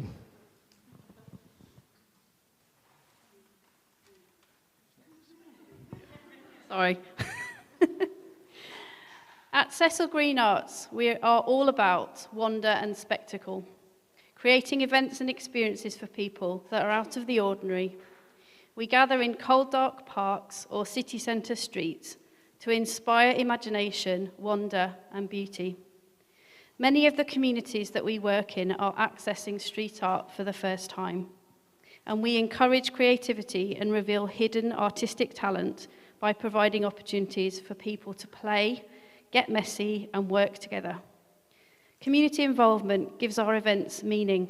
These shared experiences, unexpected meetings, and bonds of friendship create memories that increase understanding and acceptance between people. Our mission is to place celebratory, inclusive... Oh, it's gone the wrong way. Go right. Click right. We're such a professional outfit, aren't we? Sorry. I'll start that again, because what I'm now about to say makes it sound like... Anyway. Sorry. Our mission is to place celebratory, inclusive and high-quality outdoor arts at the centre of every community within Bradford District and beyond. Here in Bradford, everyone talks about where they're from by their BD postcode, and there are about 24 postcodes in Bradford. We reckon we've currently worked in about half of them, so we've got a way to go yet. We are really lucky to have people who have inspired us and mentored us along our journey, and we follow in the footsteps of people like Welfare State and have contemporary puppeteers and makers such as Andrew Kim and Alison Duddle, who've been very generous in sharing their experience and knowledge with us. We have benefited from training with Walk the Plank to learn how to create fire drawings, and these provide a spectacular finale to utilise the hypnotic magnetism and beautiful spectacle of fire. If we look back at our personal journeys and how we've reached this point, we realise we've always been interested in art without walls, which is free and accessible to all.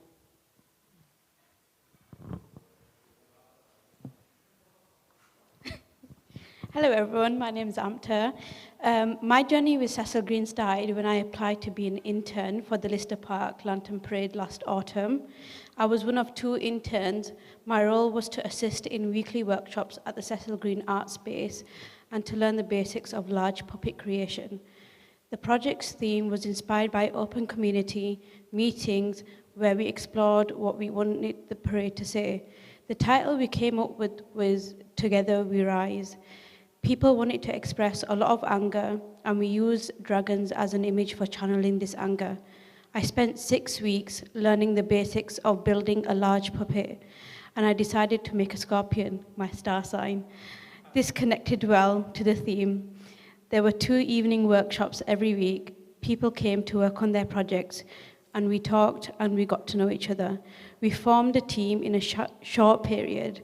I feel like this wouldn't have been able to happen if it wasn't for the open mind, hearts and arms of Cecil Green Arts. Every team member felt heard and valued, from freelancers to volunteers. I feel we forged lifetime friendships and professional relationships.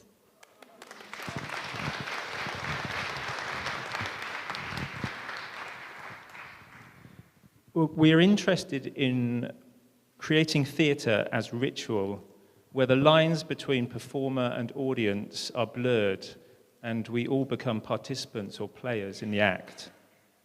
I hear time and again in the workshops the words, I'm not an artist, or I can't paint, I can't sing. You can insert in there whichever art form you like. No, I'm not okay. So this concept that I'm not an artist or I can't do that is something we come up against. And I think we don't naively believe that everybody is instantly an artist, but what we've experienced is that when everyone brings a little creation that they've made with their little candle into the dark, when we all come together, that's when the excitement happens, that's when the magic happens, and it's the whole thing all together, which is art. As a company, we have a passion for the earth and its people. We intentionally choose groups to work with that are marginalized. Most recently, we've been working with newly arrived asylum seekers who are staying in Bradford hotels. We believe that ignorance is often the cause of mistrust and violence, and we seek to break through that ignorance and the barriers between us by building relationships, by getting to know each other whilst sharing our stories. We aim to build community and friendships whilst we are creative together. And then we use that experience and those shared stories to make our statement and to give the people and ourselves a voice.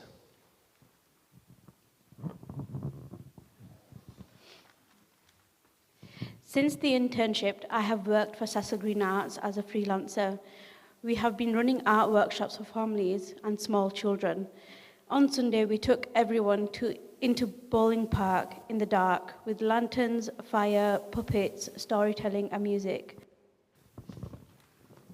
There is something special about taking light into the darkness, but we reclaim that space together.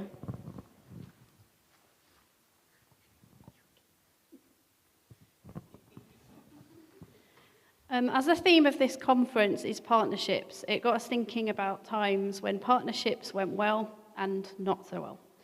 Like most small organisations, we've always worked in partnerships with various people over the years, and we've heard a lot of wisdom already this morning, particularly in this room, about partnership working. Our experience is it's sometimes quite hard, but made easier by clear boundaries and roles at the outset of a project. There is always the backdrop of power differentials at play with funders, town councils, community organisations. We've had similar challenges about just how many logos need to be on one leaflet.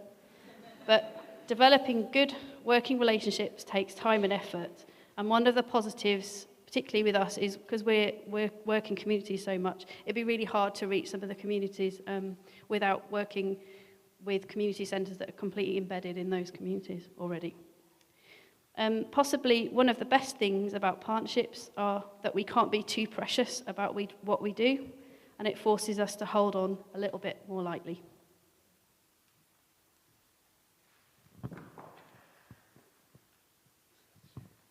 So that's nearly us. We're going to do a little pitch now.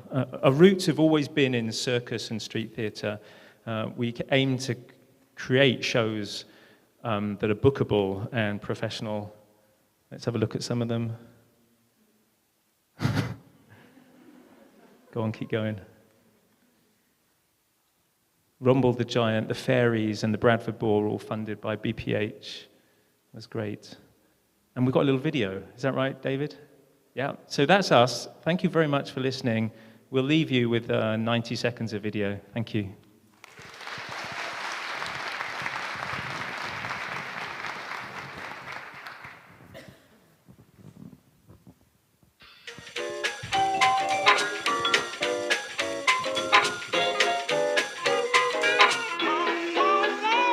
All the bad boys want some more, it's tricky.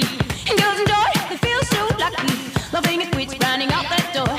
Calling their mom on the lick that floor. All the funky monkeys talking walking stores. They're lost side and rolling like a rapper core. Who can believe that there would be some gold with those worms, like I said before?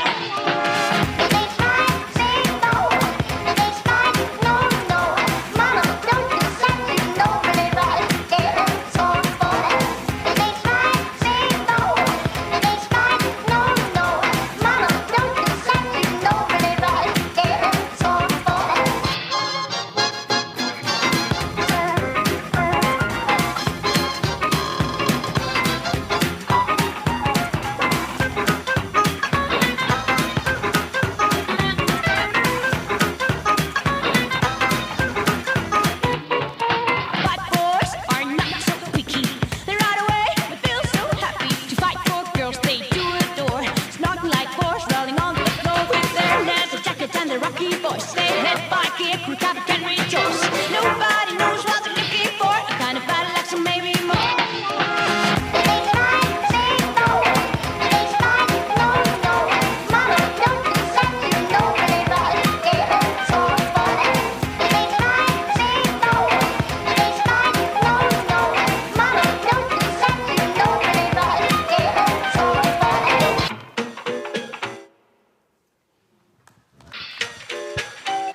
Guys, thank you. Hugely appreciated. Excellent mic to clicker work. I thought it was marvelous. Amto, had you ever worked with a professional cultural organisation before your internship? Is it your first time? Yeah. Brilliant. And now you're working. That's great. That's what we love to hear. Fantastic. Really glad you shared that. That was great. Let me just do, what am I doing there? Right. When we take our festival focus groups around the country, one of our really exciting visits this year was to see Cohesion Plus's Mela Festival, and the man behind that, Govinda, is going to join us now. Govinda, welcome. I'm going to give you this mic that I've just turned off. Thank you. Good afternoon, and that's you, yeah? So let's start again. Take two. Ready? Good afternoon, and what I would say in Punjabi when we say hello, we say Sat Sri Akal. Yeah, at the back as well. Feel free to join in. So, I'm a little bit nervous about this presentation, not because I'm scared of you guys. You're not frightening. You're nice and friendly. It's just that my office set the presentation up, and I've not seen it. So. I'll be honest with you. So we're gonna, and the other thing is, I'm gonna need the clicker, yeah? It's that one, yeah? And I'm a walker rather than someone who sits down. It has nothing to do with the fact I've only done about 4,000 steps. So let's see how we get on. So, Govinda Sanda, I run an organization called Cohesion Plus, and I'll be talking to you about partnerships and how we're kind of embedded in the kind of communities in the county of Kent, so where we are. So, about me, first of all. I am a performer, and I still perform. I done my first show in 1985, when many of you weren't even born. So we're still going strong. Got another booking on the weekend, so the knees are still there. I'm a dancer. So I perform Bhangra dancing. You're late. I perform Bhangra dancing, and we founded a dance company called 4x4, which is still going strong. And so we go out and do our stuff. And for those of you may not be aware, Bhangra dancing comes from North India, the Punjab, and that's where my parents come from. So in terms of, point here, in terms of who we are and what we do. It's all right, he's a friend, So we were born at the Kent Equality Cohesion Council. So my work, although now it's primarily known through the arts, I'm CEO of a charity called the Kent Equality Cohesion Council, and we're there to provide help and support victims of hate crime, discrimination, the one-to-one support that is often needed and isn't something that is kind of celebrated on our social media accounts.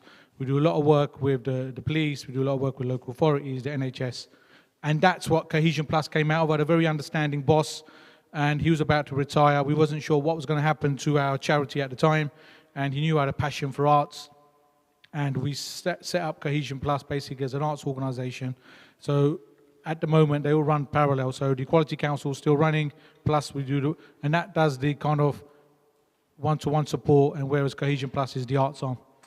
We're embedded in the local community. Someone who was born in the borough of Gresham, which is the most diverse area in Kent. It's a working class town. It's got a very high population from the Indian subcontinent particularly, very large Sikh community there, and that's where we are, and that's really where our kind of roots are. And when we do our events, we still try to work that kind of hyper-local level, working on a ward level, on a district level, working with schools, even on a street level. That's what our strength is. Even though as an organisation we've grown, for us it's about working in partnership and right at the heart of communities. And obviously our big things around showcasing diverse art forms, but the main thing for me is also about using the arts to connect communities. So I had no background in the arts. My dad was a labourer, my mum was a housewife. A school project, we were very, I would say in my class, we must have been about 70% from the Indian subcontinent. And so the school started brought a dance group in. That's where my interest in the dance and the arts started. And if it wasn't for that passion, I had in the arts, it wouldn't have allowed me to do all the things that I've been able to do. So I'm really grateful to the arts, and I'm really grateful that I was able to have that start. And the key thing is, for us, is about working in partnership. As a small organisation, we can't get things done on our own. So be it artistic partners, community partners, faith groups, local authorities, for us, it's all about partnership. As I'm about to move on to the next one, I was a little bit nervous in case what the next slide does. So fingers crossed. Right. Now, okay, current roles. And what does this got to do with Cohesion Plus and the arts? This is how we're embedded in that local community. This is how a lot of those doors and networks we've been able to develop. So I am something called a Deputy Lieutenant, which I was appointed this year. Now, there was a little bit of talk about Empire, and I concur about Empire and everything else. But a Deputy Lieutenant, for me, I find it a little bit ironic, and it's a great honour. I'm the first Sikh who's a Deputy Lieutenant in Kent. What it means is now, when I go to any event, unless there's a member of the royal family there, I'm the highest ranking person now. So it's nice in a way, yeah? So I can turn up with my chain, yeah, and I'm there in essence representing the royal family. So I think it's quite nice that now the politicians have to bow to me and we don't have to speak to them. I also do a lot of work with the police, so in terms of the Kent Police Crime Panel or the advisory group, the work we do around Prevent, Arts Council, the counter-terrorism, Kent Ambassador, kind of work around the arts, or NHS. The point is, that's how we build those partnerships and links up, and that's why it's allowed us, and it's allowed myself, leading a very small organisation to punch well above our weight. So we are very well networked within these kind of different kind of forums, which helps us with our work.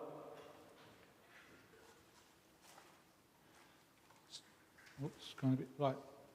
So our focus, basically, in terms of the work we do around the arts, what we're trying to do, as I said, very passionate about the fact that the arts has really given me an opportunity to do so much.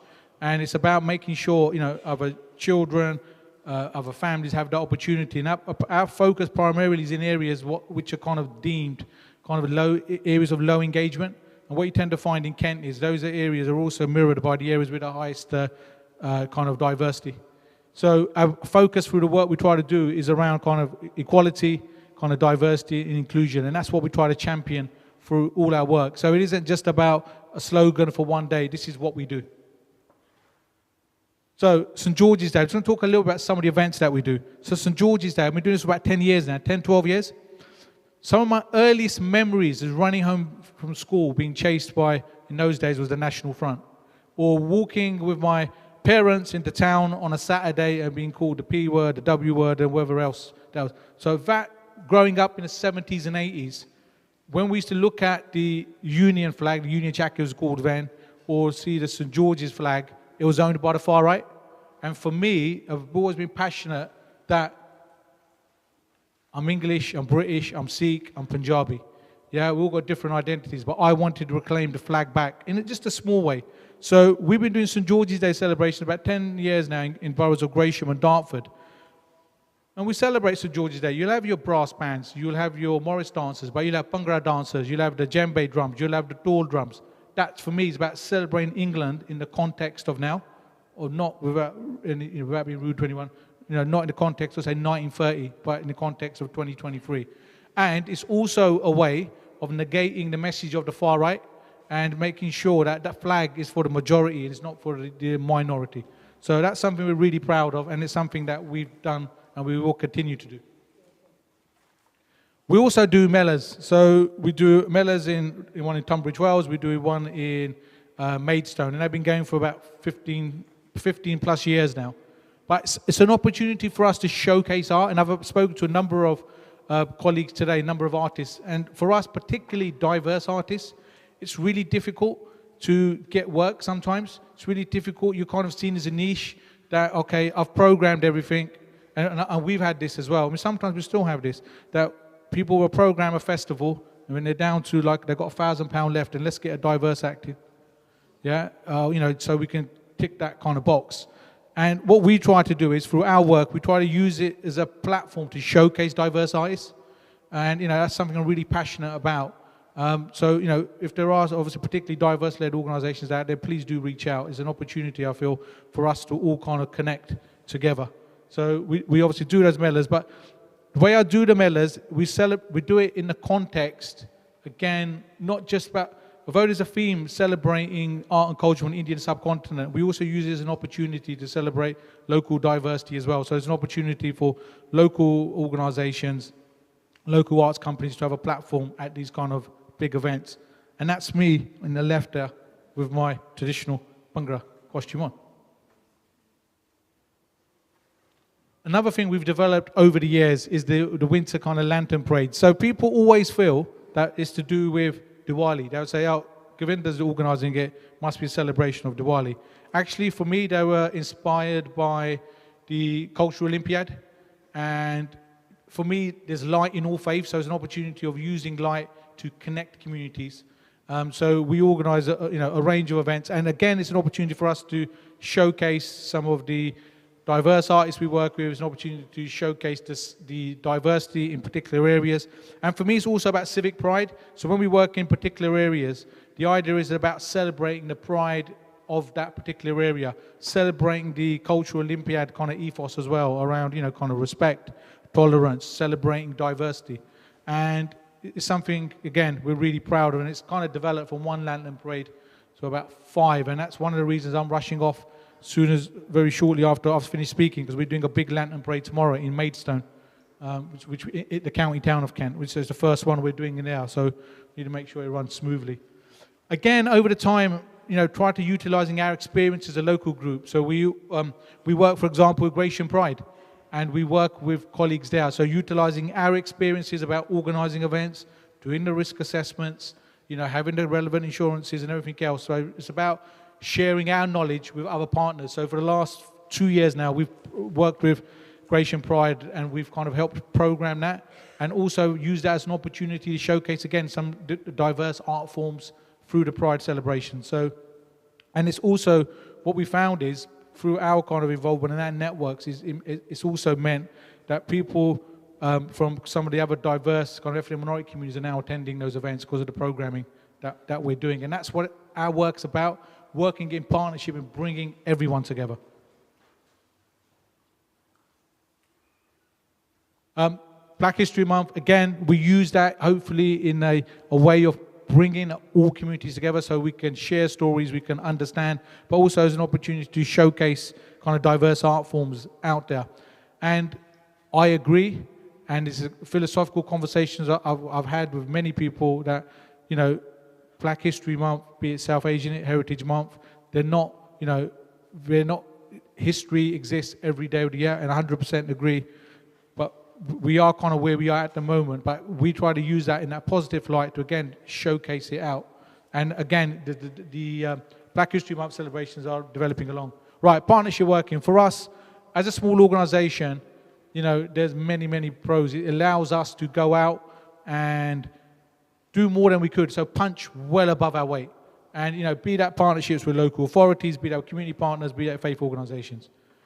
But there are cons to it. There are cons to it. So, you know, and challenges. And for me, one of the things that we found is in terms of partnership working, sometimes familiarity can breed contempt as well. You can be working with people and there's just an expectation that you will deliver, not thinking about, particularly around finances, and that financial imbalance can come in. Local authorities will sometimes want to work with us, which is great, but they feel it's their event. So, and most of the events that are kind of described, we are the majority funder. That's something I've worked towards. And the reason I work towards that is so I can have the final say. You know, I'm not at the whim of a politician. And I'm having I would call a philosophical discussion at the moment with one of our local authority partners, where the event's going to cost about 20,000. I've asked 5,000 for them, and we were going to give 15,000. They've come back with an offer of 3,000. So my argument to them is that, could I do the event without your $3,000? Probably. Could you do it without my 15 grand? Probably not.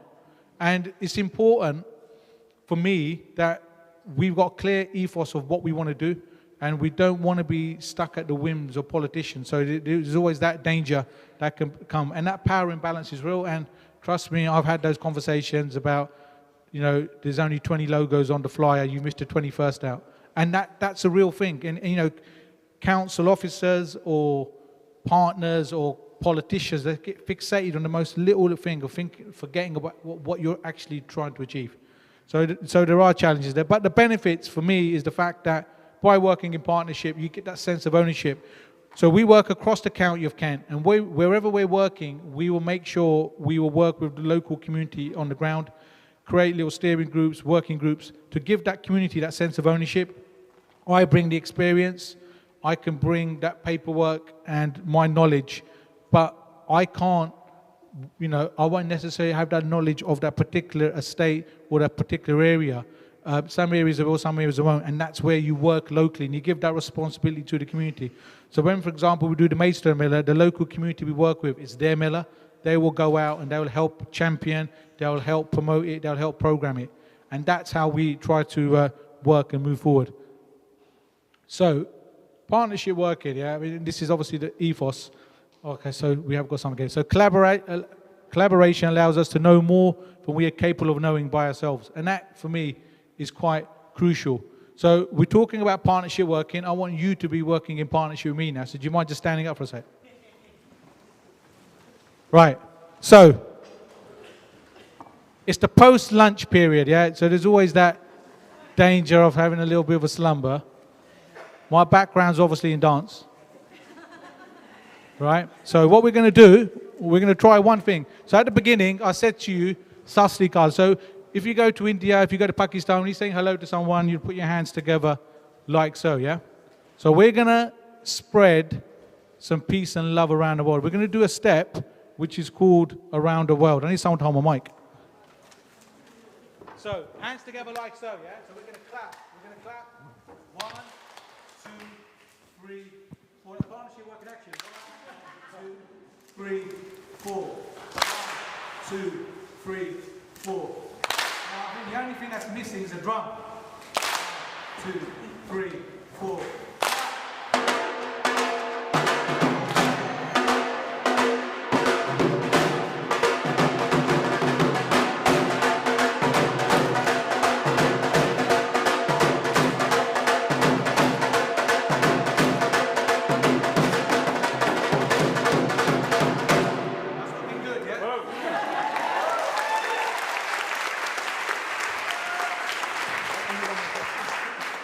So this is my colleague Bill. So thank you. Right? Good timing, wasn't it? So we're going to do that same step again, but this time when we're going to clap, we're going to send out some positive energy. We're going to shout out "Hoi!" Hoi! So we're going to go "Hoi!"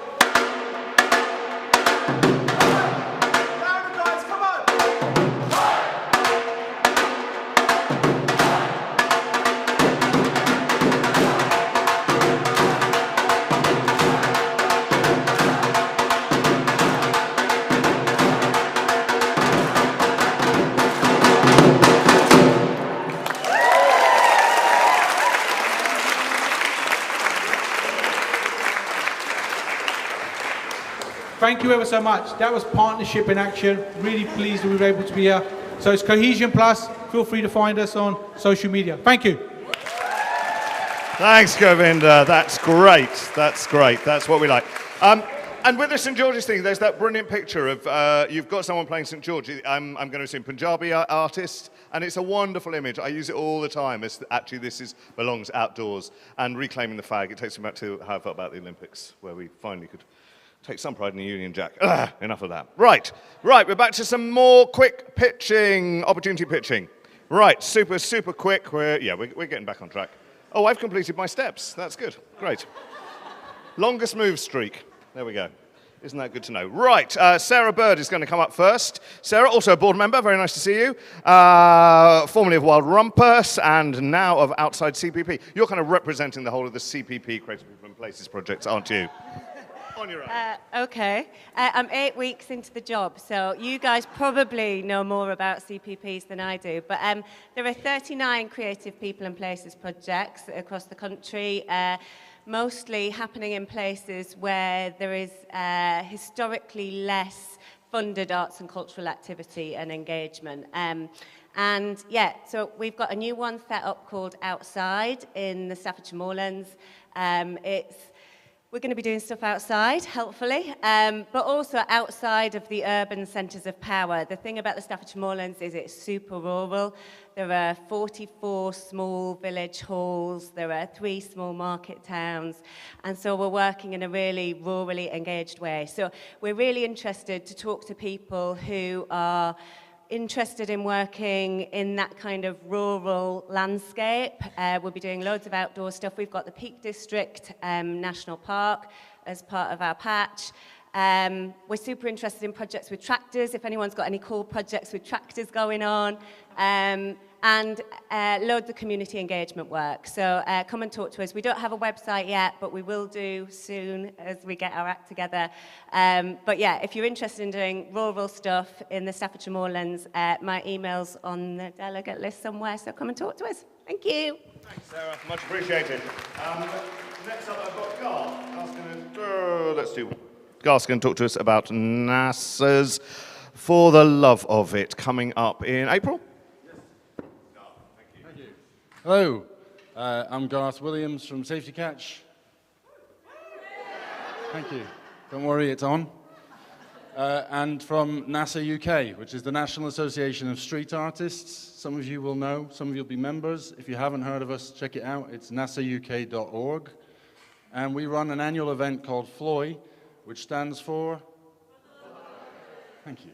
For the Love of It, which is sort of the flip side of this event. It's not about the business side of things. It's not about trying to get gigs or network in that sense. It's about re-inspiring yourselves and reconnecting with why you make work. It's almost like being at a gig with all your other artist mates that you normally get to say, oh, nice to see you, sorry, I've got to go and perform now, but the gig's been cancelled, and they've said, have the venue, have a weekend, here's some great food cooked by Jeremy Shine.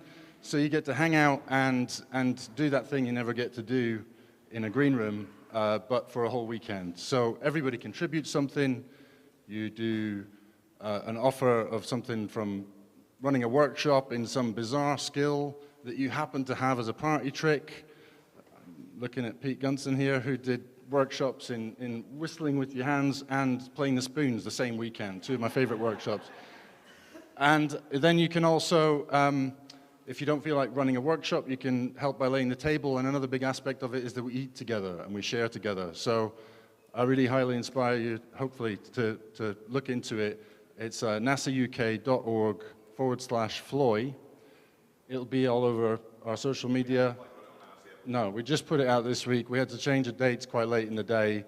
It's now mid-April, and at 101 Outdoor Arts, which many of you will know, and if you don't, come on down. It's a friendly riot, but a very friendly one. Okay, thanks very much. Thank you. It is a friendly riot, I've been, and the food is great. There's no question about it. Phil from Bradford, back for more? Ooh. No. Okay.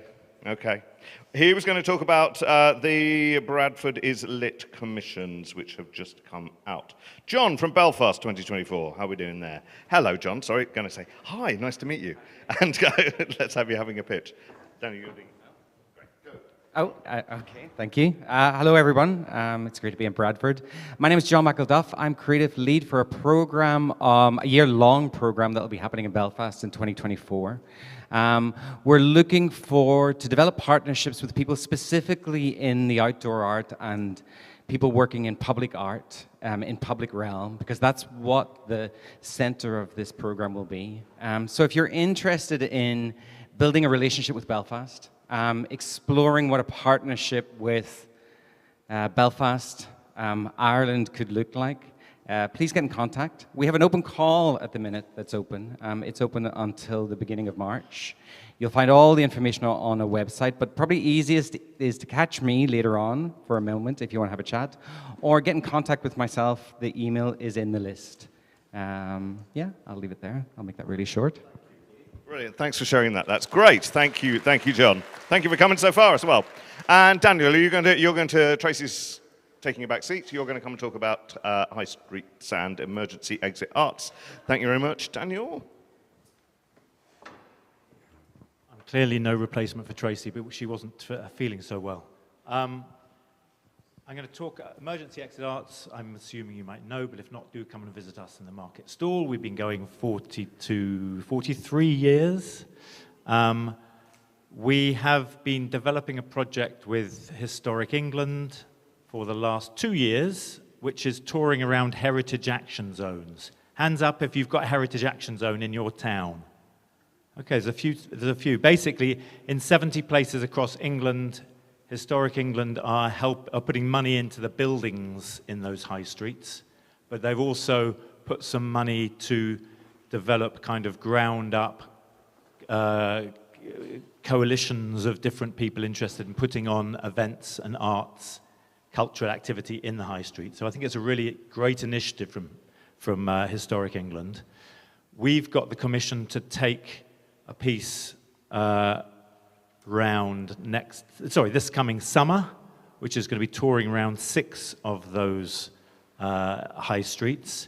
But basically, and the idea is we're trying to leave a legacy. So we're kind of building and developing a carnival troupe with a street band in each of those places and developing community producers in each of those places so that hopefully when we've finished the tour, those high streets and those places will continue to have a group of people who are putting things on in the high street. So that's the aim of it all.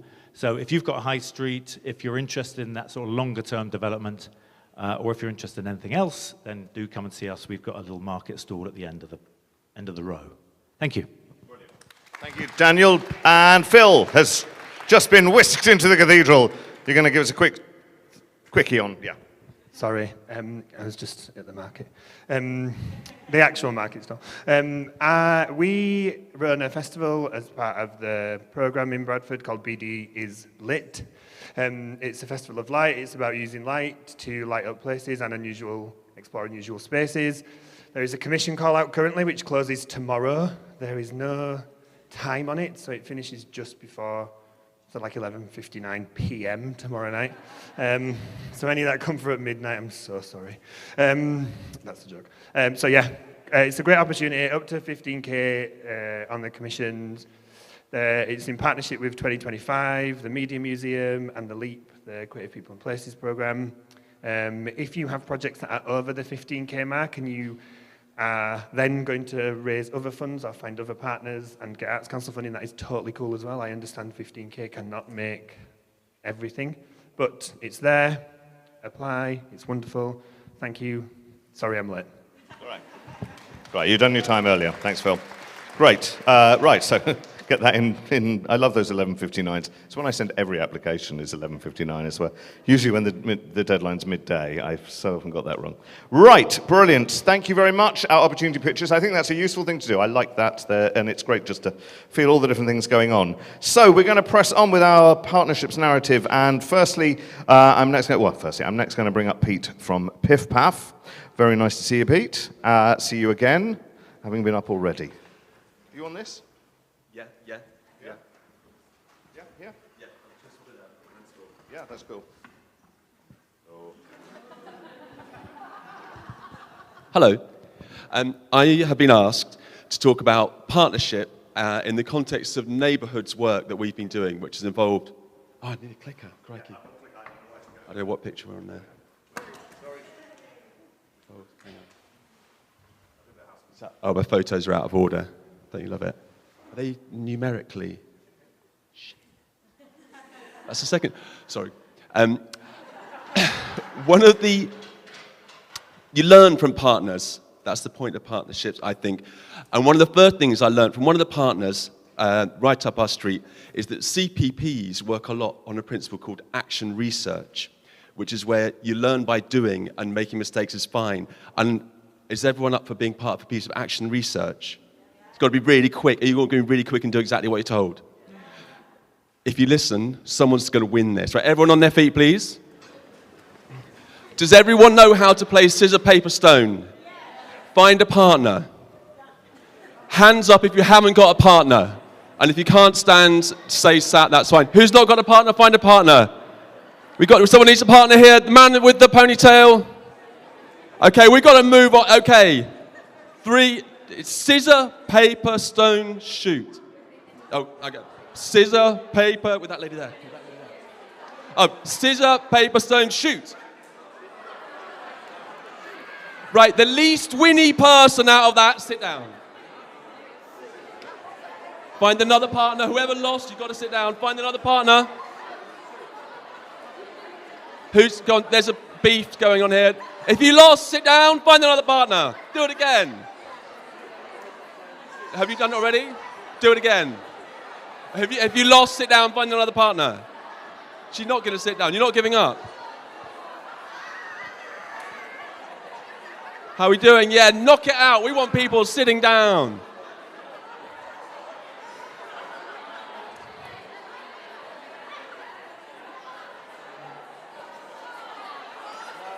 We got. How are we down? We're down to the semis. They're just running on. We got Camille's just lost down the back there. Yeah, we got a winner for a month. Artemis. Who are we doing? Who's left standing? Rowan Cannon. Anyone willing to take her on?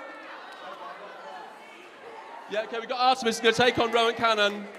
Who's left standing? Who's left standing? Over there, we've got some hardcore. Just do it. Play to the death. Oh, you lost that. Here we go, Amta. Who's left standing at the back? We've got one standing here. Amta, take that lady on. What have we got going on in the back over there? Anyone left on their feet? Oh. Right, we want with the finals on the stage. We got a final here. We got a final up on the stage. Okay, do it down there. What are your names? We got Jane from Daisy Arts versus. Oh, are you still standing? No. There's no giving up now. Okay, we want Rachel versus Natasha. Rachel versus Natasha. And then so which leaves? Who won that? Jane versus Natasha.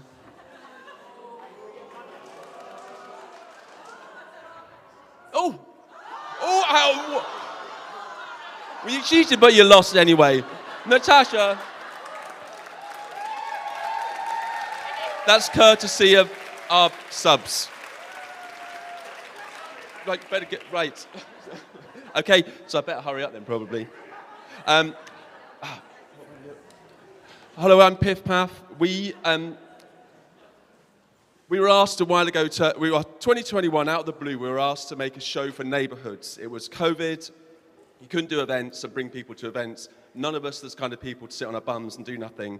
And so Stellar Projects, Rachel and Lindsay, and Redcar in Cleveland Council asked us to make a project for December that goes along the streets and in 4 neighborhoods. And so we thought about that as Piff Paff, and Piff Paff is myself, Pete Gunson, Eleanor Hooper, who's here. I've got a background in engineering and apprenticed through IOU, which came out of Welfare State, which came out of Bradford, so that's very exciting. And Eleanor's got a background in sort of circus and fine art and theatre, and we meld these things together. I was going to introduce our work slightly. That's one of our shows, which is Seed, which is a rockabilly and narco-nomad fighting slugs. That's another one of our shows, Bicycle and Summer Cycle, where people go for rides and make up stories and dress up. I'm going yet. That's another one of our shows, Toast, where we take people on a journey around the world and the seasons through song, dance, and batter-based treats. So we cook them pancakes and feed them coffee. That's a Without Walls show. It's very serious art. And we play live music, songs we learned from people around the world in Sheffield, which has all been a very beautiful project to do. And that's Toast again. Another strand of what we do is light art, so mixing tech and design, and Eleanor's sort of developing music practice. And this is the Celestial Sound Cloud we've been doing for a few years, which is interactive sound and light samples. And the latest piece we're working on, which is going to premiere outdoors at Oldham, is The Sunshine on the Fallen Tree, where another soundtrack from Eleanor and Kate Griffin mixes with steam-bent ash light. We're trying to make a sustainable light sculpture. And you can't really see, but this is the project we made for Stellar Projects. So we thought about the brief, neighborhoods. What does that mean? You're not in an event, you're going to people's houses. It's nighttime, it's winter, the curtains are drawn. So we thought a lot about the pace that we'd need a show to be at, the scale. We thought about light, we thought about sound, and we thought about the length and the rhythm of the interaction. So we sort of designed the show around this brief of neighborhoods. Now at the time, you'll notice that is a tricycle with a DJ booth and a mirror ball inside it. And these two, we thought to ourselves, what's the simplest we can make this? What animal likes light? Moths like light. And what do moths like? They like light bulbs. So we made a light bulb with 2 moth electricians. And we were collecting lights from people's houses around the 4 areas around Redcar. And the ruse was that London had messed up their lights and we needed to get the good vibes and the Christmas lights from the northeast. And it went down really well. We were going right to people's doors. A lot of people had been locked up inside for a year. And it was very gratifying, and people were talking to their neighbors. We'd go down the street, and you could see people on their phones and opening their windows and coming out and playing, just playing with us. And that was very successful. And then we thought, where can we take it from there? And this is where partnerships come in. So we went back to Sheffield. And again, the hustle that Lorna was talking about earlier. As artists, you have to make things happen. You don't wait for them to happen. And so we went and approached local partners in our area. So that's Creative People and Places, right up our streets, and a housing association. So that's a good partner to try and tap up. They're not used to paying normal touring fees, but they're great big organizations who are used to they're very people-centric. So that's a potential partner. And then also we work with Barnsley Council, the events team there, and they saw the value of reaching out. And we didn't ask for a lot of money. We got a few £100s from each partner, but we used that as leverage, as match for an Arts Council project grant. And then we found the first big error of what we've done is, although we'd worked in partnership with Sammy Gabb, the production manager, to do the work going around neighborhoods, I'd forgot to check with our insurers about performing on a road in the dark without a road closure. And although the SAGs had said it was fine, the Safety Advisory Group, the insurer said, we don't care how many rhinestones you've got on your high-vis jacket, you're not doing it. So we then had to pivot and very quickly make this, which the moths also like moons.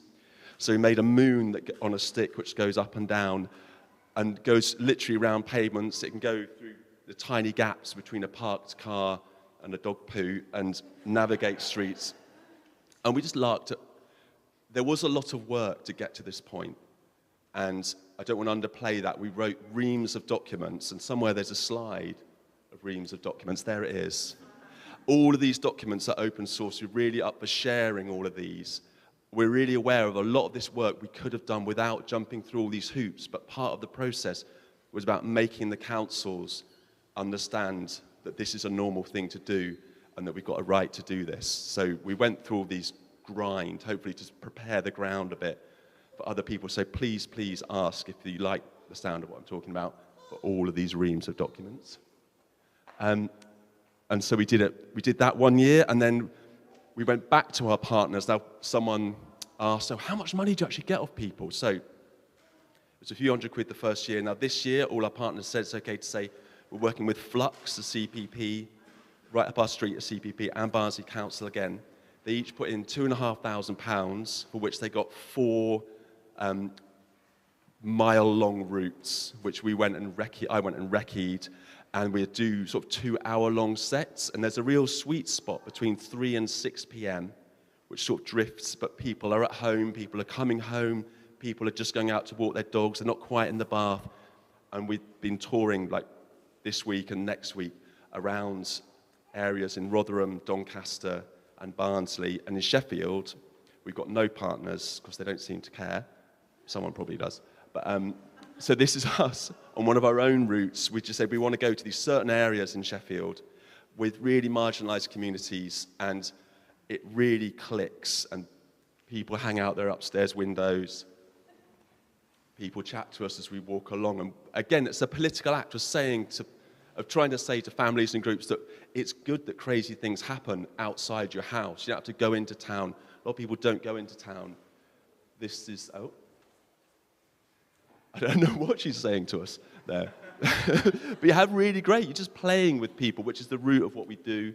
And different communities come out on the streets in different ways, and we've learned there's a big Roma communities around South Yorkshire, which we sort of live around that area, and it's really interesting. All right, this is a project that's going to connect with people. That's very exciting. And where do we go from that? This is some photos that Sally was taking in Doncaster. It was very, very joyful.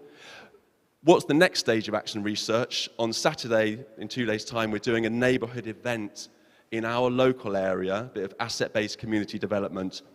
3 scratch-built community bands. It was going to be 2, but there's an adults and the juniors. But then we had to make a minis, which I think there's a photo of somewhere. Oh, no, there isn't. What happened? This is pavement-based art. The councils didn't get it. They do now. There's no street closure. It's not a parade. Can you get a samba band of 13 young people and safely and enjoyably march them around their own neighbourhoods? The adult street band is definitely going to continue. The junior ones hopefully will as well.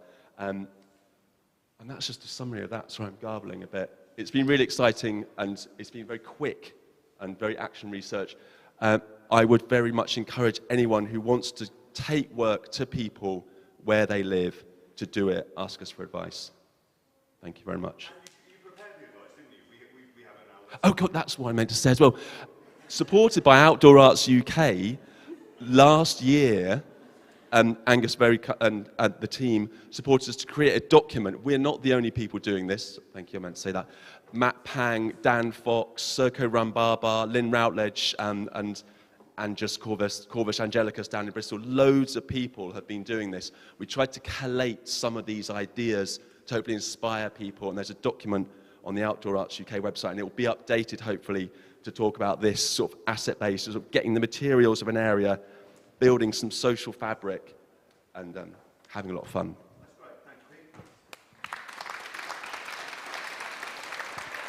Thank you. And thank you for playing Scissors, Paper, Stone with us. Hi, Jennifer. Look at that, just like that. You can lean on this if you want. You're gonna be up there. It's not quite a bar stool. It's apparently it's perfect size for playing a certain organ in this church. So you can lean. So look, you're going to chat for a bit, and then we're going to have a little bit of in-conversation. So thanks to Pete. Neighbourhoods, small, stuff on the doorstep, amazing. We're going to talk to Jennifer about bigger stuff, but actually it's got so much in common, hasn't it? Including the Jubilee. So do you want to just start with a little bit about yourself then? Is that where we're going to head? Sorry, I'm taking the mic, sorry, I'm all over the place. And that's okay. You're going Show goals, yeah. Okay. Oh, you're doing it on there? I'll You're doing try. it on there. No, I'm not actually. I'm doing it like that. Yeah. Hello, everyone. First of all, I just want to say that my presentation is not what I expected it to be today because my lovely, lovely mum and queen fell ill a couple of days ago, the very day that I planned to finish off my presentation, and my brain just went blank. So I sent a message to Angus and said, it may not happen, or it may be Zoom, or it may be something. And Angus kindly said, just come along, we'll do Q&A, and we'll make it happen. So thank you very much for that. And also, I felt terrible, you know, as you do when someone you love falls ill. So last night's dancing was a blessing. It was healing. And thank you very much, everyone who got on that dance floor, and the rest of you who didn't get on the dance floor and just held the space in its magical, magical space. It was brilliant, and it really helped me, so thank you.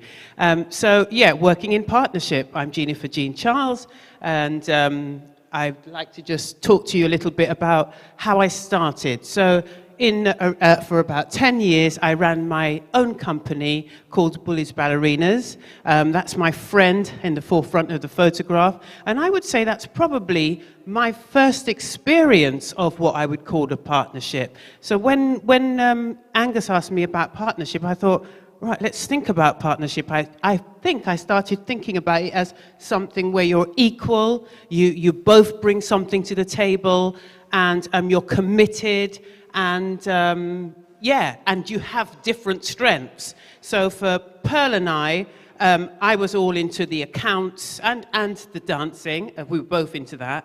And she was very much into the choreography. She was very much into, it's got to be pure jazz. And I suppose, with a teaching background, I was very much into it's got to be accessible to all. And I would say that was a 10-year partnership and very, very successful.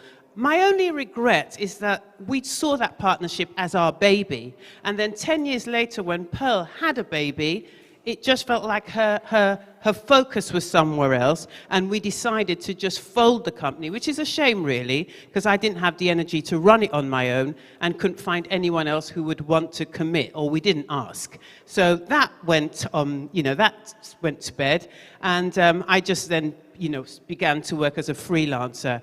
And today, this is a snippet of who I am today and the sort of work I do. Do I just press? Yeah, hopefully. Oh, I went too far back. Is it you or me? Yeah, brilliant. Thank you.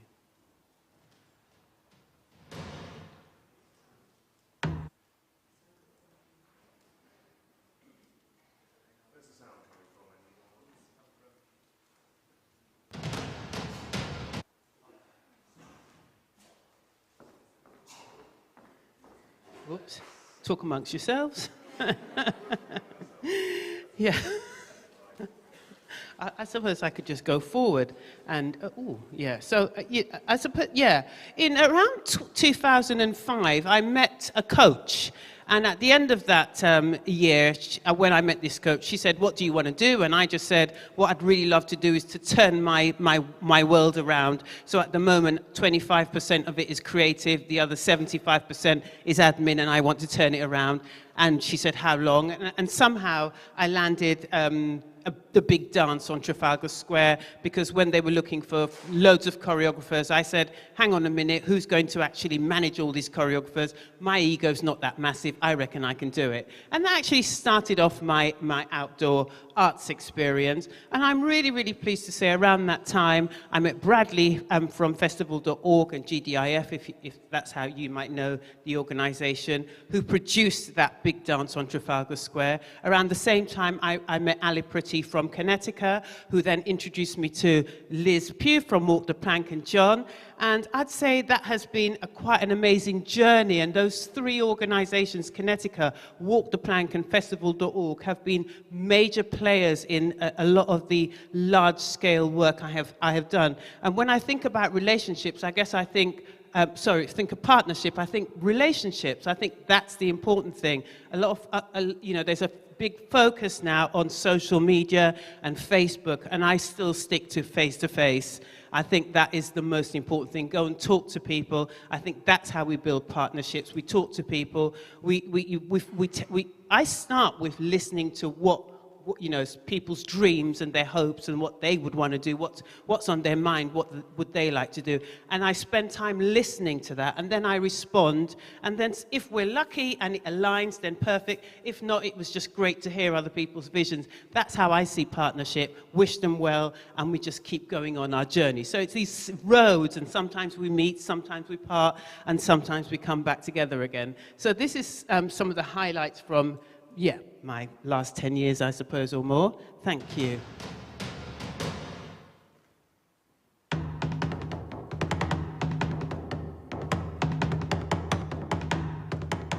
She has such a vivid imagination about how dance can work on screen. Jennifer was the obvious choice to work on this project. My first commission with her was for Big Dance 2006 in Trafalgar Square. Actually having Jennifer come in and work with us is going to be really interesting for us.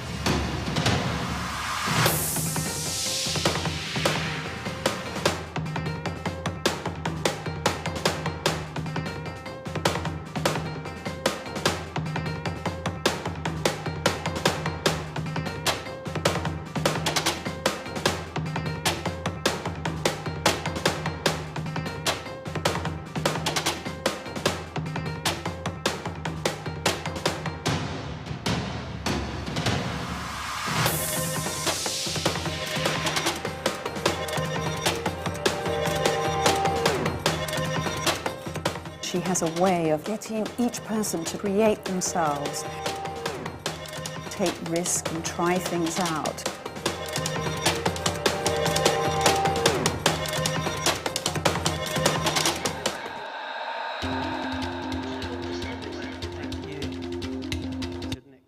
Thank you. So that's just some of the highlights, I'd say, over the last 15 years. What's really interesting for me is how you're in a place. So, for example, in Big Dance in 2006, just being in that space where really I felt that big dance for me, 44 different dance groups dancing to one piece of music and breaking a record. For me, that was the biggest highlight in my career, because up to then, I was that unsexy person called a community dancer. And I just felt that I was never taken seriously. And with that head in teaching and wanting to always work with communities, I was just finding that there was just, there was no value to my work. It wasn't being valued. And it wasn't until 2006 when the Mayor's office decided they wanted to do this world record breaker and bring it to Trafalgar Square, I was able to really, really show off the sort of work I do with communities. And some of the people who I worked with, like Natasha Kamjani from Folk Dance Remixed, was with me on that journey, which was fantastic. What was really lovely was a producer on the gig said, "Look, Jennifer, what you've just been doing, people do it around the world, and the Olympics is coming up, so perhaps you should consider that." And I just thought, well, how do you do that? And I would say again, if it wasn't for the organizations and the people I built relationships with, like Bradley and Liz and Ali and several others, East London Dance at the time, I would not have got to the Olympics, and I'm really pleased to say I did, and worked on all 4 of the London 2012 ceremonies as a mass movement coordinator. Sometimes people introduce me as, this is Jennifer, the choreographer for the Olympics. No, that's, that wasn't possible.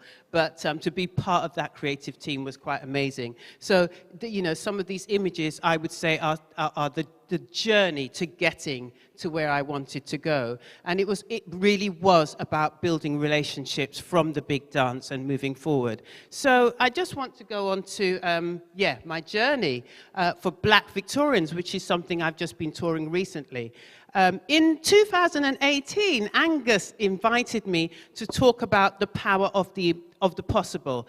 At that point, I arrived here, I think it was Glasgow, we think it was Glasgow, and handed out leaflets saying Black Victorians. It was just really an idea. I had discovered these hidden portraits of Black people during Victorian times, which I didn't realize existed. It touched me personally, and I just thought, all of Britain should know about these hidden stories and see these portraits because they're fantastic. And I remember I think I had an opportunity to pitch. I was at the marketplace and I had no idea who would be my partner then, but I just talked to anyone who would listen. What actually unfolded, and I spoke to people here in this room who supported me, what actually unfolded was, I'll put that on pause for a while, I'll go back a little bit. So the way it happened was looking for partners. So I went to Polly Risbridger, at the time was working with East London Dance, and she said, perhaps you should meet someone at Historic Royal Palaces. It was 2018. I met this person in 2018, and he said, actually 2019 is we're celebrating Queen Victoria. So if you wanted to do some R&D and see if your idea with these portraits has any legs, we've got funding. We can fund you for an R&D. So I did 5 days of R&D, presented it to the Department of Historical Palaces, Kensington Palace, Hampton Court.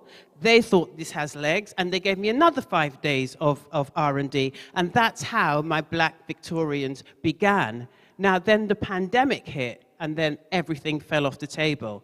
And then I thought, what am I going to do? And then I got this call from Bradley saying, Jennifer, fancy doing a outdoor socially distanced work in progress piece of Black Victorians? I said, yes, no, yes.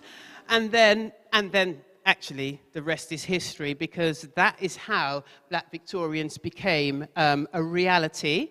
And I would say, again, it was about relationships. And this next film is, if we could play that film, that would be fantastic. Just shows where I got to, and it tells you a bit about that piece.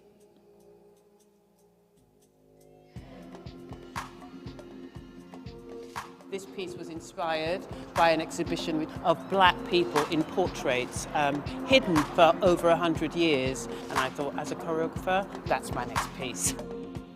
In school, I only learned about a white Britain. So to be able to kind of go back and re-educate myself, I feel very privileged to be able to do that now. Really excited to pass on that knowledge. There's a theme that's been in our history of names being forgotten, and a lot of our history has been forgotten. So I feel like it's a privilege to take these stories and give them some form of representation, whether it's through live performance, photography, film. This is also British history as well, which I'm a part of because I was born here. In terms of the pandemic itself and what we had to do differently, it was just remove duets, remove any close group work, and just find a way of still telling the stories. In the rehearsal period, we've had to keep 1 meter distance apart, so the choreography slightly changed. Luckily, we've managed to do that. You're pulling on costumes, you're trying things out. And here now, we're not supposed to actually go near each other. So it's a weird dynamic at the moment. So many things got cancelled and postponed. To be able to be back and performing just means a lot to me. Really important to be able to have my performance here at Greenwich and Docklands International Festival. It's been going for 25 years. I have been involved in it at several stages over those years. I'm really glad that it's my work that people are coming to see this year. It's interesting that this is at such a time when Black Lives Matter is at the forefront of everybody's mind. It just makes my piece even more important than even I thought it was, and that's a good thing.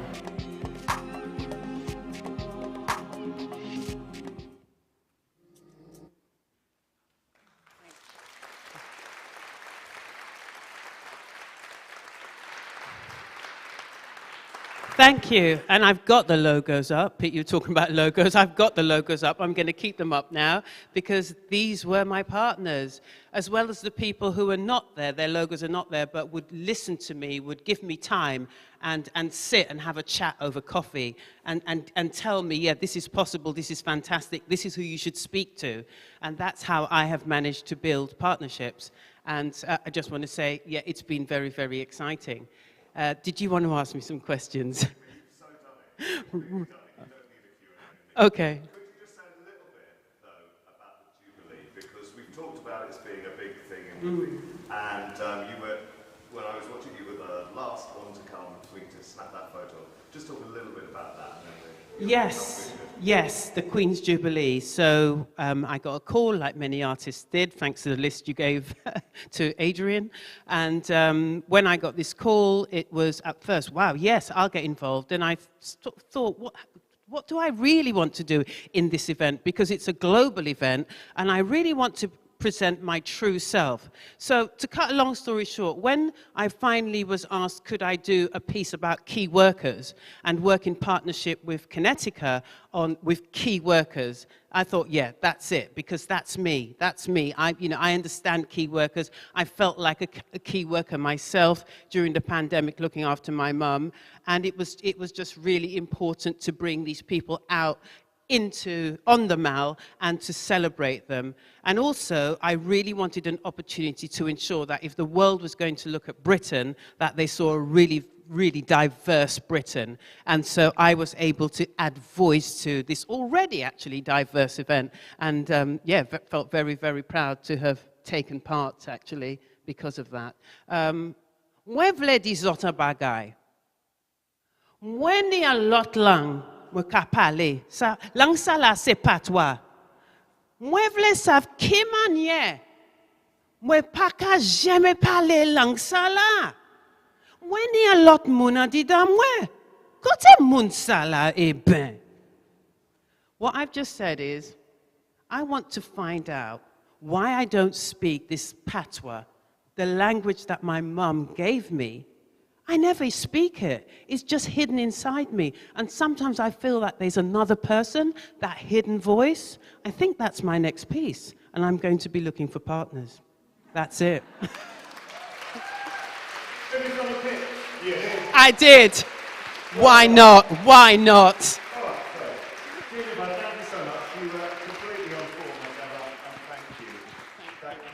That's great, and I'm so glad you were able to join us, and I hope your mum's all right, and it's great to know.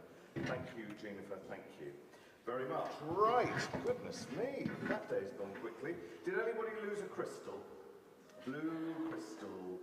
There we are, I'm hoping it's a good one. It'll be here for people if you need that later.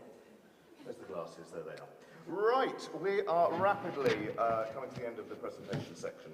But we would like to celebrate a little bit of Outdoor Arts UK. It's our turn to pitch. But I'm kind of not going to do it because you've heard enough from me. And he's been sat here the whole time. So it's first time at conference. Our new general manager, David Doust, who's been so good on IT all day, thank you very much, is going to talk to you a little bit about Outdoor Arts UK. And I think you're on. Hello everyone, can you hear me? A particular hello to everyone that was on the dance floor last night. If you'd have told me a week ago that I'd be in a cathedral dancing to House of Pain's Jump Around with a lot of key people in my sector, I would have been very, very surprised. So I'm going to talk very, very briefly about OA UK and some of the membership benefits that we're working on and developing. And I wanted to talk about it in the spirit of community. I wanted to quickly kind of echo something Angus said this morning about the thank yous to the minibus drivers, to Daryl, to Ivan, to Robin, to Alan, to Kerry, for getting everyone here, to everyone that put your names on a car share spreadsheet. When we came up with that, we had 24 hours to suddenly kind of rewrite our entire travel plan of how to get people here. When people started adding their names to the car share spreadsheet, I was like visibly in tears in the office going, it's working, the people are doing it, because we just had no idea. And that pull together was so amazing to be part of. So thank you everyone so much. So on that, one of the amazing things that we get to do is we get to be national, but we also get to be local. And so we're developing a membership map. So anyone that's a member, sorry, I've just realized people over here that I can't see you. So anyone that is a member is going to be added to our membership map. It's an interactive map. And what I love about this image is that I had to crop it to get our one French member in. So there's one French company that's a member of OA UK, technically meaning we're international. I'm counting it. It means I get to tell my mum we're an international organisation, and she's very proud of that. But yeah, so it's an interactive map. This is currently about 1/3 of the membership on here. So part of my job will be adding people, adding established members, adding members that are joining us. Every time someone joins, I manually add them to this, which is a really fun process for me because it means that I get to see where you all are. And what's lovely about it is you suddenly get to go, oh, you're here and you're next to this person. And one of the things we get to do is put people together and build partnerships. And we get to say, oh, did you know that such and such is just down the road from you? And it's lovely. And again, it kind of pulls our focus nationally. It's also really interesting to see where there aren't people as much as where there are. And we get to pull them together. And just a quick zoom in. So when you click on one of them, you get this. That's me. Ooh, hilarious. That's me. I'm one of our very few Dorset members. Thank you. Thank you very much. Southwest, represent. Yeah, so this is just a lovely little thing that we've been working on. They also link to your membership directory pages. So mine doesn't directly, but anyone else's, if you click on it, it pulls you through to your directory page. So it's a really lovely interactive way of finding out where people are and who they are. Back over to you, Angus. And there is many more besides, but I've always wanted a map, and David's made it a reality. So thank you, David, and for so much more, especially on your first conference and all the ups and downs we've had with, well, we're going to do it even a few weeks ago. So that's amazing. Thank you, David. And David has a whole new system for uploading members and getting those directory pages, and so that's who you'll be dealing with, and it's great, and it's changed a lot of that. Right. So I'm just going to talk a little bit about what we're doing now. So, open forum topics. So, number one will be consent culture in public spaces and with audiences in live work. That's just one topic in session number one. Session number two, longer-term community co-creation and development. How do we do this? Second question will be, why is there always an emphasis to support for creating only new work? Who actively supports the development of deepening established works? I second this, smiley face. So, essentially, we've got consent culture, session number one, longer-term community co-creation and development, and emphasis, why is the emphasis on supporting new work? They are in the clock tower. So that's what we're doing there. The next bit that is in here after our break is going to be the speed meetings. They are really unscary. Our producers and programmers will be given a little card. They'll write their name on and people will go around and say hello. Simple as that. Really nice, really brief. Came largely from when we do our Festival Focus events. All the producers are really good at spending some time with the cohort. So it's a sort of slightly extended version of that. Our Q&As are in the Light Church, which is, if you go out of the side door, up the path, it's literally over the road. So our Q&As are there, chaired by members of the board there. And then our second session here, we've got, when last looked, we had 21 idea pitches, so that's like a couple of minutes each. And that'll be in here, just grab the mic, 2 minutes. I've got a show, I've got a venue, I've got an idea. That's what it'll be, nice and simple. Please double check the times you've booked in for your Arts Council one-to-ones, and make sure they're really strict 20 minutes, not strict, but you know, they're tight. They're tight 20-minute slots, so please make sure you get to those. I think that's all we're doing. That's all we're doing. Right, that's the, and of course, the marketplace. Please go back to the marketplace, spend some time in the marketplace, and the bar will be open. Hoorah.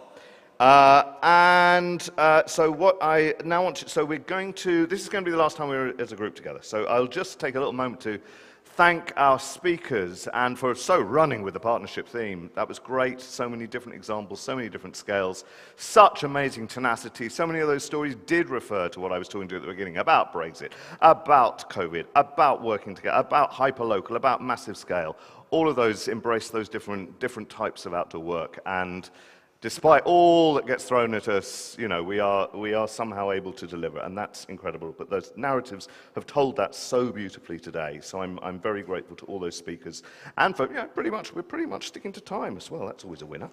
So I'd like also to thank, because last night Davinder and the Punjabi Roots. They kind of led the way. Also to Cecil Green, of course, for the beautiful ball that has become our symbol, and for their fairies, and for the People-Powered Press, which is still over there, and for Bourne Fable for doing the catering. That was, you know, it was a very nice and somewhat surprising night. These are the thank yous going in the bin now. There we go. I would like to thank our board, who have been supporting us on this here today and in advance. Particularly, we had Lorna and Alan and Lou Lomas working with us on the ideas and how we shaped the narrative of this. But generally, I'd like to thank them. Now, we've had a funny thing with the board. Some of those board members who are there have never been to a live board meeting, as people have never met each other in person till today. So it's been a nutty situation, and we've missed elections because we couldn't have proper meetings. So we're going to have a little refresh, and it's time for a refresh, and we're going to just do a nice timetable now that the conference is done. And I would like just to say, one of the big things about OAUK is that the board is largely elected by the membership, and so we need people to stand. Lorna Reese has been fantastic as being sort of the sole independent artist. I would really like a few more artists to stand, if I can put that out there, so that we have a little bit more of a balance in the board. They're all very generous about that, but it would be nice to have a little bit more of that. Anyway, that will be, in the next couple of months or so, we will have some places there. And we're just having a little restructuring about, we'd like to be able to co-opt some people who aren't necessarily in the sector to advise us as well. Have a little board refresh. I will say we did get excellent on our board in our MPO application. Just saying that. So it's a good board to be on. So we'd like to see lots of artists. I'd like to thank Bradford, generally speaking. I would really like to thank Bradford Cathedral for taking all this on board. Fantastic. You've made your pitch for 2025. Yeah. We may have felt a little bit ungodly, but I think we were very reverential in our joy. Absolutely. And of course, Bradford Council, via Phil particularly, have been a great supporter, and Bradford 2025, how brilliant to be part of the early days of that. And our other venues, Calasangam, what a great arts centre. I loved that so much was still going on. It was like, oh, well, there's a dance class. Okay, but we could set up. No, we'll wait. I love that. And the Light Church over the road. When David and I were looking for venues here, we went over there, and it was right in the middle of its food bank delivery. And I'd never been to actually a live food bank, and it was wonderful. So I've really enjoyed seeing so many different aspects of Bradford. So that's everyone. Thanks. Thank you very much, Bradford. Look forward to seeing you a lot over the next few years. So you'll forgive me, I'll take a little moment to thank my team as well. My goodness me. We've had a special guest visit from Catherine, who used to be our general manager. She's come back and looked after us. We have Fee, who we first met on a festival focus, and now she's working with us, so they're worth signing up to. Victoria, who's on her second day of a placement with us, has been looking after all sorts of work on reception. And Phoebe, who is on her first event with us, is just joining us as comms manager. I've already thanked David, but I really must just thank David he's been with us for about a year, and so much of the organisation, in the way I've envisaged it, is starting to transform into that, and that's been absolutely great. We have great chats, we have great conversations in the office, and we will continue to do so. Thank you, David. And the car share scheme. I couldn't get near it. I was just, keep it over there. Keep it on a Google Drive. What is this? That was great. But a little if you like an OAUK newsletter, you do. I know you do, because we track who clicks what. Don't you worry. I'm there, obsessed on my phone going, she clicked that, she wants that job. Big Brother is watching you. But a lot of the lovely narrative and a lot of the writing has been done by Olivia Parsons, she came to us as an intern and stayed on and on and on. And particularly when in the middle of all the COVID malarkey, and Olivia was still working for Circulate and doing time with us, and she had some extra time, and she gave once, and we had someone off on long term. COVID, and Olivia came and helped and supported me, quite particularly me, when I was on my own, like we all were, and gave extra time and being really supportive. That time has now come to an end. She's still carrying on with Circulate, but time there. But she's written those beautiful newsletters. She's written all those posts that have been out there on Facebook and have really encompassed what we do as a sector. So a special thank you to Olivia, if you would. Up in Scotland now. So still working remotely. So thank you all for the effort for being here. That has just been wonderful, and it has lightened my heart. Now, this is the bit. Time for the top 10. Are we ready for this? Are we poised? Okay. Here we go. OAUK's top 10. So it's not for me. It's not just me. We did talk about this as a group, which was really nice. It's sort of been me in the past. This is just a few things. Now, they're not the best shows. They're not the greatest show. They're just moments that have stayed with us. And of course, it's not just a year. It's usually a year when I do this. This is like kind of all over the last couple of years. So in no particular order, obviously in an order. Little Amal. I've got to talk about Little Amal. Everywhere I went across the UK when Little Amal was walking, I seemed to find her. I was even travelling back from another festival in Blackpool, and I went through Wigan and saw Little Amal walking through Wigan as I went past. Like everywhere I went, I could see her. This is the St. Paul's one, where she was greeted like a rock star by these kids, this puppet refugee. It was a wonderful scaled example of our work. But then I saw her, I remember her being Liz in Manchester Day, marching in that parade. All these different places through Coventry City of Culture, being given the freedom of the city and a lifetime bus pass, I think, to Coventry buses. It was all, so the puppet was great, it was brilliant, but it was all of that community support that went around it.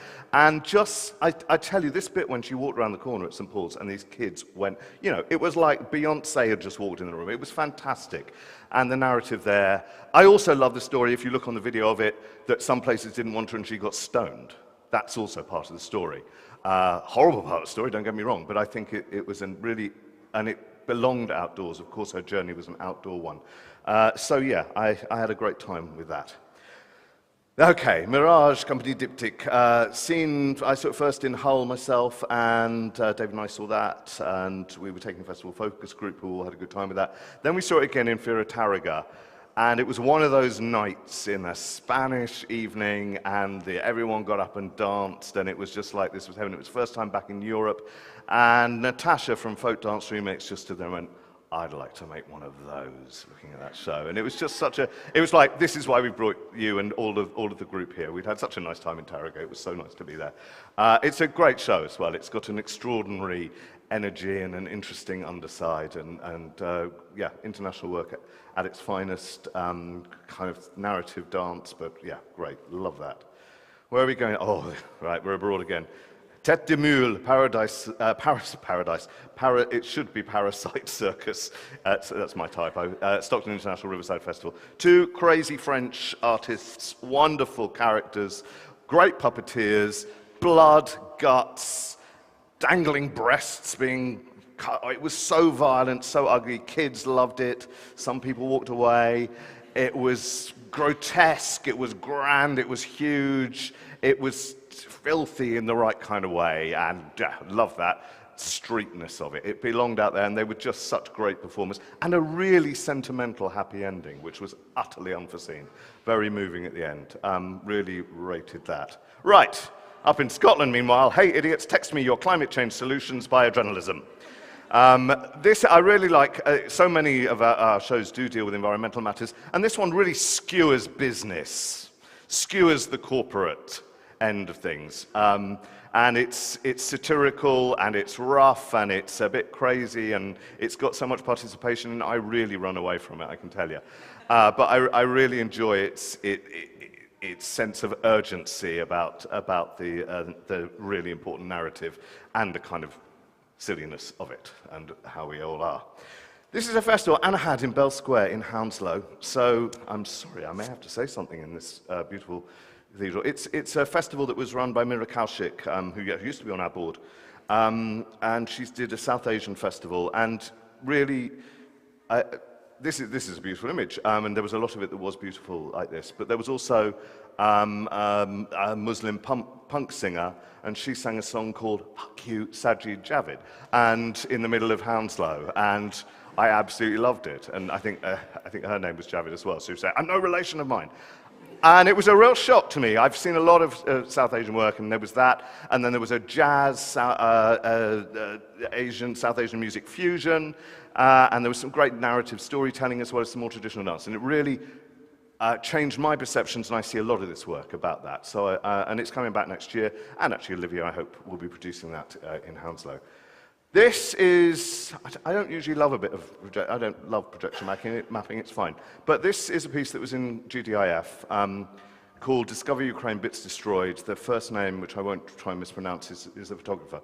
So these images, they were, the conflict in the Ukraine was destroying artwork, and these tiles particularly, and they were documenting them to preserve them, and then they are destroyed, and they become the only record this artwork, which also has kind of crossover with kind of historical Russian. Anyway, it was one of those extraordinary things to be there, where the photographer had just arrived from the Ukraine, from a war zone, to present this piece of work in Greenwich, and it was where art became the act of preservation became art in itself, and it was incredibly moving to see it. And it was really rather beautiful on the walls of Greenwich, and it was kind of that whole global narrative that we produced, and it was being outdoors. It was that scale of it was extraordinary and very moving to be part of.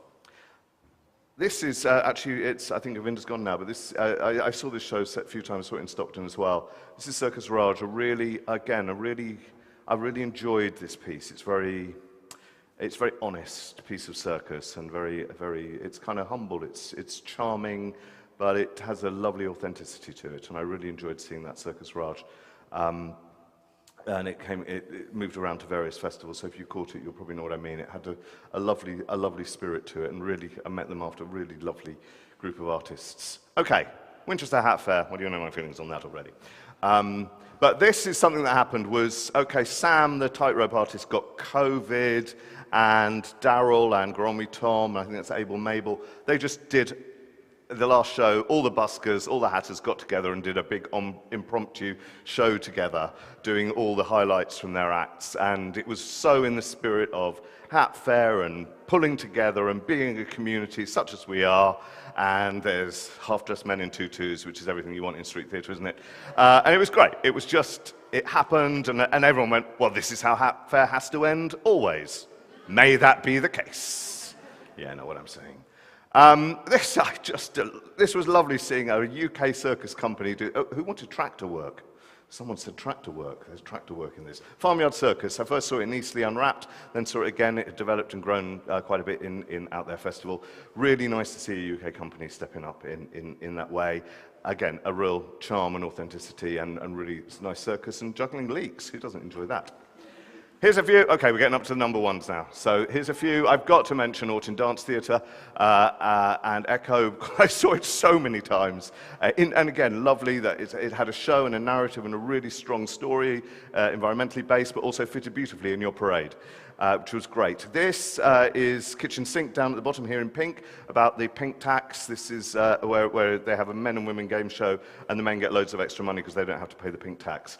Very clever, very witty, but all in Welsh. Didn't know what was going on, but I did, sort of. Up there is Tangled Feet's Murmurations, which was a headphones piece. I saw it in the Hartlepool, in a bird sanctuary, with a very strong environmental theme and narrative, and a lot of language, which I don't always love outdoors, but it was great. Gotta have Dizzy O'Dare's Falconry Dismay. That's it, I think, in Winchester, when it was absolutely Monsters of Rock of Falconry World. It was crazy. Loved that. And here's Soko Rumbaba, who I caught in the middle of the Fleetwood Festival of Transport. And I was wandering around there. It's all, I don't know if you've ever been, there's some work, but it's cars and trams and cars and motorbikes and trams. And oh, thank God I found some circus in the middle of this.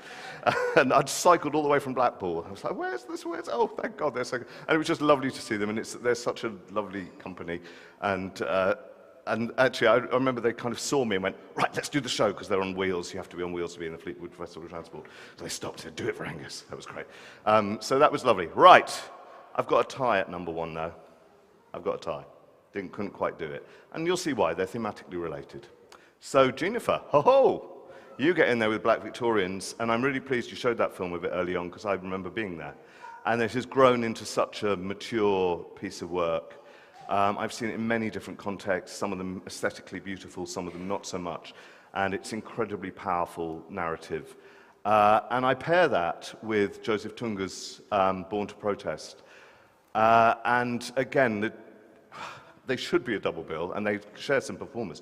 In terms of an eloquent, powerful, considered moving response to Black Lives Matter, that's it for me.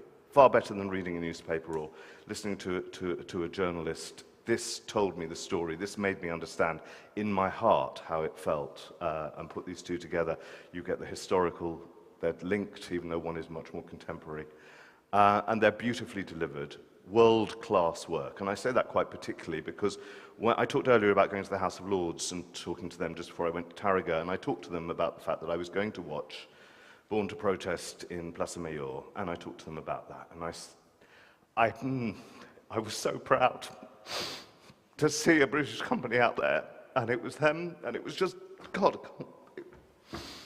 I was so glad to be back in Europe and see such a fine piece of work, and it just made me realize why we have to fight for what we do. Look at that. I'm far too emotional for this job, but I hope nobody, well, a little bit of feedback that maybe I went a bit far talking about funding and Arts Council and all the rest of it. I only say that because I care, and I know we all do, about sharing what we do. And it's so powerful, so moving, and the language is universal, and we can, we must fight for our corner, and I know that we're all together on that, doing such different things. Just walk around that marketplace. It's like, what has this got in common? It feels like nothing and yet everything at the same time. So, sorry to get a little bit emotional, but I was so proud of that moment. I've got nothing to do with the show, I've got no reason. So I would put those two shows together because they really spoke in a way that nothing else had, no indoor theatre piece had, nothing on telly had in quite the same way to me. Right, wipe away the tears. So we're going to go on now for our little break. Then we resume with all these breakouts. But like I say, if you just want to go and have a drink and have a chat, that's absolutely fine. You've been great. Thank you so much.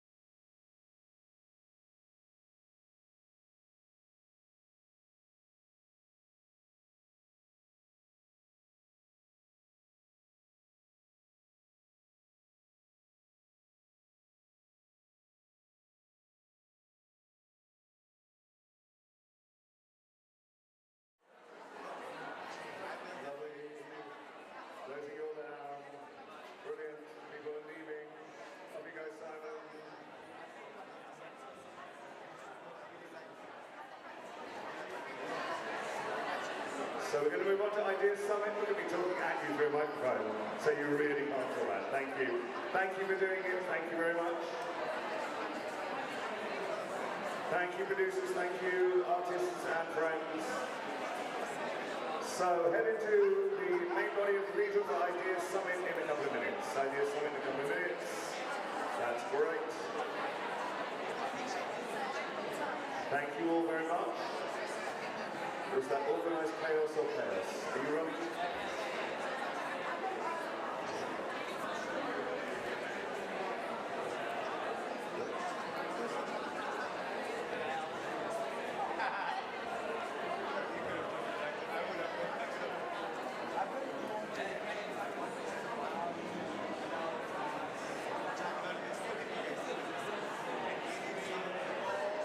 Okay, I'm just going to close you down. If you're just so if you're not just at Ideas Summit, you could go and continue conversations in Calasangam in the bar.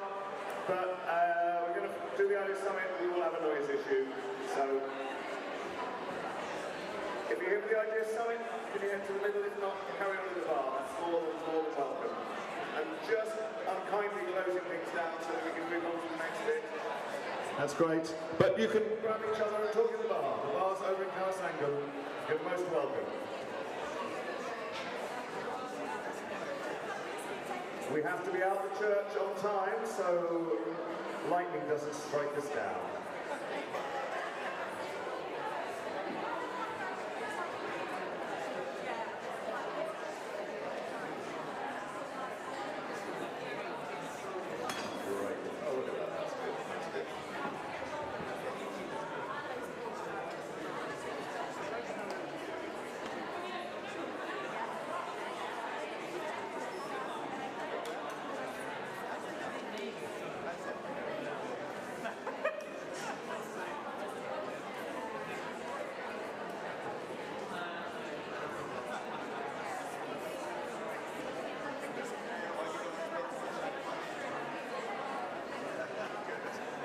Yeah, I've had positive feedback about speed dating. That's great. We'll do it again exactly the same. Right, I'm going to close down, guys, just so that we can move on over here. We're just moving on to the next bit. Ideas Summit coming up. Great. Thank you all. Thank you all so very much. Hey, I need to talk to you about my lift. Get lift down the road.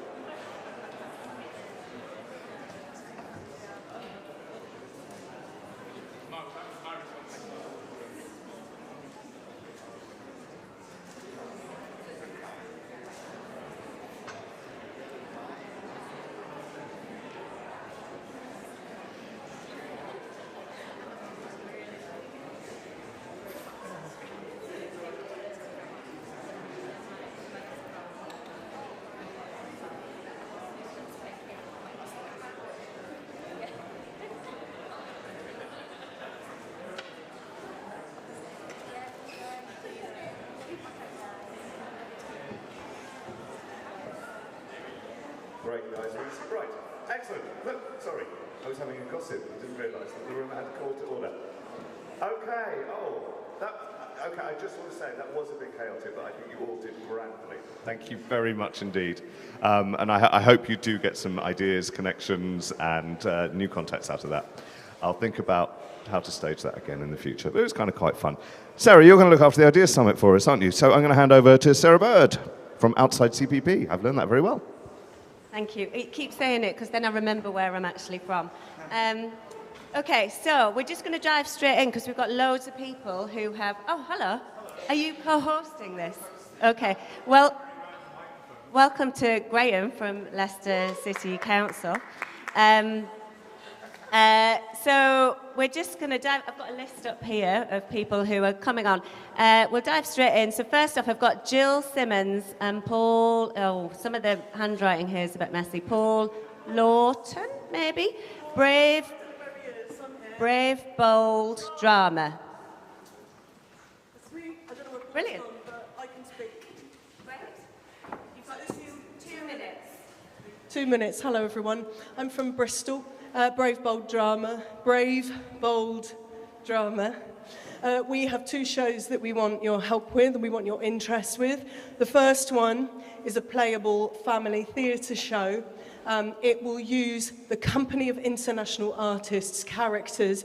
We've already made 2 of these shows. They are playable, so the children control the narrative and decide who we should interview and where we should go in order to try and solve art-based mysteries. We've made one called the Munch Mission, which is where they solve an art heist.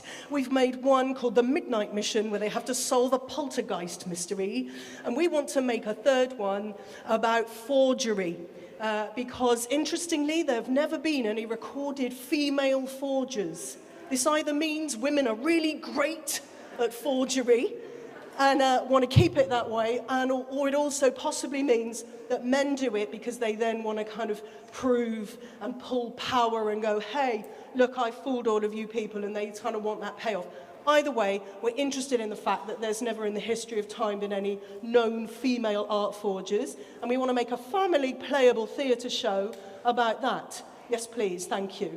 The second show that we want to make is called The Keepers, and it is set in 1969 on a fictional island lighthouse. Why 1969?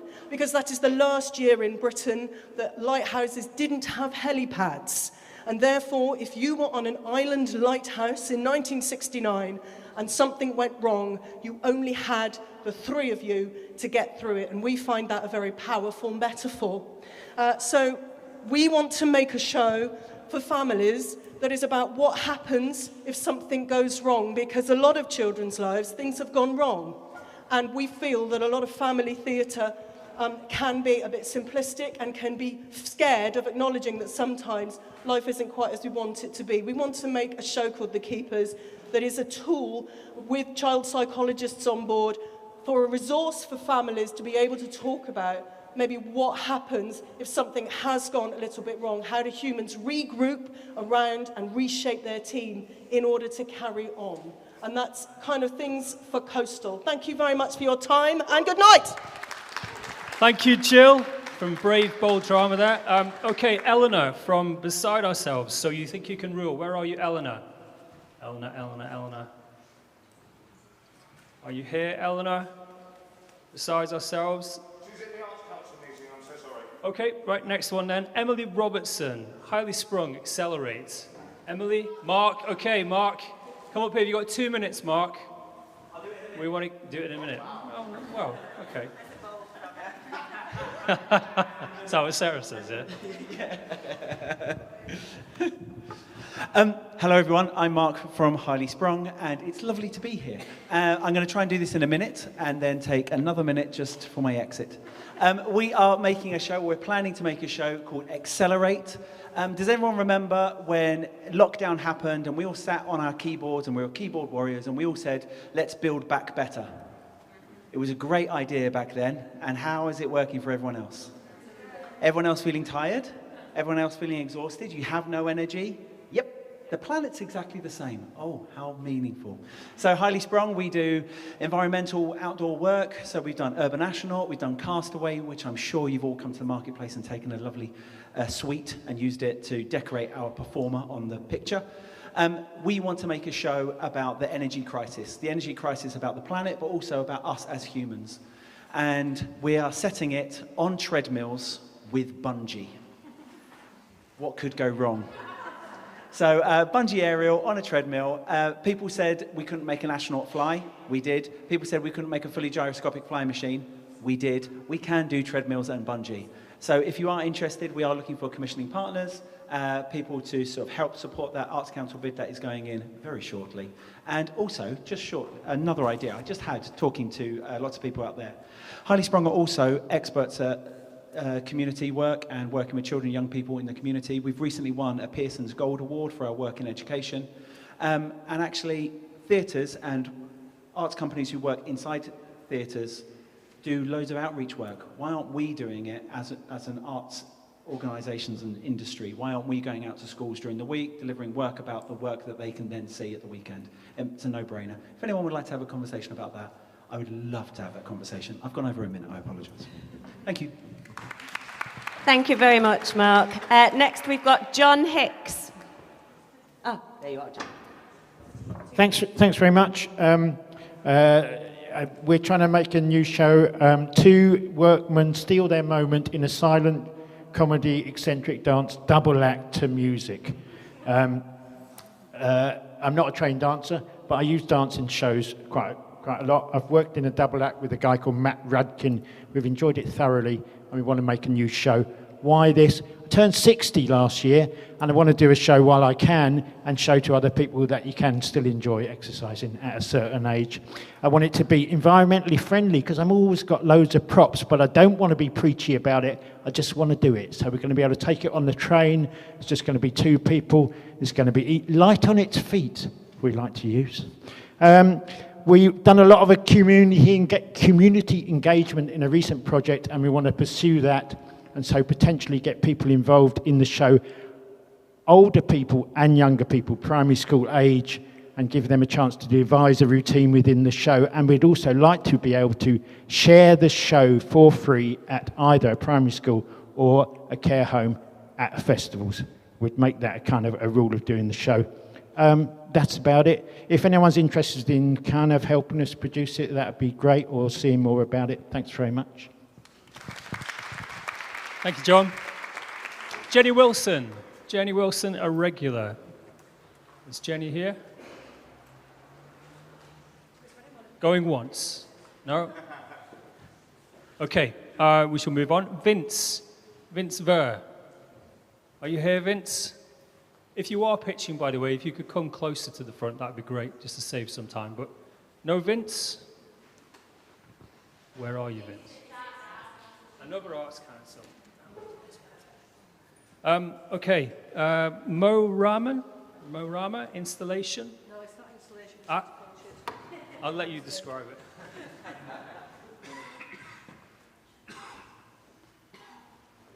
You okay? Good. Confident? Very confident? You don't know me, that's why. Hi folks, my name's Mo Rahman. I live and work in Bradford, but I also run Intercultured Festival, which is in its 4th year this year. Intercultured is basically, we set it up during the pandemic. I know we probably don't want to hear about that, but I don't want to carry on about that. But we set it up basically working with communities because they felt like they weren't represented. We work with marginalised people who felt like they weren't given voices. We work with refugees and asylum seekers. We cross them over, so we're bridging into established communities so we can, foster more understanding. So we won't carry on like that.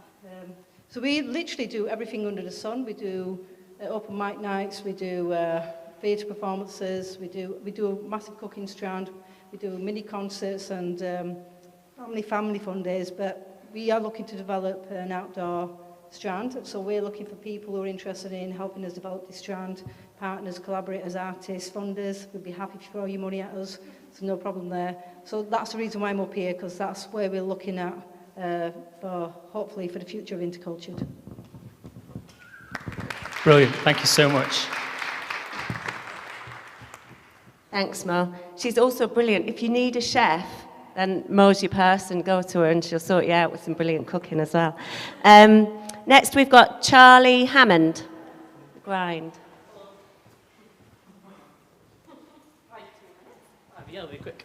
Hello, I'm Charlie Hammond. I'm a street theatre performer and clown based in Sheffield. I work a lot for Piff Paff, for Reckless. I've done some stuff for What the Plank.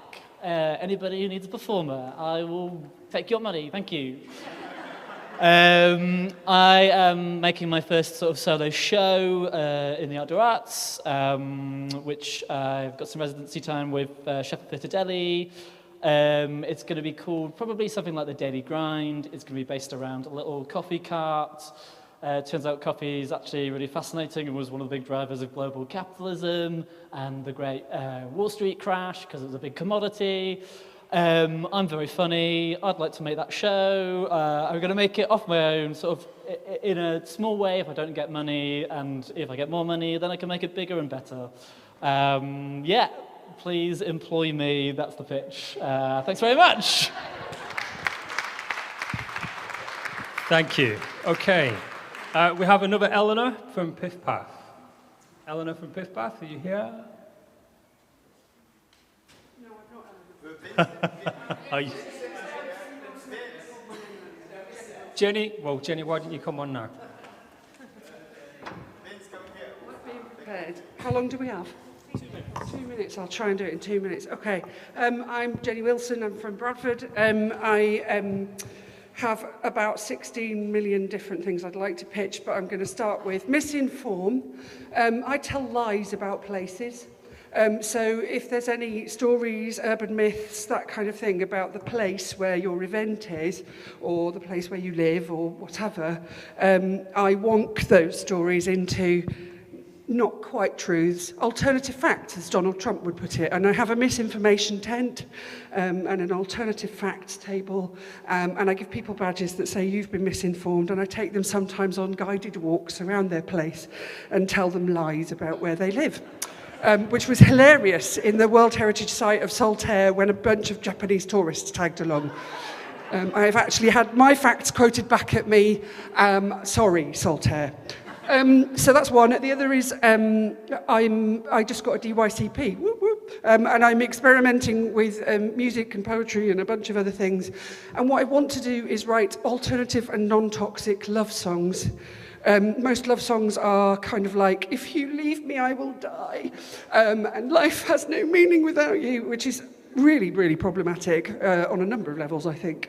So I would love to do projects where I interrogate queer communities, alternative communities, and alternative kinds of relationships.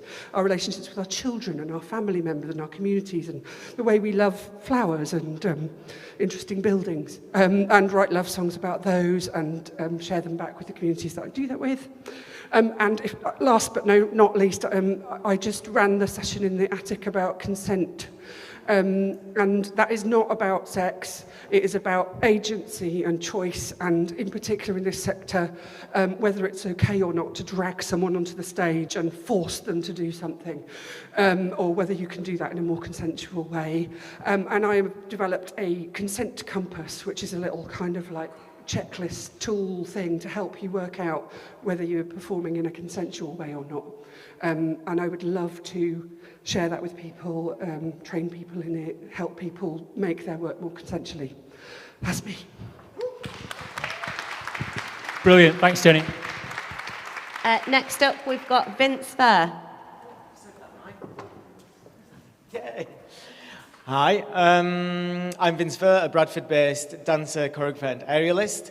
I want to get some money for some trussing and partners to show me where I can set up some kind of aerial workshops so people can do like sea aerial, try aerial and training aerial workshops. So I'm running kind of Bradford aerial arts, so I do wall running on the sides of buildings, hoops, straps, flying pole, bit of silks. I'm going to get a cordelice. But I just think it's about, you know, setting up in different communities and getting people to like try stuff and try something new, but also having that trust and the kind of infrastructure to be able to take it out and perform, get the communities to perform, also how to train local people up. And I didn't really explain that very well, did I? But also, if you do want any site-specific stuff on quarries or walls, then let me know. Thank you very much, Vince. Now this man needs no introduction. It's Birmingham's finest, everybody. Give it up for Johnny Orton. That's the reaction. Good afternoon, everyone. Now I do need an introduction. Orton Dance Theatre, we do giant puppetry. Maybe you've seen Angus. We were in his top 10. There was Echo, the sea giant, that was there. We've been going to a lot of festivals. Last year and the previous year, I've been working a lot with Amal, the giant Saiyan puppet, Amal the Walk. My partner was one of the puppeteers who were walking in it. And after the pandemic, we've done Big Brum Boogie, which was including young people, inviting young people and older people from care homes over 65 to perform a big flash mob all around town in Birmingham. And drawing from those 3 different projects of bringing people together in the streets and a lot of different stuff that can happen, I came up with an idea for a new show, and I'd like to pitch it to you. It's called Parade, the Giant Wheel. It's got 2 parts. One is a giant wheel, a 4-meter tall German German wheel that we've maxed out to 4 meter tall, and it's for 5 circus artists or aerialists. So if there's any circus artist or aerialist or circus company that would like to collaborate with us on bringing some performers on, that would be lovely. We're starting to play at the end of the month. And the other, so the wheel is an excuse to bring people together, but we're going to create beautiful, magical, high-level stuff on. And the heart of the project is a processional, large community casts, inclusive, diverse, and intergenerational. So we're going to work for many weeks in each of the festival cities where we're going, to go into primary school, care homes, different diverse, inclusive groups to co-create some movement, some processional work with wheelchair users and a lot of different people. So the idea is to question what does community mean and to go on a walk together. It's going to be non-verbal. It's going to be from people with different politics and different ideas of what community means, but we're going to co-create together a beautiful moment. And within those procession moments, the wheel, which is a little bit the thing I'm excited right now because it's arriving next week. The wheel is 4 meter tall. It's super versatile. It's going to wheel down the streets. It's going to be on a hamster wheel moment. It's going to be on a revolving platform. And then there's another setup that I'm not going to reveal. So we're looking for circus artists. We're looking for commissioning money because we're still in the developing year. And we are looking for other festivals who'd like to go on this beautiful community professional journey with us. Thanks for your time. Thank you, Johnny. Next up, we've got Babak Champion. Have we? Yeah. Come. Okay. Next up, we've got Olivia from Jolly Bayard.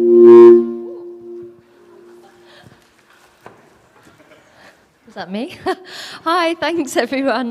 Yeah, I'm Olivia from Jolly-Vian. We're currently touring our show Timeless, which isn't a new idea, but we're still obviously looking for interest for the show. And we're also focusing quite a lot more on some community projects that run alongside that show for this year. So please do talk to me about that if you're interested. We've been asked to bring an old show of ours. It's an indoor show, and we've been asked to turn it into an outdoor show. It's just quite a new development. So a venue in Bournemouth where we live called the Old Schoolhouse is commissioning us to do this. And the show is called Stateless. It's about refugees and immigration and journeys. And we're working with a local group of refugees to be able to become part of our soundtrack for the show. And then we're working with a young group of refugees to create actually a photographic project. So they're going to come in and work with us in rehearsals and take some photos, and then we're going to create an exhibition. And we're also looking at doing some movement work, but it's a little bit more complicated at the moment, but it's not something that we want to rule out. So I think at the moment we're really looking for commissioning partners, and also it is very new idea at the moment, although I say that, but it's actually being performed in June, so it's not that new. But yeah, so we're also looking for future interest for the performance and for the longevity of the show. Have I said everything? Yes, brilliant, thank you. Great, thank you. Eleanor, back from the Arts Council. Hello, I'm Eleanor. I'm Kate. We are from a theatre company called Beside Ourselves, as we quite often are. And we've been making roving shows and walkabout for the last couple of years. We were the England recipient of the Four Nations bursary this year, which is amazing. Thank you out there and partners who supported us to create our current touring show, which is called The Roving Court, where I'm a judge. Kate's a lawyer. We put people on trial in the street. And we've got a new idea that we're looking for partners and commissioning for. So the idea is called So You Think You Can Rule, and we will essentially be roaming the streets to find the next world leaders, since the current ones are doing such a terrible job. And it will take the form of a game show, possibly / cabaret.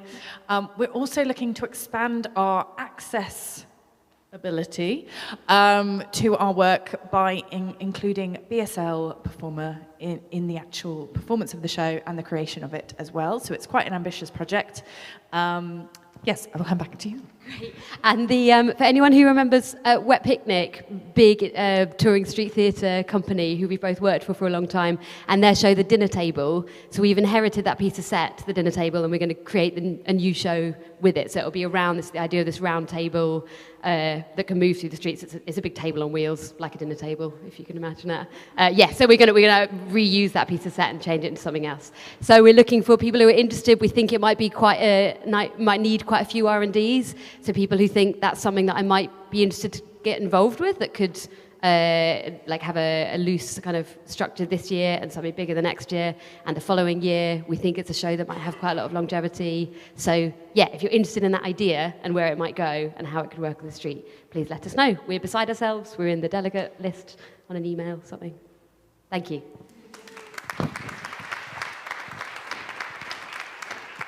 Brilliant, thank you guys. Next up we've got Jared Shanks, Brain Fools.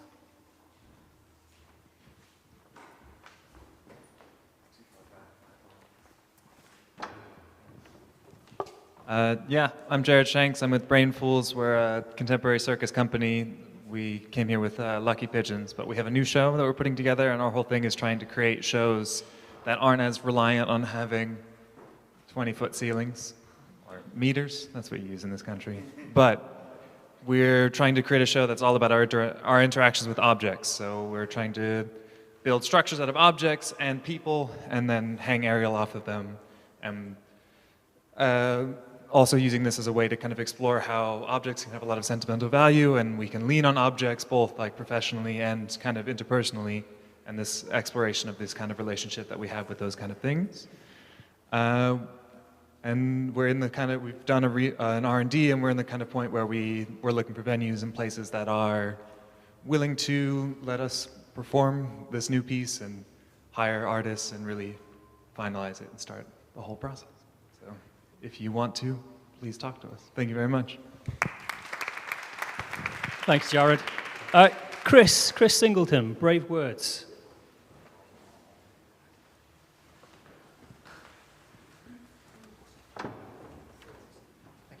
Hi, I'm Chris. I'm from Brave Words.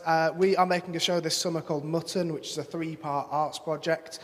The 3-part tells the story of Mary Bateman, who is one of Leeds' most famous witches, who, amongst other things, told her husband to leave town for a few days and then sold all of his furniture, kidnapped a hen and forced it to lay holy eggs, and invented the return of the plague. So the 3 parts of that will be a community storytelling element, which is run in disadvantaged communities of Leeds. We're then going to partner with local festivals in those same areas where Mary will be a walkabout piece, where Mary will be pursued by the constabulary and possibly a local angry butcher. Including some vagrant school children from our youth theatres that we run in the area as well.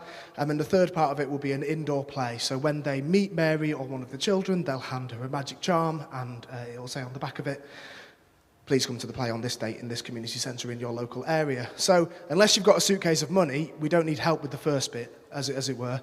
But beyond that, we're really looking to do a touring element of it, which the dream version will be to go from the West Coast, somewhere, Liverpool, Ulverston, somewhere, all the way across the north to the East Coast to Hull. So we're looking for partners in festivals, partners in community organisations that work with disadvantaged areas, partners who are commissioners who have suitcases full of money, or just like witches. Thank you very much. Thanks, Chris. I like the suitcases of money. Who's next? James, another of Birmingham's finest, I have to say. I'm slightly biased to Birmingham. Second finest. Oh. Hello. So this is the River Thames. 1 centimetre equals 2 kilometres. There's a 40-minute storytelling narrative that tells you all the facts and history and myth and wildlife on this river. But this is just the Thames. This summer it's going to tour down the Thames. But there are a load of rivers in this country. So our invitation is for people to commission textile artists or sewing circles to make maps of their local rivers, commission local writers to write the stories of those rivers, and local performers to do, one performer for each river, to tell the story of the river in a location near them and to it. And we would very gladly help make all that work and add it to our library of rivers. We've got the Thames, we've got the Volga, Lancaster Art Commission, the Loon. There are loads of rivers out there, some amazing stories. We'd love to work with you to make them real. Thank you. Thanks, James. And some of you may have seen James today in our foyer. James is one half of the commentators, which is also a brilliant outdoor show that they do. So, James Yarker. Is that correct, James? Have I pronounced that right? It's great. Okay, who's next? Thor. Wow. Thunder and lightning. Where's Thor? Is Thor here? Aswan? He's with the Arts Council. Okay. He's in Asgard. Very good. Okay, Daryl Carrington. Hi, Daryl. Hello, everyone. My name is Daryl J. Carrington. I'm a silent clown. This year, or last year, I made my first little solo show, self-produced, and I was in a circus performer 15 years, but recently got diagnosed with ADHD. Those of you who don't know, it's attention deficit no issues, hyperactivity disorder. I've got medication, so I can do forms now, so that's why I'm here. And yeah, so at the moment, I've been, no, I'm not doing the stuff I'm doing now, it's the stuff I want to do. The stuff I want to do is bring digital to the streets. So I'm a street performer, and I love doing work in wonderful places in the streets. But what I want to do is a dog show, but bringing green screen to it. So I'll be the handler, and then there'll be a puppeteer with a morph suit and a border collie dog. And the idea being that the live show is the making of the film. So there's kind of like, so it's funny and people get the joke that it's kind of being made. Some of the things that'll be in it, so like you get an audience member out, you put tennis balls on them to make them do the animation of like a stick man that'll be drawn. Then that wakes the dog up, and the dog comes and gets the balls and then for the finale, there's like 3 people, and the dog like jumps on the backs, then catches a frisbee that some kid's got on like a green stick. And then the idea being that it's all done with quite low-tech digital technology that you can have in your pockets. And the idea being that the next day, you then release the video on social media, so then people can kind of see it. And the idea being that, you know, you've brought the stick man to life, so it's actually doing the stuff that the person was doing. And then, you know, oh, have we done this? Like, how's the collie doing that trick? And the kind of the joke is that, you know, the next place you go, oh my God, so amazing, how'd you do that? So, oh, then you do the making of, and it kind of like rolls on. And the idea being that it'd be really great to get people involved with that. And at the moment, totally self-produced, but I would absolutely love producers or people who want to work with someone with neurodiversion or explore these kind of topics. It'd be amazing and stuff and things, and thank you. Cheers. Brilliant, thank you, Daryl. Next up, we've got Lena from Mimbray.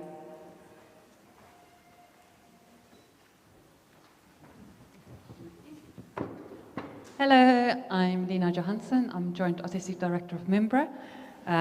We are touring a couple of shows this summer, Lifted and Look Mum No Hands, but I just wanted to pitch an idea that's so early on that there's hardly an idea there. So we're looking for a couple of residencies with festivals either this summer or the autumn to work with your audiences towards a new show idea for 2024. So very gentle meeting and workshopping this idea with them off stage, not necessarily creating something there and then, but hearing their strategies in life, how to keep going with things that are challenging, and then playing with how we can physicalize and visualize those strategies to share with others, using bodies, acrobatics, circus, and magic, to find ways to basically float above the shit, high up in the blue sky. So I'm basically just doing Angus style of like trying to put a positive spin on hard times to keep each other going. So yeah, it's not going to be therapy, it's going to be beautiful. But you're just interested in working with people's audiences, and that might just be because you want to tick some Arts Council boxes, but I would really like to find a way of doing that like with artistically how to involve audiences much earlier on in our process. So that's what we're interested in. Also, just really quickly mentioning that in the outdoor worlds, Mimbra is more known for our like nifty, smaller shows, but we do quite a lot of larger scale collaborations fusing acrobatics with other art forms like opera and fashion and theatre and stuff. And we have absolute brilliant pool of female and non-binary acrobats and circus performers we work with, as well as a strong team of creative collaborators. So yeah, we're just really interested in like always talking about if people are interested in site-specific work or commissions or collaborations. We've also run a local youth program for nearly 15 years in our local borough of Hackney, so we sort of have that experience to bring as well. And we like to cultivate an impression of being really busy, but we always want to talk. So, you go like, oh no, they're going to be too busy. But no, please talk to us. We really thrive on collaborations. So even if you just have an early stage idea, just chat with us, and we can just, even if it's just a conversation, we're just really interested in that. That's it. Brilliant. Thank you, Lena. Okay, Alex Rigg. Hello, Alex. Hello, I'm Alex Rigg. I have a dance theatre company called Ocean All Over. I'm based in southwest Scotland, and we have been making work outdoors for quite a few years. I've got just a very early stage idea to put forward. A friend of mine in Edinburgh, Isadora, who is from Athens, suggested that we look at Heracles, which is a story written by Euripides. It's a kind of a retelling of a story that's been told many times about this hero character, warrior, who returned home from biffing things and squashing things and sorting the world out, and was celebrated by his community, but the jealous goddesses decided that he would go crazy and kill his family instead. So, it's a tragedy, clearly, but it's also a mystery because after that, within the story, the local town thought, well, never mind, tough luck, Heracles, that's pretty poor for you. I mean, it's worse for your family, but, never mind, and let's get on. And they looked after him, and he was given a second chance. And it's a shocking story. If you haven't read it, you should read it. It's absolutely shocking. On so many levels. It's shocking on so many levels. And so what my proposal at this stage with Isadora is to initiate the Heracles Club. I mean, that's the thing he carried, was a club, but I thought the Heracles Club. And it's a series, could be potentially a series of events with communities in which we have a discussion with the community and find what part of that story is relevant for that community. So, for example, the women in the community who have been beaten because that's what happened to his wife, beaten to death, or the children, or the town who supported him, or the idea of the male hero, conquering hero. And we'd have a banquet in which this subject in question would be debated. And we will costume you, and we will allow the moment to enter some kind of, I don't know, transcendental state in which somehow or other we're able to discuss these monumental ideas with the hope that the hero figure, the male conquering hero figure, can be somewhat diminished. Thank you very much. Next up, we've got Jack from Ramshackalicious.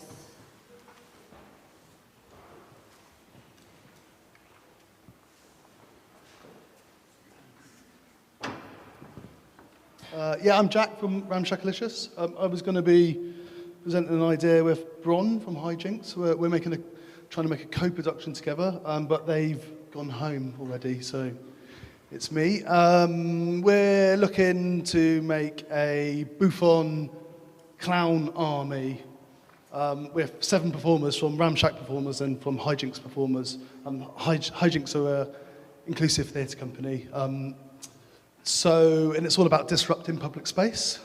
And it's about playing with the archetypes in society who control us, the politicians, the business people, the police, the army, and sort of playfully playing with these archetypes and seeing how we can sort of totally disrupt a public space and how we can play with controlling people, basically.